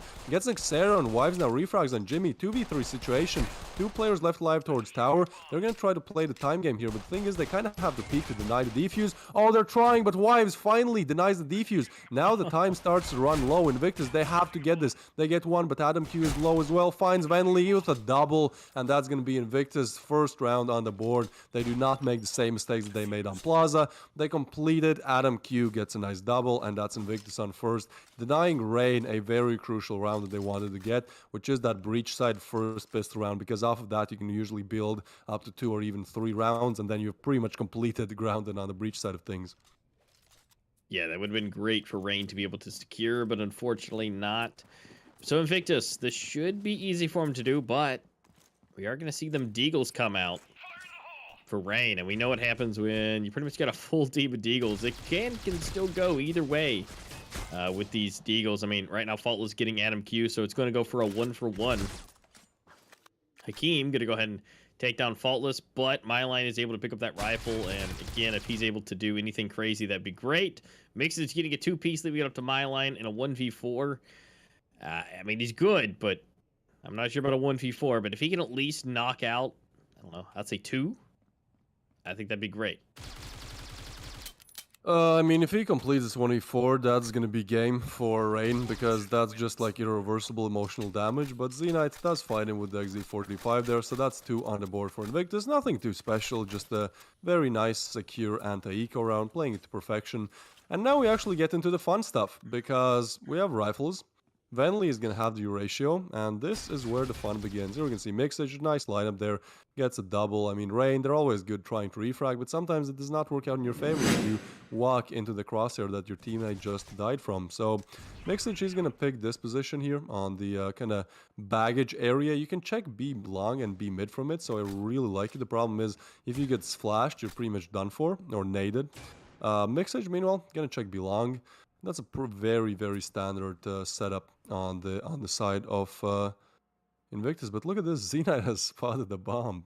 I don't know how, I don't know why, but Z-Knight has information about the bomb. And Rain so far, they don't need it. Seems like they've just let the bomb astray. But yeah, I don't think anyone will check a Z-Knight's position there, so he is in a very good spot to actually get a freebie. Meanwhile, Rain are grouping up towards A mid, and there might be a situation where one player goes to take the bomb, gets taken down by Z-Knight, Z-Knight upgrades his weapon, and it's all over. So, I mean, still, Rain are not taking the bomb. Have they forgot about... Okay, there you go. So, it's gonna be Venely actually going for the bomb, and he's clueless, so he gets taken down. Sniper player is out of the picture, and Z-Knight probably now he'll retreat back, especially with being smoked off. Now he's going to throw a flash and peek again. Z-Knight so aggressive, gets the frag with a KSG and the No. What is that coming in from Z-Knight? Oh no, Rain. They just get absolutely demolished off that single play. And so the only one left alive is MyLine. And again, left in a 1v4, wondering what went wrong. What did his teammates do wrong? Yeah, he's got to wonder. He's like, guys, I'm great. I'm good. I'm happy to do it. But, a little back out might be a little nice, right? But, he's getting grenaded. He's got 13 HP. They're flying in. And, yep, that's about all there is. Makes it you to go ahead and finish off. MyLine, INVICTUS currently at 3. Rain at 0. But... that's not to say they can't bring it back. Obviously, they've done it before. The comeback kings themselves. So once they find their foothold, they're going to be running with it. So will it be this round? Not quite sure. I mean, they're running together, so it definitely could be. They're all going to peak at the same time, but it looks like it's not going to work out too well. MyLine, yet again, being the one to get the kills. Maybe it's not MyLine that needs to step down, as far as to allow INVICTUS to win. It might be everybody else, because he's still able to get the kills. Yeah, Rain are left between a rock and a hard place. I mean, there's not much where they can go. Like, if they go B, they're gonna get shut down. At least they're holding the angles. And even if they try to go and rotate back, Jimmy's positioning is just superior. He'll get so much info. Even if he doesn't go down, he'll probably get some damage in and just get some very early info about rotation. So, Jimmy's even gonna push up further. He's expecting Rain push B, so they're really locked in here, and unless they find some very unusual gunfights to work out for them, this looks like INVICTUS' round. With that being said, Hakim goes down, and now Jimmy is in the perfect position to go for the backstab, and Z-Knight actually spots something as well, shoots it, but now they know, but they do not know about Jimmy, and Jimmy's position is just so good there. So they're gonna go back. This is one of the most chaotic rounds that I've seen, and Z-Knight is gonna go for the backstab. I like this play. Z-Knight this is such a good play, but I think now Jimmy's position is kind of not as good because they're going to check back eventually, expecting Z-Knight and probably receiving both. So MyLine gets taken down and Jimmy finds another one on Faultless. Very nice play there from Jimmy. I like what Z-Knight did as well. And that's INVICTUS on 4. You can see Jimmy starting... oh no, it's Z-Knight. It's this play. Killing the Eurasia player, holding the bomb. And at this point, I would have retreated, right? Like a certain organ is not that big for me to do the other. But... Z-Knight just stays here, gets one, and gets a double. Somehow breaks the armor, Wives goes down. And, I mean, that's a crazy play. Triple with the KSG, completely denying any advance that Rain had in that round. And so, yeah, he is definitely the support player. Or he just gets a triple. And that's INVICTUS on 4. Now, Rain, they have fully bought up again. And if they lose this one, they might have to go eco. So this is the best chance for them to actually open up the scoreboard. Z-Knight gets overwhelmed, not expecting Rain to advance that quickly. And Venely, not long after, gets Eurasia frag as well. Now Jimmy is kind of the last bastion of the A site here, but Rain hasn't even committed to any site.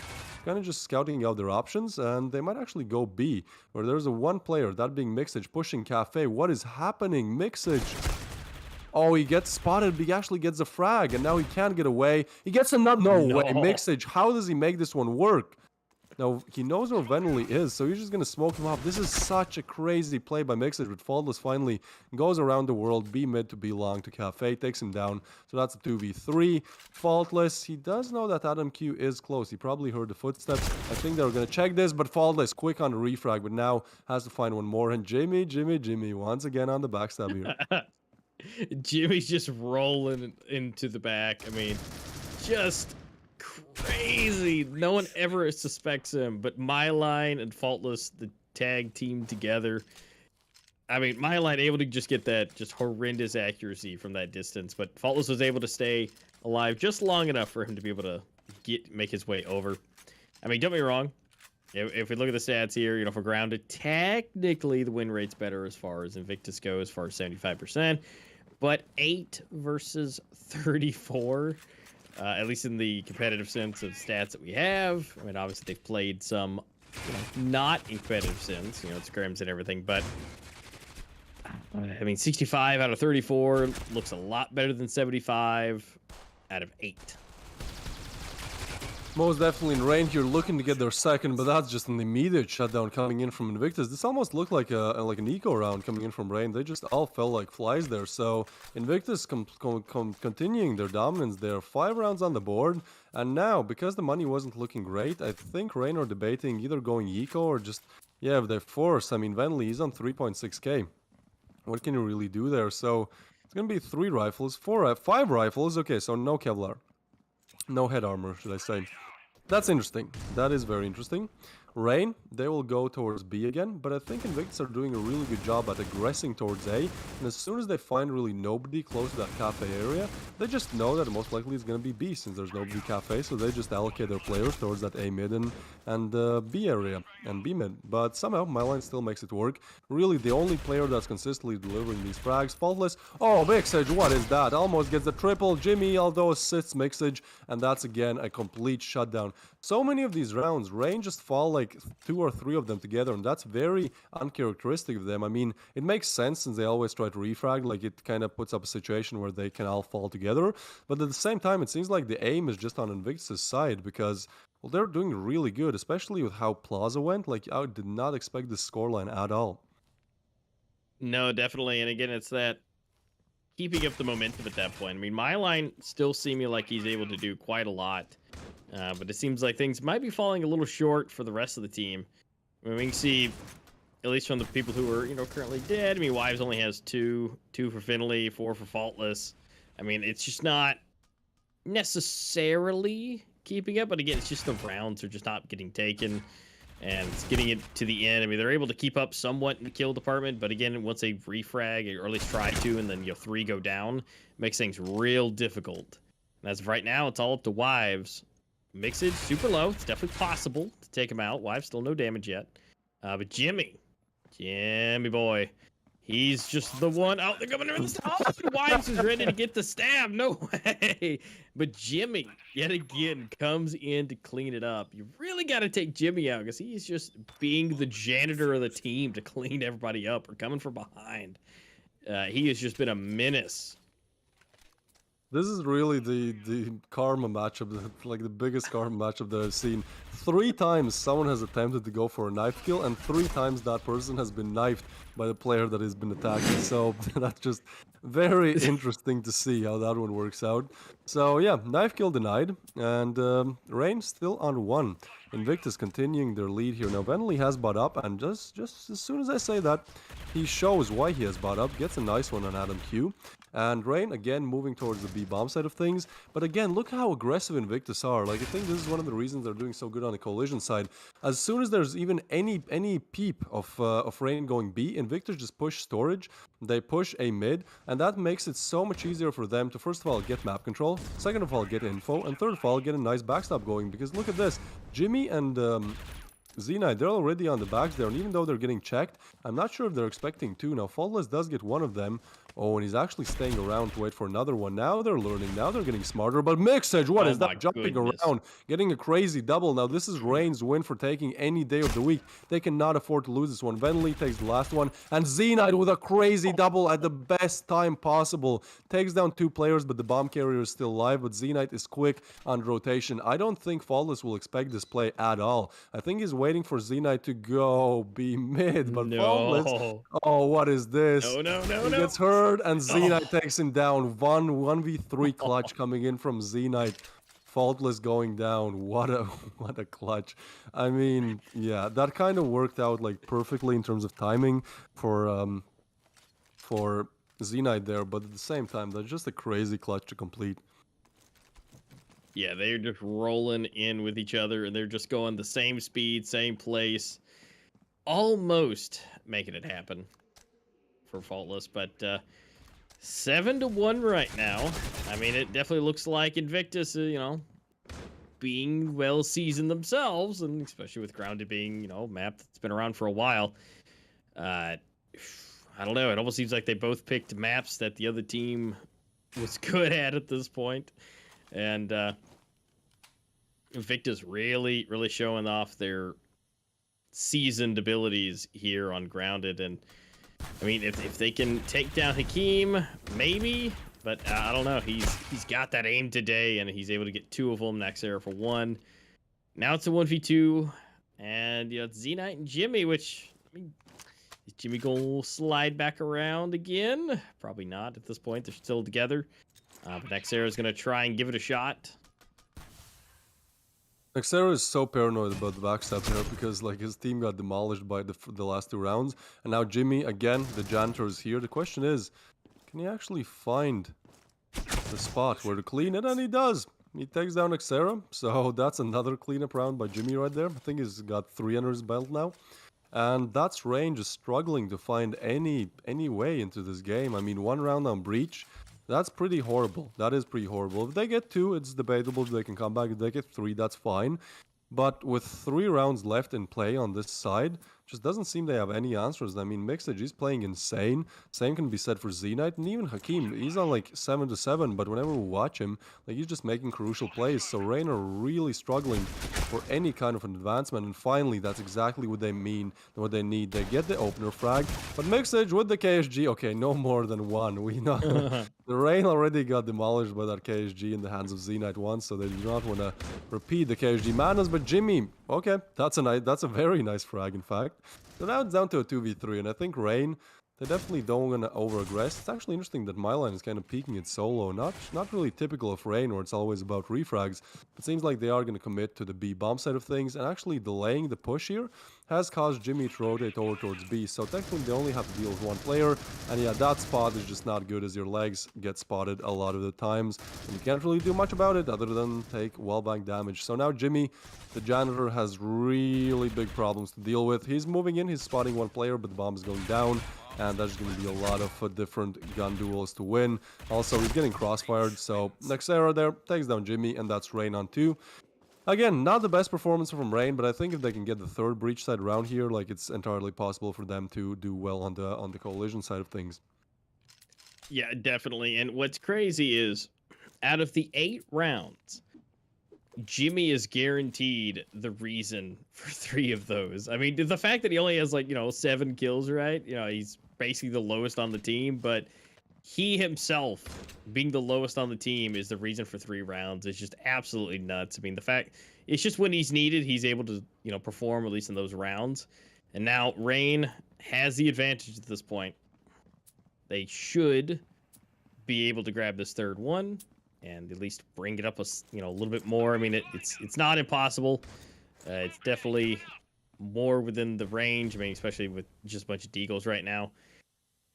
And then, you know, INVICTUS will be able to try and do a whole blowout for the last and final round. Same for Rain. And, I mean, they might be able to get it to where there's only 4 rounds separating them, which would be great. And if they can win the pistol round and the subsequent round after that, it's still a possibility to be within only 2 rounds if they can take this one and the next.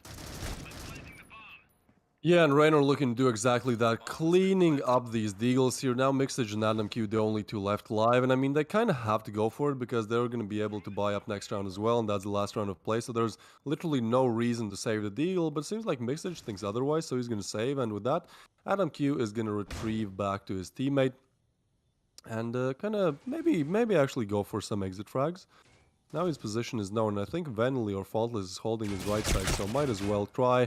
But that's, again, Rain playing it to perfection, just coming in both together to take down AdamQ. And so Mixage, he does get 1. Oh, he actually goes for the weapon retreat. Oh, and he gets another one. That's a big one. Okay, I see you, Mixage. Now he has SG. That's definitely the better. I'd say in the debate, in the good old debate would be between SG and AUG. I personally prefer the SG a little bit more. Let me know in the chat what you guys think. SG or AUG. How about you, Master?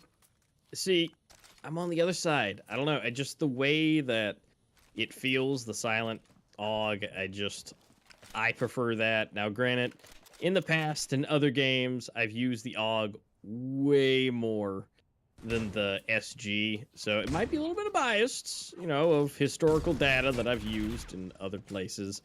But you know, that for me, the Silent Sog seems to be a little bit better. And whenever I get an SG or I try it, it just never seems to work out.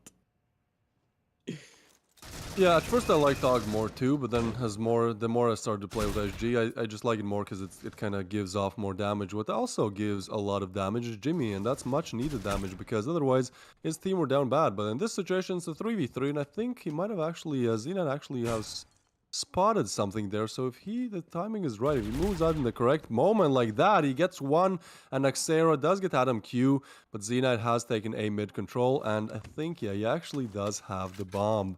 So that's gonna be a big spanner in the works of Rain because they have to get that bomb. It's guarded heavily by two players. They're even setting up crossfires now. And so even though Nexera's nade breaks a little bit farmer, they still have two frags to find. And with 35 seconds left on the clock, they kind of have to just push in. They can't go slow about this. So Xena is actually the one pushing in for some reason. Now he's going back. Nexera finds one. Now it's all left up to Jimmy again, and we know how good he has been in these clutch situations. When it matters, he delivers. The kills might not be there at the top of the scoreboard, but the skill definitely is. But Faultless, such a good play by Rain. One of them throwing a flash, Faultless peeking, Jimmy completely blind. And with this, Rain have a big chance because first of all, they're known as the comeback kings, right? Like in our time, we've seen so many times where Rain just complete the nastiest of comebacks of literally like 1 to 12 and they come back. But also, you know, when it was 1 to 7, it looked bad. Now it's 4 to 8. So Rain are definitely, you know, starting to pull the numbers back up. And the thing is, Invictus are now on the breach side. So if they're not able to find this pistol, it's going to be hard for them to really do anything in these first few rounds of play. So it seems like Rain has spotted that Invictus are pushing fully towards B. And so 3 players are already watching the cross. And then there's one more kind of looking for backstabs. And still Nexera staying on A just in case it's a big brain fake. But the smokes are going to come in. So that actually creates a good tunnel for Invictus to cross into. And, oh, Faultless, that shot. So clean, so nice. And he almost gets another, but that's actually my line with the Deagle. So Invictus are falling apart at the seams here. Wives gets another one. Just a team party there. And Zenite, the only one left alive, caught off guard by Nexera. Rain shortening the lead that Invictus have once again. And now they have the upper hand in terms of the side. Yeah, they just executed that. And it almost looked like Faultless was about to get a 4-piece for himself, but every single time he started firing, someone else behind him got the kill, which by all means, it doesn't matter who gets it as long as they go down. Because again, it's all about the rounds that matter. It doesn't matter who gets all the kills. It can be evenly distributed or, you know, like my line, just taking all of them. But in this case, it works out in their favor. Vitalig just takes down Jimmy so quickly. And if they, you know, have anything to go off that, if they see Jimmy by himself, it should tell them that there's no one else close to them because he's always the backstabbing guy coming from behind. You don't expect him, so there shouldn't be anybody close. That's very good reasoning. And here's Mylan moving in with a very nice double. So Mixage is the only one left alive in that cafe angle, kind of trying his best, but in the long range fight, I mean, the M4 is going to win 99% of the time, so Mixage goes down. And here we go, Invictus had a 6-round lead, it was looking so good for them. But now Rain, they're only 2 rounds away from equalizing, and again, they are simply on the better side to play on Grounded. So even though Invictus have bought up, this is their first real rifle round on the breach side, I think they're going to struggle in the next couple of rounds, kind of find their flow and find their pace back into their winning tides. Yeah, it's going to be a little bit of an uphill battle for them. Because, I mean, as right now, Rain's feeling good. They've got the first 2. Technically, they've gotten 4 in a row. So being able to find that stride is going to be a little difficult. Because, again, right now, there's only 2 rounds separating them. And Rain's feeling probably pretty good. I mean, Invictus has to really channel the energy, calm down, take a breather, and figure out where they want to go. There is no figuring out just yet. The bomb is currently in the middle. No one's got it just yet. Faultless getting taken out, so not the best. But my line says, it's okay. I'll just take 2 for 1 special. Jimmy, on the other hand. Oh, Jimmy let himself go. He let himself be known. Mylan's going to take him out. And then we wrong. Vinley and Axera going down. But it's a 2v2, and my line of wives are still alive. Ooh, but Wives, almost at a bad position, and gets to be able to turn around and take it. That's Rain up to 7. Did not think that was going to be a thing that I was going to be saying with Invictus still at 8. They just have not been able to secure round, and now they're going to have to go eco again, more than likely. And so, if they have to do that, which it looks like they are, it's looking like it's about to be tied. Yeah, and Invictus, I mean, it is true that as the breach side progresses and you play more on the breach side against Collision, you kind of start to, the in-game leader starts to figure out where the Collision players are playing, so he's able to call better strats. So it's often that you see that teams have a very slow start to the breach side, like we saw with Rain, and then once they learn kind of the Collision defaults that are being run, then they can kind of adjust their strats. But at the same time, yeah, Rain are looking really solid. Like, Nexera is just taking heads. Like, there's nothing stopping him. He's still on 100 HP, and he has 2 players that look towards his direction, but he was just quicker. So there's 2 players kind of stuck into B mid. Make that one. Z-Knight, now the only one left live, is able to find one of the P250, which is very commendable. But other than that, he's going to go down. So Rain are kind of completing the reverse sweep. We were 1 to 7, and now it's the opposite. Invictus gets 1 round, and Rain gets 7. So 8 to 8. All equal here, and again, Rain are on the Collision side, so that makes it even harder for Invictus. I do believe it's possible. I just think that Rain are like on such good, like if they were able to keep fighting when it was 1-7, now like that those positive motions are just helping them. So yeah, it's just gonna be hard for Invictus. Oh, and Mixage, that's absolutely nasty. Venly though able to refrag, and Flawless on one gets a frag on Jimmy as well. So Rain, even though they lose the opening gun duel, they get the 2 next ones. So now Invictus are kind of scrambling around trying to figure out where they can go. But Mixage, again, that's a great frag to have, because now there's only 1 defender left on that A-bomb side of things, and he has to watch so many different angles. Now he hears 2 people coming in from garage, but that's perfect positioning from Flawless. Gets a double, gets away as well, and Myline finishes off Mixage, the only man who really had any chance in that round. So that's Rain taking the lead for the first time in this game, and they're just looking so solid right now. Nexera here, that's the 1, and then there's 2 more. He kind of looks around, spams through it, goes through the reload, and then when he's ready, peeks, gets 1, and of course the refrag as well. So great stuff coming in here from Rain. Yeah, I mean, Rain is currently on a 6-round spree at this point. I mean, can they be stopped? I mean, Invictus is fully bought up. Faultless is able to get 1. Does a little bit of damage to Adam, so not bad. But, you know, if Myline can get himself another 2-piece, it should be all you wrote home about. I mean, it's... Naxera's in a good position. Smoke is now there, which may or may not help. I mean, honestly, that to me, I think that might be an actual bit of a help, because if they don't check it, then they're just going to slide out of that smoke and try and get some peeks, and Naxera will be right behind them. But as of right now, A is looking like where they want to take the bomb. But again, that's where that timing there is just horrible. I feel sorry for Z-Knight. The man was checking the angle for the whole time, and as soon as he turns around, like Nax peaks. So yeah, unfortunate, but unfortunate or not, Rain are still finding their way to get these rounds. Now it's a 3v3. No. Okay, he has practiced that lineup for 10,000 hours.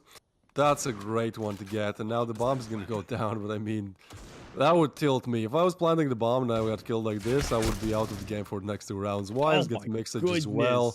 Just keeps on fighting. This is what I mean by Wiles, right? Like, the scoreline might not... Oh, okay, hold on. Hakeem gets a double, and he's going for the defuse, but he can't find the bomb. Okay, he's defusing it. What is happening here? He fakes the defuse, and Hakeem is gonna complete the 1v3 clutch. Oh, what a way to throw away around for Rain. This seemed like it's going to be their win any day of the week. You can see that crazy wallbang that completely probably tilts Adam Q, and then Wives, ready for another one there. But in that 1v3, Hakeem, very crucial play, and he somehow makes it work. I honestly think that Wives should have just sticked it there. I think he was like looking for the bomb. It was just panic setting in. He started defusing, then he was like, maybe he's too close, so I'll get off, and it just didn't work out in his favor. But nevertheless, still 2 nice frags. But again, Invictus get their first breach side round, and now they might have a little bit more confidence back. And Jimmy, yep, that's exactly what he does. He takes down the best performing player so far, Myline. So Flawless is all left on A side, and he's getting overwhelmed. He does get the the smoke off, but now he's gonna get checked, and Xenite just a strong way to take him down. So now Wives is kind of the only one left on A until help arrives. Now he is spotting some players, might even go for the smoke spam there, but honestly it's a 3v5, and any entrance into the A bomb site is going to be heavily guarded by at least 2 players, so it's just going to be hard. Wives, oh, he actually gets Jimmy, but he doesn't know about the backstab coming in from storage, so Mixer is going to get a freebie. 2v4 situation. Naxera, he's expecting, but again the timing does not work out in his favor, and so now he's kind of left to retreat, even though he gets one. I think Rain are really struggling to decide what to do with this round. It's a 2v3, it's technically possible, but yeah, just smarter to save, especially with where Venley is located on the map. Yeah, definitely, and the fact that Venley still has the U ratio, he can't exactly help, you know, rushing into the A side. So, not the worst idea. I mean, we might still see Naxera grab one. I mean, they're super close. It's definitely a possibility. But definitely the safest bet, just kind of hang back, wait. So, not bad. Invictus now up by 1, but Rain was able to save not only a U ratio, but another rifle. So that, again, best case scenario, they didn't lose very much at that point. So definitely best case. I mean, but they're going to see a fully stacked, yet again, SG team from Invictus. They're going to go for that A push again. Looks like they've stacked up at least one other player extra ready to go. It's going to be Faultless over here with MyLine. Have to try and go for that side piece. He is going to be able to get one. They're going to see them start falling down. Now it's all down to Mixage, which is probably, but maybe not. Definitely not. Faultless going to take him out, tying it up, hurting them yet again. Yeah, Faultless showing up big time in that round. I mean, he completely denies any advances into the A side. And look at this, also, actually 3 players on the Rain side are playing extremely well. And then Venley, I mean, he's just the sniper player. And then Wives, I mean, he might not be at the top of the scoreboard, but we saw how influential was his play in that previous round. So Rain are doing good. And then we have Invictus with Mixer just rocking it out. But also all players performing well. Again, Jimmy in the bottom of the scoreboard, but just because of Jimmy, Invictus have won 2, if not 3 rounds where he just had to clean it up in a 1v1 or a 1v2. And now Jimmy, there you go, takes someone down to the P250. That's exactly what you need when you only have a little money to your name. So Venley is going to watch this angle, miss the shot.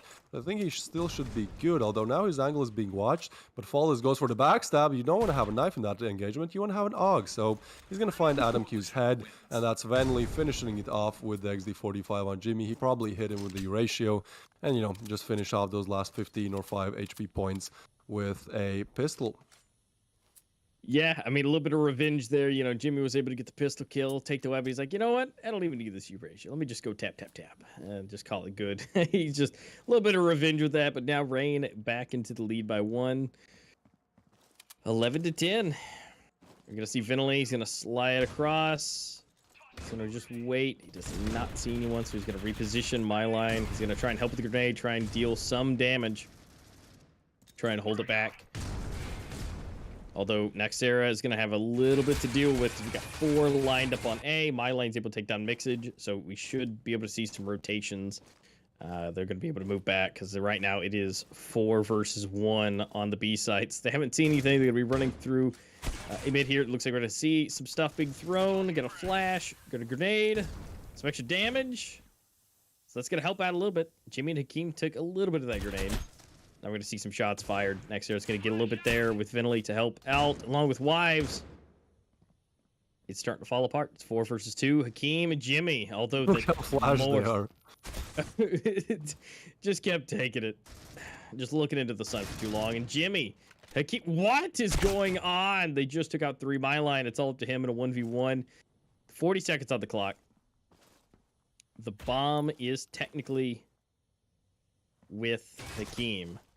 They've both spotted each other. They know where they are, but now they just want to decide if they want to make the peek. But there's 25 seconds left, so eventually Hakeem will have to. He makes the peek, but MyLine takes him down, getting Rain to 12. That was such a crucial round, and MyLine stays strong, showing why he's currently the highest rated player on the side of Rain.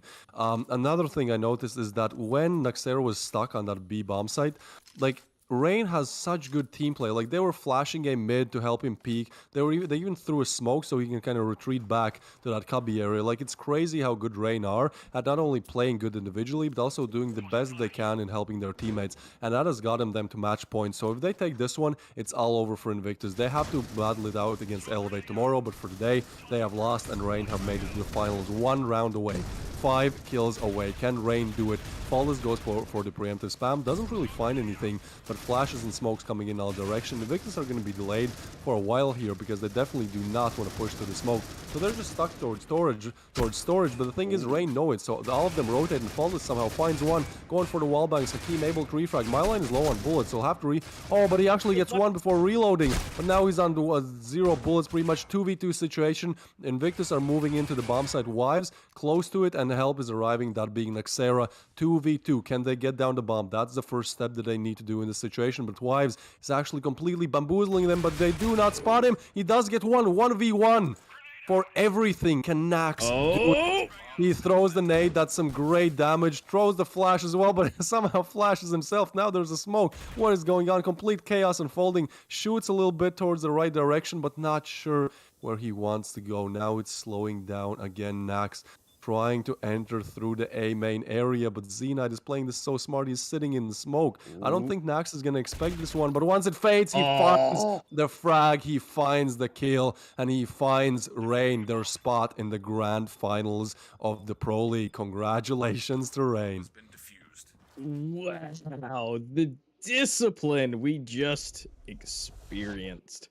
And like you said, that ability to just cover each other. They're not refragging on this one. It's a lot harder with all the walls, but they're still able to help, and it's such a huge moment for their ability to work together, and just that coordination is really to just be able to help keep that together. And don't get me wrong, like it came down to the wire to these last couple of rounds, and I mean, like especially like Jimmy again.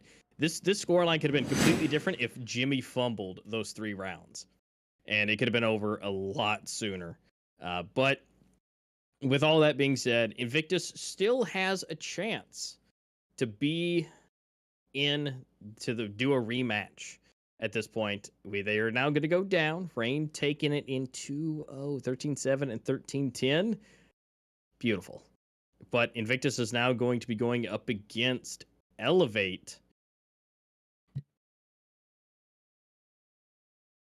Yeah, and that's going to be interesting because I think both these teams really want to make it to the finals. And I mean, Elevate have a chance, but Invictus definitely don't want to be the team that finish top of the scoreboard in the Pro League and then just get shut out in 2 games. So we're gonna see how that goes. But again, that's gonna be here next week together with the actual finals. But for today, that's going to be pretty much it. There's still some things we need to talk about, so don't leave just yet, I promise. We have some good stuff to talk about. But yeah, other than that, we have to congratulate Rain as they make their way to the grand finals. And then the other contender for the grand finals will be between Elevate and Invictus. But again, I want to go first of all through the stream schedule here because not only there's Eurasian, there's also America region games, and those are coming up tomorrow, semifinals as well, I believe. So it's going to be Mayhem 5 versus Flawless, and then also Resurgent Phoenix against Merciless HQ. Write down the times, check what time do they correspond to in your time zone, but they should be great matchups as well. I mean, today was a blast to watch. Both I think both games were really entertaining. It's kind of sad that the second best of 3, fell flat a little bit, but I think that grounded game really got very, very close at the end. But yeah, Rain just too strong, not letting Invictus take us to the 3rd map. But I think it was great to watch this. I think Rain definitely showing why they've been an established team since literally Circuit Season 1, which is like 3-4 years ago. Like, time flies fast, man. So yeah, Rain still staying at the top of the Critical Ops scene, and I think overall just an awesome day of matches. Yeah, that was extremely intense and stressful. I was even over here feeling it, watching the get down to those 2v2s, and it's like, here it comes, what's gonna happen? I mean, it was just absolutely nuts in the games back and forth. So our commitments over to Saints, for unfortunately they got knocked out. We appreciate all the hard work and the training that they've put into this. Elevate, Invictus, and Rain are still in this. We could be seeing, an Elevate Rain or maybe it'll be Invictus, but Rain is guaranteed to make it into the finals. It's been an absolute blast. So you guys, it's been fun. Make sure you're here for the Americas tomorrow. I've been a master, and that's been your boy Twist over there. We've been having a good time today, but we'll be back here soon for some more matches next week. Yeah, see you guys next week. The finals, you got to be here. You got to be here for the finals. Come on. See you next week.